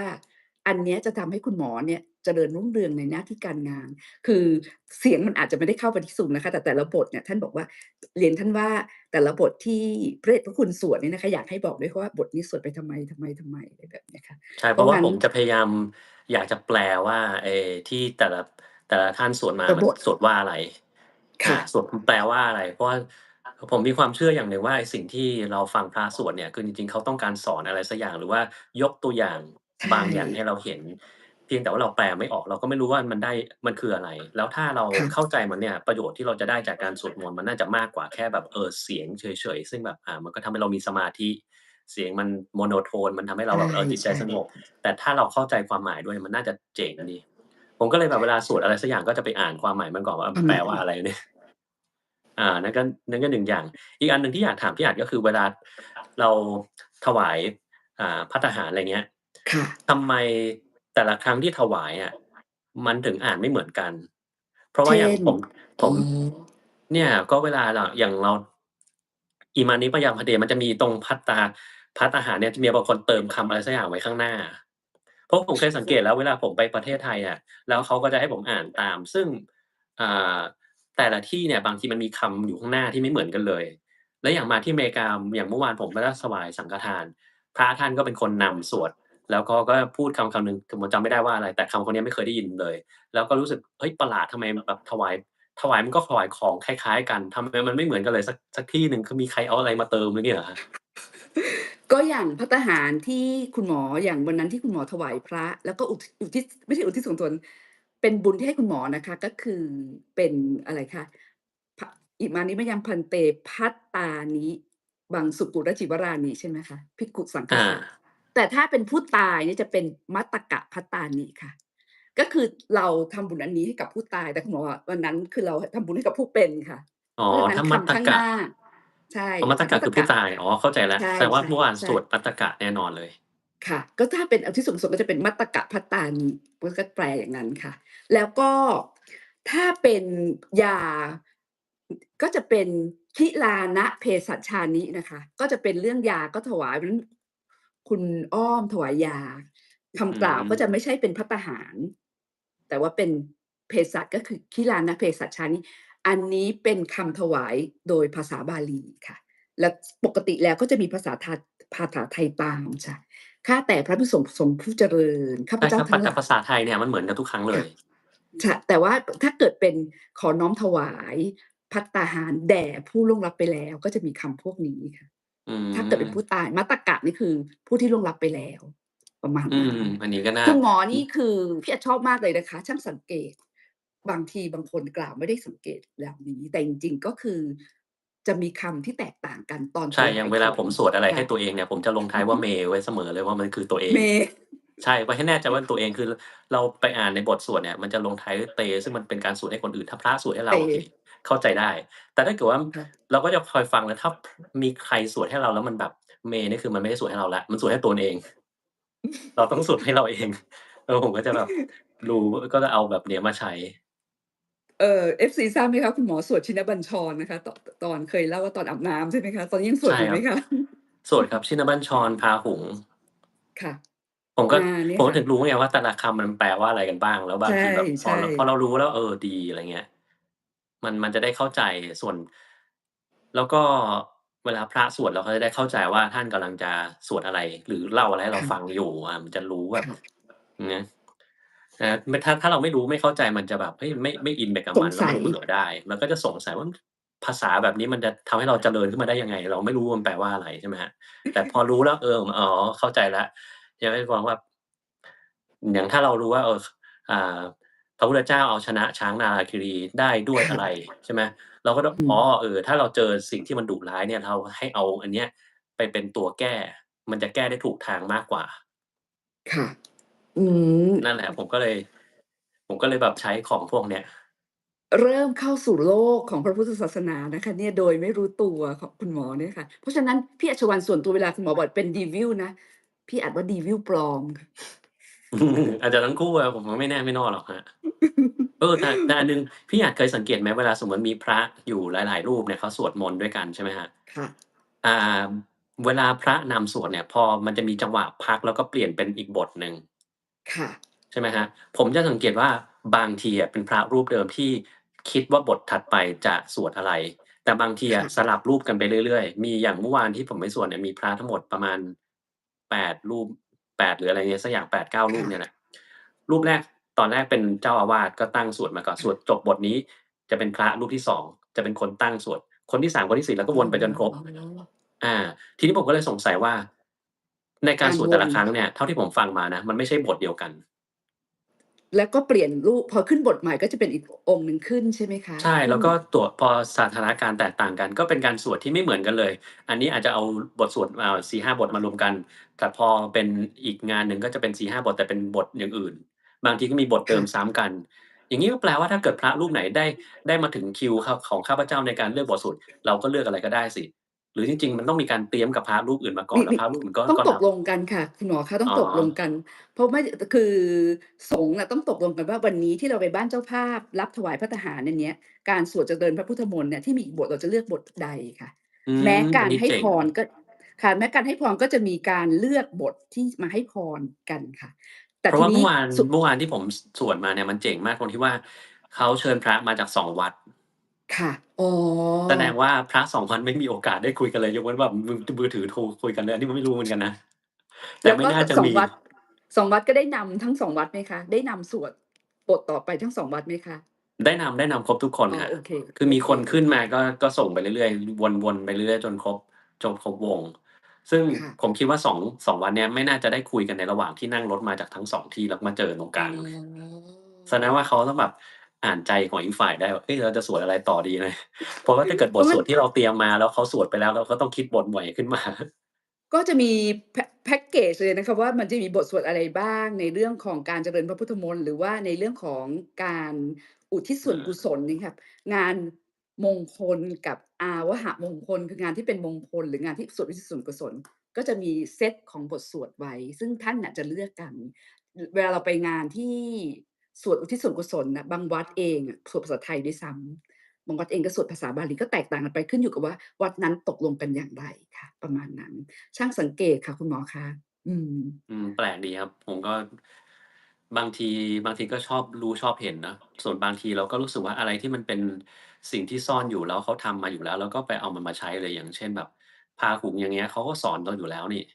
ใช่ไหม ค่ะ ว่าแต่ละบทถ้าเราเจอปัญหาแบบนี้เอาอะไรมาแก้เราก็เออมันมีคนคิดทางแก้แล้วเราไปคิดมันทำไมให้ยุ่งยากเราไปลองทำดูถ้าทำแล้วมันไม่ได้ผลก็อีกเรื่องหนึ่งอย่างเงี้ยมีคนมีคนถามว่าเนี่ยตอนกราบพระรัตนตรัยทั้ง3ก็นึกถึงคุณของพระรัตนตรัยค่ะต้องไปศึกษาว่าคุณของพระรัตนตรัยหมายความว่ายังไงคุณของพระรัตนตรัยก็คือมีอยู่3ประการนะคะพระรัตนตรัยก็คือพระพุทธพระธรรมพระสงฆ์เนี่ยค่ะถ้าเป็นพระพุทธเจ้าเนี่ยคือพระปัญญาธิคุณพระบริสุทธิคุณพระกรุณาธิคุณแบบนั้นก็จะมีความหมายไปอีกค่ะก็ซึ่งเป็นสิ่งที่พระพุทธองค์เนี่ยสั่งสมมาในหลายๆภพในหลายๆชาติ ที่ท่านพระองค์เกิดมาถ้าลงไปก็จะอีกหลายเรื่องอะนะคะอืมผมค่ะมองว่าอย่างงี้เพราะว่าถ้าเรามองเรื่องของพระพุทธคุณเนี่ยสำหรับผมนะคือค่ะท่านก็เป็นคนที่มีปัญญามากเห็นในสิ่งที่มันควรจะต้องเห็นมันเป็นจริงตามนั้นค่ะแล้วก็มีโอกาสทำให้คนอื่นได้รับรู้ไปด้วยแต่ว่าไม่เพียงแค่ค่ะนั้นคือท่านก็ยังมีความกรุณาที่จะเอามันเผยแพร่เพราะถ้าท่านจะรู้อยู่ของท่านคนเดียวนิพพานไปคนเดียวมันก็ได้นี่หว่าไม่เห็นค่ะต้องเป็นเผื่อแผ่อะไรเลยใช่แต่ว่าการที่ท่านมาเผื่อๆแผ่เนี่ยมันก็เป็นสิ่งหนึ่งซึ่งเราควรจะรู้สึกว่าเฮ้ยมันก็เป็น คุณอย่างหนึ่งซึ่งท่านทำไว้นะคือนอกเหนือจากเอาปัญค่ะญาที่มันเหนือมนุษย์มาเจอของบางอย่างที่มันสำคัญมากๆเขายังมาบอกต่อเราอีกอย่างงี้เราควรจะต้องนึกถึงคุณของเขาที่เขาใช่ทำประโยชน์ไว้ค่ะใให้ประมาณนั้นน่ะช่ๆๆๆแล้วก็คือถ้าพระพุทธศาสนาไม่กระทบต่อวิถีชีวิตก็คงจะไม่ได้สืบทอดกันมาอย่างยาวนาน2,500กว่าปีนะคะตอนตอนที่ทำวิจัยเนี่ยคือรู้สึกว่าพระพุทธศาสนาเนี่ยเป็นศาสนาที่สืบทอดกันไม่ได้ขนาดนี้จะต้องคำสอนต้องไม่ธรรมดาแล้วก็จะต้องมีบุคคลที่เสียสละอุทิศที่จะแปล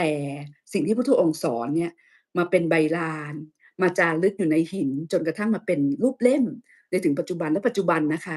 ก็มีการที่ทำเป็นรูปแบบดิจิทัลค่ะทางประเทศไต้หวันเนี่ย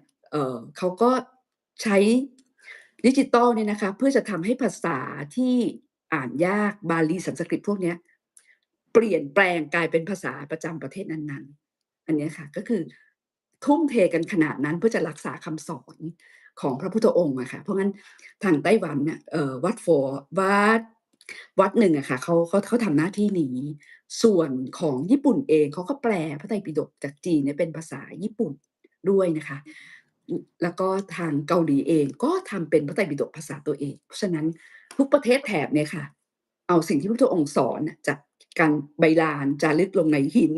จารึกลงไปในที่ต่างๆรวบรวมกันมาจนเป็นพระไตรปิฎกแม้ภาษาอังกฤษก็มีพระไตรปิฎกภาษาบาลีโรมันแล้วก็ทางคนเยอรมันเองก็ยังไปเรียนภาษาลาวไงคะคือพอตึกศึกษาไปรู้สึกอลังการมากเลยว่าพุทธศาสนาเนี่ยยาวนานเพราะงั้นคำสอนของพระองค์เนี่ยกระทบวิถีชีวิตของคนดีแน่นอนค่ะถึงเก็บรักษากันมาได้ขนาดนี้ค่ะ พี่อาจเคยอ่านพระไตรปิฎกแล้วอ่านรู้เรื่องไหมครับพี่อัดอ่านพระไตรปิฎกแบบนี้ค่ะอ่านพระไตรปิฎกฉบับเยาวชนก่อนค่ะแล้วก็ฉบับประชาชนค่ะค่อยๆไต่ระดับไปแล้วก็ถ้าเป็นภาษาบาลีเนี่ยพี่อัดอ่านไม่รู้เรื่องเพราะพี่อัดไม่ได้เรียนภาษาบาลีแต่ถ้าเกิดเพื่อนพี่อัดที่เรียนภาษาบาลีนี่แบบโอ้โฮซาบซึ้งมากเพราะว่าตัวอักขระของมันเนี่ยมันจะมีความหมายในหลายๆอย่างเขาบอกว่าเป็นภาษาที่อธิบายของความรู้สึกการเข้าถึงธรรมเนี่ย ภาษาปกติก็ไม่มีใช้แต่ภาษาบาลีอธิบายได้นะคะเพราะงั้นค่อยๆไต่ระดับค่ะคุณหมอพี่เคยถามร้านหนังสือเหมือนกันว่าหนังสืออย่างที่พระทั่วไปซื้อเนี่ยเขาบอกว่าแรกๆหนังสืออย่างดังตรินหรืออะไรพวกเนี้ยคนทั่วไปสนใจพุทธศาสนาจะอ่านลักษณะนี้ก่อนแต่พออ่านไปปั๊บเริ่มอ่านรู้เรื่องแล้วเขาก็จะไต่ระดับไปที่พระไตรปิฎกฉบับประชาชนพออ่านพระไตรปิฎกประชาชนได้ปั๊บบางส่วนก็เริ่มเข้าไปศึกษาพระไตรปิฎก ในมหาวิทยาลัยค่ะแบบเนี้ยผมมองค่ะก็คือว่าอย่างงี้เวลาที่เราจะอ่านพระไตรปิฎกสำหรับผมค่ะนะอ่านภาษาอังกฤษดีที่สุดอืพี่อาจรู้ไหมว่ามทำไม คำมันชัดกว่าเหรอคะ เขาสามารถใช้คำอธิบายให้เราเข้าใจได้มากกว่าการใช้ภาษาไทยไปเป็นภาษาไทยอย่างแปลบาลีมาเป็นไทยมาเป็นอะไรก็แล้วอืแต่ผมอ่านแล้วยังรู้สึกมว่าไอ้นี่เหมือนคนที่ไม่เคยเรียนภาษาไทยมาก่อนวิธีการเขียนของโอ้เขาเนี่ยเหมือนคนที่ไม่มีการศึกษาเลยเขียนออกมาแล้วแบบอย่างงี้จะให้คนเขาเข้าใจมันเป็นไปไม่ได้มันโอใช้ภาษาแปลกประ้หลาดมากมันต้องเป็นคนที่แบค่ะบมีความเข้าใจในภาษาสูงกว่าคนทั่วไปแล้วถึงจะพอเดาได้ว่าอ๋อต้องการหมายความว่าอย่างงี้อย่างงี้เป็นต้นค่ะอา ถ้าค่ะให้เปรียบเทียบในเชิงวรรณกรรมเนี่ยไม่รู้ว่าพี่อาจเคยอ่านชอลิวเฮียงไหม เคยได้ยินค่ะ แต่ Rick ไม่เคย Mason อ่าน Rick Revision Mason ของ Rick Mason เซียวลือโปรยต่อเขาค่ะเป็นคนหนึ่งของประเทศไทยแปลออกมาแต่มันเป็นหนังสือวรรณกรรมที่แบบดังมากของประเทศจีนแล้วเด่นมากเลยแต่พอแปลเป็นภาษาไทยปุ๊บเนี่ยมันอ่านยากมากเลยยาอืกมากถึงมากที่มสุดเมื่อเทียบกับวรรณกรรมตัวอื่นที่เขาแปลค่ะรู้สึกว่าเป็นของคุณนนพรัตน์แปลมาแล้วตอนครั้งแรกที่ผมชอบอ่านหนังจีนผมอ่านเรื่องนี้ปุ๊บไม่ชอบเลย อืทั้งๆที่มันเป็นเรื่องที่มดังมากมีแต่คนบอกโอ้โฮมันดีอย่างงั้นอย่างงี้คือเราอ่านไปแล้วเนี่ยเราต้องมานั่งแปลว่ามันหมายความว่าอะไรที่เขาต้องการอืจะคิดเนี่ยคือมไทยอืมเป็นไทยอืมแต่พออือ่านไปจบบทมแล้วมาอ่านอีกรอบหนึ่งอ๋อเข้าใจทั้งเรื่องแล้วมันถึงจะสนุกขึ้นมามันไม่ใช่ว่าอ่านรอบแรกแล้วสนุกเลยเพราะมันต้อืองมาติดมเหมือนเวลาที่เราพูดภาษาอังกฤษไม่ได้เราต้องมาหาเปิด Dict ดูทุกคำคอยขีดๆๆจนกระทั่งแบบเราจบเสร็จปุ๊บเรายังไม่รู้เมื่อกี้อ่านอะไรไปวะเนี่ยไม่เข้าใจพระไตรปิฎกตอนผมอ่านครั้งแรกอะเป็นอย่างงี้เลย อืคืออ่านแล้วมแบบใครเขียนภาษาไทยเนี่ยมันช่างเขียนได้ไม่เข้าใจสุดๆเลยแต่พอมาเจอฉบับภาษาอังกฤษปุ๊บไอ้นี่แหละอ่านมันควรจะรู้เรื่องเขียนแบบนี้อืตั้งแต่แรก ม อ่านแล้วเข้าใจก็เหมือนกับว่าถ้าพี่อ่านไม่เคยอ่านไบเบิลแล้วพี่อ่านไปอ่านไบเบิลอะไม่รู้เรื่อง ค่ะเพราะมันใจะใช้ภาช่ษาๆภาษาเก่าค่ะภาษาแปลกๆที่คนเขาไม่ค่อยใช้กันภาษากลอนอะไรอย่างเงี้ยอย่าง thee อะไรเงี้ยอ่า though ประหลาดๆที่แบบเดี๋ยวนี้ไม่ค่อยใช้ภาษานี้กันน่ะแต่ว่าถ้าเป็นพวกวรรณกรรมแบบเนี้ยคนที่เรียนภาษาศาสตร์ของที่อเมริกาหรือเรียน Linguistics เขาต้องเรียนกันก็จะเข้าค่ะใจส่วนพวกเราเนี่ยก็จะไม่เข้าใจใงั้นสำหรับช่ผมก็เลยมองหาว่าทำไมคนไทยเนี่ยมันแปลไทยเป็นไทยให้มันเข้าใจยาก แล้วที่สำคัญที่ผมเจอมาอย่างหนึ่งนะพี่อาจจะเห็นผมบ่นบ่อยมากในคลิปในไลฟ์เนี่ยก็คือเวลาที่ผมเจอคำถามทางในช่องต่างๆเนี่ยเวลาคนที่เขาเรียนทางพุทธศาสนามาแล้วเขารู้เยอะๆเนี่ยเวลาเขามาตอบผมเนี่ยจะชอบตอบห้วนๆ เหมือนๆใวาจาพช่ระพี่สังเกตค่ะไหมผมสังเกตอืมอยู่อย่างหนึ่งเวลาพระเนี่ยพระเขาจะไม่พูดครับขาอะไรอย่างอืมเงี้ยไม่มีใช่ไหมครับเขาจะไม่มีคำจบท้ายเขาจะพูดมาค่ะห้วนๆคนพวกเนี้ยเหมือนค่ะเลยคิดว่าตัวเองเป็นพระแล้วก็จะจบด้วยความห้วงๆแบบนั้นอืแต่ว่าเหมือนจะเป็มนคนที่มาแสดงภูมิอะไรสักอย่างแล้วพอเราตอบอะไรกลับค่ะไปเขาจะเหมือนโต้ตอบกับเราไปกลับมาอย่างเงี้ยจนทำให้ผมรู้สึกว่าทำไมคนที่ศึกษาพุทธศาสนาจริงๆ มันท่องได้อย่างเดียวแต่มันไม่เข้าใจลึกซึ้งเพียงพอที่จะควบคุมความรู้สึกตัวเองแล้วถ่ายทอดมาเป็นประโยคที่คนอื่นเขาอยากจะฟังหรือไงอืใช่ไหมมอย่างพี่อันเนี่ยพูดอย่างเข้าใจรู้เรื่องดูเหมือนเป็นคนที่สามารถสื่อสารระหว่างทั้ง2ฝ่ายได้ก็คือฝ่ายที่เขาศึกษาทางพุทธธรรมมาเยอะๆกับฝ่ายที่เป็นชาวบ้านธรรมดาที่แบบอยากจะฟังภาษาที่มันเข้าใจไม่ใช่แบบเหมือนเป็นยกตนข่มคนอื่นเขาว่าข้าพเจ้าเรียนมาเยอะรู้เยอะแล้วจะต้องพูดเหมือนพระแล้วมาพูดเหมือน เฮ้ยคุณไม่ฟังฉันไม่ได้นะถ้าไม่ฟังคุณบาปนะอะไรอย่างเงี้ยหรือคุณเป็นคนชั้นวรรณะที่ต่ำกว่าเรานะเพราะว่าเราศึกษาทางพุทธมาเยอะเราต้องสูงพี่อาจเคยสังเกตไหมว่ามันมีแบบเนี้ยหรือมันผมสังเกตของผมอยู่คนเดียวพี่อาจสังเกตจนรู้สึกว่าตอนที่คุณหมอเชิญพี่อัดพูดนะคะพี่อัดก็ถามเพื่อนๆว่าอยากให้พี่อัดพูดเรื่องอะไรบอกว่าอยากให้พี่อัดพูดเกี่ยวกับการใช้ชีวิตในทางพุทธศาสนาพี่อัดยังบอกเพื่อนว่าพี่อัดกลัวว่าจะมีคนที่จะเขียนอะไรที่แบบห้วนๆออกมาแล้วก็จะทำให้การสนทนามันจะกระเจิดกระเจิงอันนี้พี่อัดพูดตรงๆนะคะ อืมแต่พี่เข้าใจนะคะพี่อาจเข้าใจเพราะว่าคนเราเนี่ยเวลาสื่อสารอะไรเนี่ยอาจจะมีความแตกต่างกันอย่างที่คุณหมอบอกอะค่ะบางคนน่ะจะมีคำที่ไม่ห้วนแต่บางคนก็อาจจะมีคำที่สื่อสารตรงๆเพราะงั้นเวลาทางบทางคนที่จะสื่อสารตรงๆปุ๊บเนี่ยพี่อ่านๆพี่ก็รู้ว่าเนาะถ้าเติมอะไรไปสักนิดหนึ่งน่ะคำมันจะไม่เป็นแบบนี้ทำให้พี่คิดว่าการที่คุณหมอเชิญไลฟ์พี่อัดวันเนี้ยคุณหมอไม่อยากรู้เรื่องพระพุทธศาสนาแน่ๆเลยพี่อัดรู้สึกอย่างงั้นเนาะ เป๊กก็เลยบอกว่าอุ๊ยเราพูดถึงเรื่องที่เราอยากพูดดีกว่าเรื่องนอนหลับเรื่องอะไรแบบเนี้ยแต่พอเมื่อวานนะคะถ้าเกิดทุกคนฟังไลฟ์ตอนสุดท้ายเนี่ยพี่อาจแบบว่ารู้สึกทึ่งคุณหมอขึ้นมาเลยค่ะอันนี้พูดตรงๆว่าคุณหมออยากเรียนรู้ค่ะ คุณหมอบอกว่าพี่อาจผมอยากรู้ว่า1 2 3 4 5เนี่ยนะคะแบบนี้ๆเนี่ยแล้วคุณหมอก็บอกว่าพี่อัดเนี่ยเขาเป็นผู้เชี่ยวชาญด้านนี้โดยตรงแล้วพี่ก็แอบบอกคุณหมออะค่ะคุยส่วนตัวว่าพี่อัดน่ะไม่ได้ผู้เชี่ยวชาญแต่พี่อัดน่ะเอามาใช้กับตัวคุณหมอแอบบอกให้พี่อัดเป็นผู้เชี่ยวชาญนะคุณหมอตอบพี่อัดว่ามันมันเป็นตรรกะการคิดครับพี่อัดไม่ใช่อย่างอื่น เสร็จแล้วพอขึ้นต้นถ้าเกิดทุกคนไปดูไลฟ์นี่คือศิลปะของคุณหมอนะคะซึ่งน้องๆหลายคนหมอเพียวคุณปุ๊นะคะคุณจุ๋มบอกว่าพี่อัดไม่ต้องห่วงเลยว่าหัวข้อพี่อัดเนี่ยมันจะทำให้พี่อัดแบบว่าไปทิศทางไหนเดี๋ยวคุณหมอเขาจะปรุงเองหัวข้อนี้ดีมากเลยนะคะเรื่องของการนอนพุทธธรรมและก็ชีวิต ผมก็จะเปลี่ยนของผมไปได้เรื่อยๆนี่แหละนะครับ คือจริงอันเนี้ยๆผมเป็นคนชอบเรียนรู้อย่างที่พี่อาจว่านั่นแหอืละครับมเวลาที่เราถ้าถ้าเราคุยกับคนที่เขาเป็นผู้รู้ลึกๆจริงๆเนี่ยค่ะโดยเฉพาะทางพุทธศาสนาหรืออะไรพวกเนี้ยผมก็จะชอบฟังเหมือนกันแต่ว่าอืมสิ่งที่ผมฟังเขาเนี่ยก็จะเหมือนเวลาที่ผมสวดมนต์หมายความค่ะว่าผมต้องการเข้าใจมันจริงๆไม่ใช่แค่เข้าอืมใจแค่เสียงการสวดแล้วมันสวดอืคำว่าอะไรมแต่คุณต้องรู้ความหมายของมันดังนั้นแปลว่าถ้าเราเป็นคนทางพุทธที่มาคุยกับผมเนี่ย ถ้าค่ะคุณรู้แล้วคุณไม่สามารถอธิบายมันได้ว่าทำไมจึงเป็นเช่นนั้นเพียงอืมแต่ว่าต้องบอกว่าโอ้อันนี้มันเป็นการรับรู้ได้ด้วยตัวบุคคลของคุณเองเฮ้ยเดี๋ยวถ้าอย่างงั้นแปลว่าคุณก็ไม่สามารถมาอธิบายให้ผมฟังได้สิเพราะว่าคุณก็ต้องรู้ของคุณเองคุณจะไปอธิบายคนอื่นอืได้ยังไงมเนี่ยๆๆๆหรือใครก็แล้วแต่ที่มันดูเหตุผลในการอธิบายเนี่ยมันไม่ถึงแก่นจริงๆไอ้คนอย่างเงี้ยผมจะเลิกคุยด้วยเพราะว่ารู้สึกว่าคุยไปก็ไม่ได้ประโยชน์อะไรขึ้นมามันก็พูดวนๆเหมือนเดิค่ะมกับคนอื่นเขาพูดนะครับ อืแต่อย่างพี่อัดเนี่ยคือมๆมีความเข้าใจอย่างแท้จริงเวลาที่ถามอย่างบทสวดมนต์เมื่อตะกี้นะครับบอกได้เลยว่ามันมีคำไหนอยู่ข้างในนั้นมันแปลว่าอะไรมันทำไมเขาทำไปทำไมอืไม่ได้แบบมเฮ้ยสักแต่ว่าท่องได้อย่างเงี้ยเพราะว่าสมัยผมจะอย่างเวลาเรียนจะไม่ชอบอยู่กลุ่มหนึ่งคือคนที่มีบางคนเรียนเก่งมากแต่ค่ะเก่งเพราะท่องได้อืมให้เอาไปใช้จริงเนี่ยมันใช้ไม่ได้ อืมใช้ผิดทางเลย ส่วนบางคนเนี่ยก็จะเก่งในด้านของการที่ประยุกต์ความคิดได้แต่มันท่องไม่ได้ค่ะอา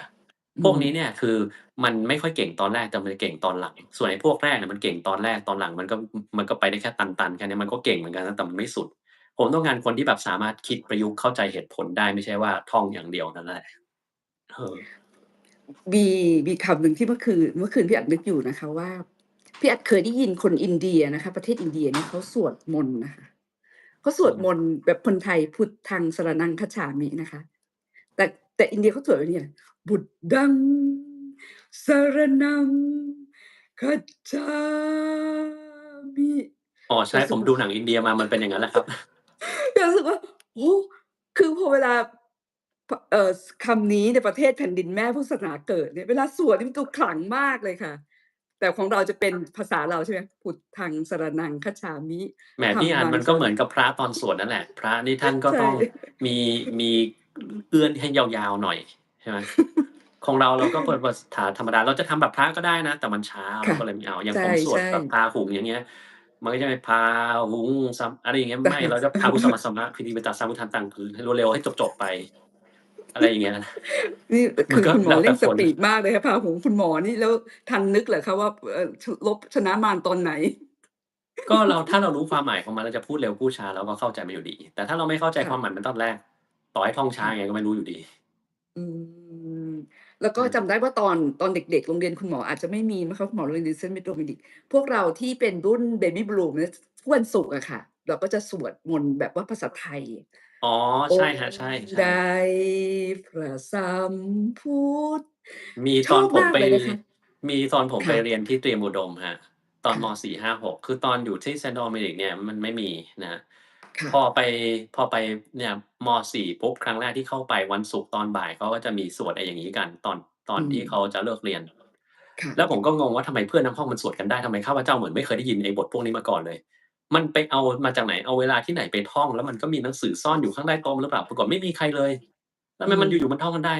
เราก็มารู้ว่าอ๋อไอ้โรงเรียนอื่นเนี่ยมันมีอย่างงี้มาตั้งชาติหนึ่งแล้วไอ้เราเนี่ยไม่เคยเนี่ยประหลาดใช่ๆๆก็เลยๆแล้วจริงๆดีค่ะ พูดไปเรื่อยๆสุดท้ายมันก็ท่องได้ไปเองแล้วจริงๆดีนะคะค่ะคุณหมอคะในตอนสุดท้ายเภสัชวัลคิดว่า ยังไม่ได้คุยเรื่องที่ว่าทำไมพี่อัดแบบว่าเป็นสมาชิกพี่อัดว่ามันดีนะคะวันเนี้ยจริงๆแล้วเดี๋ยวคุณหมอคงจะให้ดูคลิปของ Rosie นะคะตอนต้นรายการมีคือตอนที่จำได้ว่าพอเราศึกษาคุณหมอไปเรื่อยๆเนี่ยส่วนตัวรู้สึกว่าการตอบแทนคุณหมอเนี่ยส่วนตัวพี่อัดคือเอ๊ะเราโพสต์ไปแบบเนี้ยเนาะมันก็ได้แต่ว่าเป็นคำดีๆนะคะแต่ว่าพี่อัดอะส่วนตัวรู้สึกว่าเอ๊ะเราอยากตอบแทนคุณหมอด้วยหลายๆวิธีการแล้วเผอิญน่ะจำได้ว่าตอนนั้นน่ะคุณหมออะ มีคนบอกให้คุณหมอทำไลฟ์ออกมาแบบสั้นๆอะไรแบบเนี้ยค่ะแล้วตอนนั้นคลิปของคุณหมอเนี่ยแทบจะเรียกว่า15นาที20นาทีนี้ออกมาทุกวันตลอดทำให้เราจากเรื่องของโควิดแล้วก็เรื่องของโอ้โฮหลายเรื่องมากทำให้เราอะมีความรู้มากขึ้นแล้วคุณหมอก็อยู่ๆคุณหมอก็เปิดให้ไปเป็นเมมเบอร์จำได้ว่าเปิดให้เป็นเมมเบอร์เนี่ยตอนนั้นน่ะถ้าเกิดจะถามว่าทำไมเป็นเมมเบอร์นะส่วนตัวพี่อะคิดบวกว่าหมอเก่งๆเนี่ยเขาใช้ชีวิตยังไงคะ คนที่เป็นอาจารย์หมอใช้ชีวิตยังไงแล้วเขาทำงานแล้วเขาไม่หนักเหรอเท่านั้นเองนะคะที่อาจจะรู้สึกงั้นแล้วตอนสมัครเข้าไปเนี่ยพี่อะจำได้ว่าเจอค่าสมัคร300ค่ะพี่อะก็อุ๊ยมีค่าสมัครด้วยวันละ10บาทโอ้โฮถูกมากเลยเนาะแล้วพี่อะก็แอบไปดูค่ะว่าจริงๆเนี่ยยูทูบเขาให้คิดเท่าไรนะคะก็มีตั้งแต่50ไปถึง1,000 2,000เลยค่ะ ยังคิดว่าคุณหมอท่านนี้เป็นคนที่คิดอะไรยาวไกลนะคะก็คือ300เนี่ยไม่ถูกไม่แพงค่ะอืมมันเป็นราคาที่50ก็ถูกไปค่ะคุณหมอ300ไม่ถูกไม่แพงพี่อัศวรรณก็เลยสมัครเข้าไปปรากฏว่าสมัครเข้าไปเนี่ยอย่างวันเนี้ยค่ะคุณไหมเนี่ยยังบอกเลยว่ามันเป็นสังคมที่น่ารักและอบอุ่นแล้วจริงๆตอนนั้นเนี่ยนะคะตอนสมัครเข้าไปเนี่ยคุณหมอให้ดูรอบๆบริเวณโรงพยาบาลส่วนตัวพี่คิดว่า คุณหมอเนี่ยช่างรู้จริงๆเลยนะว่าเมมเบอร์เนี่ยอยากรู้อะไรก็ให้พาทำวิดีโอรอบโรงพยาบาลนะคะแล้วก็ยังมีวิดีโอเกี่ยวกับว่าตอนเช้าผมมาถึงผมทำอะไรแม้ว่าจำได้ว่ากระเป๋าที่คุณหมอจัดเนี่ยอย่างเป็นระเบียบเลยกระเป๋าผมมีอะไรบ้างนะคะแต่อืว่ามที่พี่อัดประทับใจแล้วก็สนุกก็คือเรื่องที่คุณหมอเล่าเรื่องผีอะค่ะผีอากงอันเนี้ยชอบนะคะอาและอีกอันหนึ่งอีกอันหนึ่งนะคะที่คิดว่าสมัครแล้วแบบว่าถ้าเกิดใครมีลูกมีหลานเนี่ยรู้เลยว่าวิธีการเรียนหนังสือเล่าเรื่องรางวัลที่ได้รับสมัยเรียนจำได้ว่าวันนั้นที่คุณหมอพูดเรื่องเนี้ยคุณหมอบอกว่าผมอยากเล่าให้สมาชิกฟังแต่ถ้าผมเล่าเรื่องเนี้ยให้ข้างนอกฟังปุ๊บเนี่ยมันจะดูผมดูอวดอวดตัวผมเลยเล่าเรื่องรางวัลเนี่ยให้กับสมาชิกฟังโอ้โฮเป็นอะไรที่แบบรู้สึกว่าเป็นผู้ที่เรียนหนังสือแบบพยายาม ในทุกๆกระบวนการของการเรียนถ้ามีกิจกรรมอะไรอะเป็นคนที่ทำให้ดีอะทำให้ดีระดับวันนี้พี่อัชวรรณยังเล่าให้หัวหน้าพี่อัชวรรณฟังเลยบอกโอ้โฮขนาดนั้นเลยเหรออัชวรรณหัวหน้าพี่อัชวรรณเป็นรุ่นพี่คุณหมอนะคะเป็นแพทย์แล้วบอกว่าสอบเรื่องของการแพทย์ทั่วประเทศอเมริกาติด1ใน5ทั้งๆที่อยู่ปี1อย่างเงี้ยแล้วคุณหมอก็อธิบายว่าทำยังไงนะคะพี่อัชวรรณคิดว่าถ้าเกิดใครได้ดูคลิปพวกเนี้ยสามารถที่จะไปสอน ลูกหลานแล้วก็บอกเป็นแรงบันดาลใจได้แล้วทุกวันทุกเช้าก็จะมีคลิปอย่างเมื่อเช้าคุณหมอไปทำบุญมาใช่ไหมคะคุณหมอถ่ายรูปองค์พระกับแสงเทียนเนี่ยสงบเลยค่ะคือภาพที่ส่งมาเป็นภาพดอกไม้ภาพ Rosy หรือภาพอะไรก็ตามเนี่ยภาพเนี่ยมันจะบอกอารมณ์ของคนถ่ายภาพซึ่งทุกเช้าเนี่ยเมมเบอร์เวลาดูปุ๊บรู้สึกสดชื่นแล้วก็จะมีการทักทายกันหลายๆคนก็จะทักทายกันมาเนี่ยนะคะว่าดูภาพแล้วรู้สึกยังไง แต่ละภาพแต่ละภาพแล้วบางทีส่วนตัวพี่ชวัลน่ะไม่เคยไปดูเลยค่ะอาหารที่มันเป็นแบบฝรั่งเศสอิตาลีอะไรพวกเนี้ยพี่ทิพย์ก็จะคอยบอกว่ามาจากไหนเราได้เรียนรู้หลายอย่างจากการที่ได้เป็นเมมเบอร์แล้วก็ไม่ได้อะไรมากมายอันนี้คืออยากเล่าเพราะว่าส่วนตัวเนี่ยก็คือว่าโอ้โฮอะไรเนาะจะทำให้เราได้สนับสนุนคุณหมอได้บ้างอ๋อนี่วิธีการนี้เองนะคะที่สามารถจะสนับสนุนคุณหมอได้ถามว่าคุณหมอนี่รวยกว่าเราเยอะแต่พี่อะคิดว่าการ ทำอันเนี้ยเหมือนกับการทำบุญอย่างหนึ่งอะนะคะเป็นบุญที่จะทำให้พี่อัดเนี่ยเป็นผู้ที่ให้วิทยาทานได้อย่างที่ไม่มีไม่มีข้อแม้แล้วก็เป็นบุญกลับมาด้วยอันเนี้ยส่วนตัวนะคะเพราะงั้นการเป็นเมมเบอร์ที่ติดตามกันมาเนี่ยน่ารักมากค่ะแต่ละคนที่มาแล้วก็หลากหลายอาชีพจริงๆนี่เราฟังคุณไหมไปแล้วนะคะคุณแสงเดือนเป็นพยาบาลนี่ประวัติก็ดีมากแล้วก็คุณปุ๊ที่ผ่านมานะคะแล้วก็มายังมีเก่งๆอีกเยอะค่ะที่อยู่ในเมมเบอร์ที่คุณหมอเนี่ยจะต้องไปเชิญชวนออกมาให้สนทนากันเนี่ยนะคะซึ่งเป็นอะไรที่ เป็นกลุ่มคนแล้วเราก็ยังมีกลุ่มเล็กๆนะคะคุณหมอกลุ่มเล็กๆที่เราคุ้นกันค่ะชวนกันไปทำบุญตักบาตรดอกไม้ชวนกันไปทำบุญตรงนั้นตรงนี้เรายังมีกลุ่มเล็กๆแล้วก็อยากจะบอกคุณหมอว่าทันทีที่พี่อัดได้รับเชิญนี่นะคะเมื่อคืนนะคะมีแต่คนมาบอกว่าคุณเพียวคุณหมอเพียวนะคะซึ่งคุยกันครั้งแรกบอกว่าพี่อัดเตรียมแบบนี้นะพี่อัดต้องมีขาตั้งกล้องนะแล้วพี่อัดก็จะดูว่าคุณหมอเข้ามาเมื่อไรคุณปุ๊นะคะตกลงพี่อัดหายตื่นเต้นหรือยัง โอ้เพื่อนเยอะแยะเลยค่ะคุณจุ๋มก็บอกวิธีเข้าลิงก์เป็นแบบนี้นะคะบอกโอ้ถ้าเกิดเข้าลิงก์ไปไม่เจอคุณหมอนี่สงสัยจะแบบว่าหน้าอับอายขายหน้าค่ะเพราะว่าอายุขนาดนี้นะคะทุกคนนะคะเป็นพี่เลี้ยงให้อย่างดีก็คือเป็นสังคมกลุ่มเล็กๆแล้วเราก็มีการแลกเปลี่ยนอะไรกันแบบนี้ค่ะก็คืออย่างที่คุณหมอบอกแล้วก็สิ่งที่สำคัญพี่อัชวันชอบตรงที่คุณหมอเวลามีโพสต์อะไรที่ภาษาไม่เรียบร้อยอะพูดตรงๆนะคะพอพวกเราเนี่ยได้ยืนกลางในเหตุผลปุ๊บเนี่ย แล้วคุณหมอก็ลบโพสต์อันนั้นออกค่ะอันเนี้ยคือถึงเวลาที่เราจะต้องให้เหตุผลก็ให้ ถึงเวลาที่เราไม่ปล่อยให้สิ่งที่มันเป็นลบๆค้างคุณหมอก็ลบออกแบบเนี้ยค่ะก็คือเป็นสิ่งที่สังเกตว่าโพสต์แต่ละโพสต์ที่มันอยู่ในช่องเนี้ยจะไม่มีโพสต์อย่างอื่นคือพี่อันไม่ชอบคนไทยที่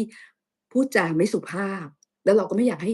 เด็กไทยจะต้องเรียนแบบนี้เพราะโพสต์ที่มันเป็นลบๆมันจะไม่ถูกอยู่ในช่องของคุณหมออันเนี้ยเป็นสิ่งที่ดีนะคะแล้วก็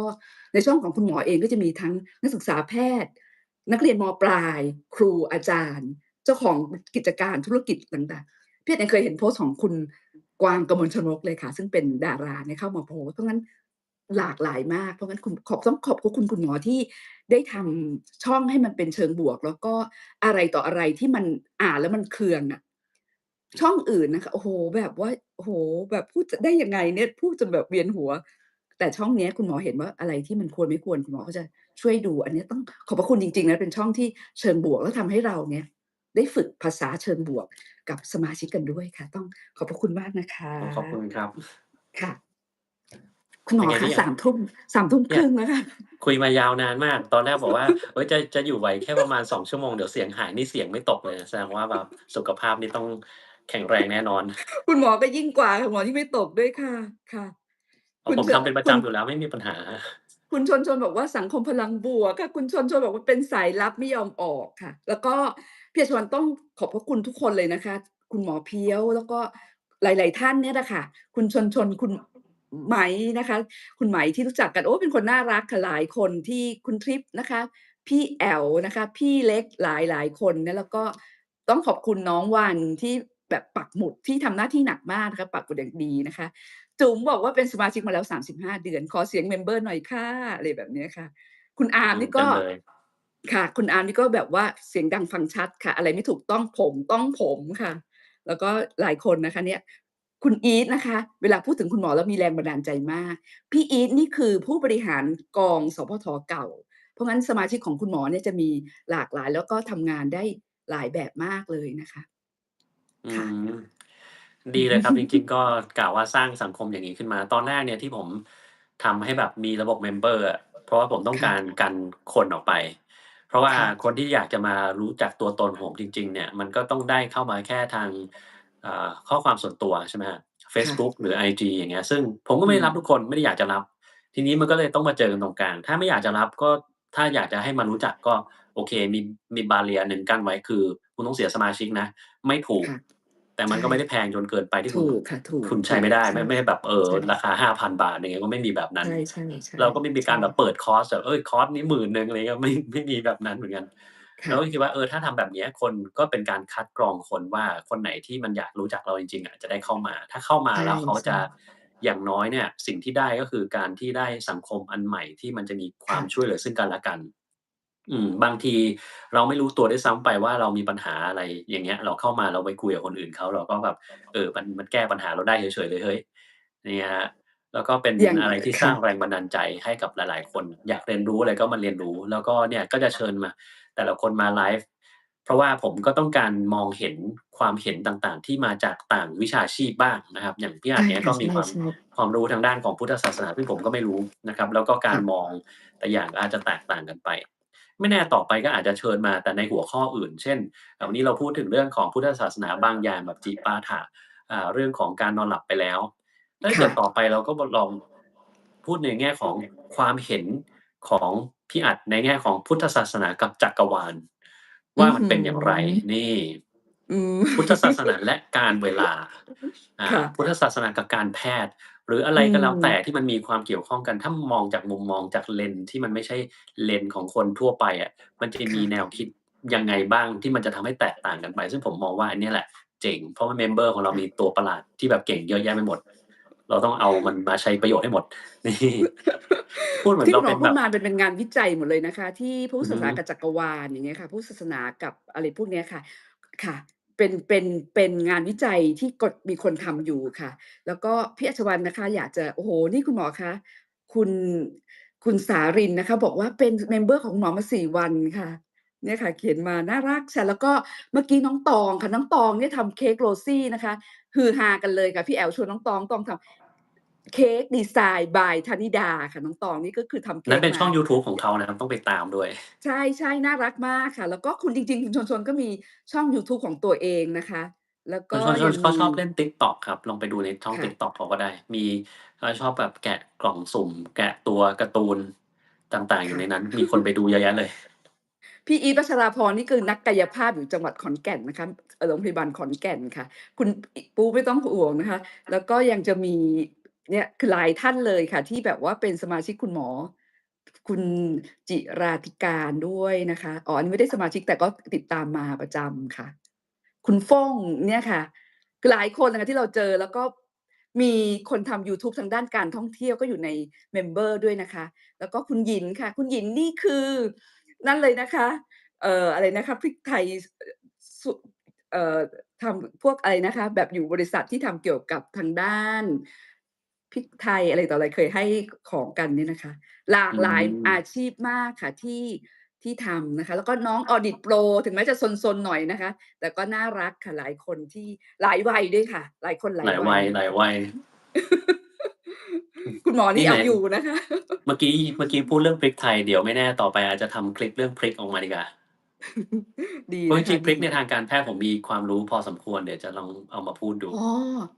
อืมดีค่ะคุณหมออยากฟังค่ะอยากฟังค่ะแล้วเรื่องแปก็ลกๆที่คนเราไม่ค่อยเคยเจอมาบ้างว่าวาซาบิมันมีสารอะไรอยู่นั้นทำไมมันกินแล้วมันขึ้นจมูกจังเลยมันดียังไงมันไม่ดียังไงนี่เดี๋ยวเรามาลองพูดดีกว่า ค่ะอือฮึ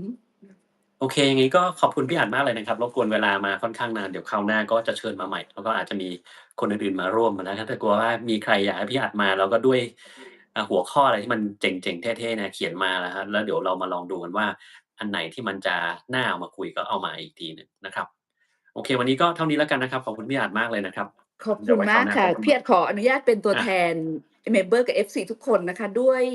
ความตั้งใจของคุณหมอนะคะด้วยบุญที่คุณหมอให้วิทยาทานกับพวกเราเนี่ยนะคะ600,000ผู้ติดตามแล้วก็คนฟังเอาไปใช้ประโยชน์กับสุขภาพทั้งตนเองและครอบครัวก็ขอให้บุญนี้คุณหมอมีสุขภาพร่างกายแข็งแรงค่ะแล้วก็ได้พบสิ่งอัศจรรย์สำหรับตัวคุณหมอเองแล้วก็ให้งานมาชนเป็นงานที่ชอบมาชนของคุณหมอเนี่ย โดยเร็วไวค่ะขอบพระคุณนะคะครับขอบคุณมากครับค่ะสวัสดีครับ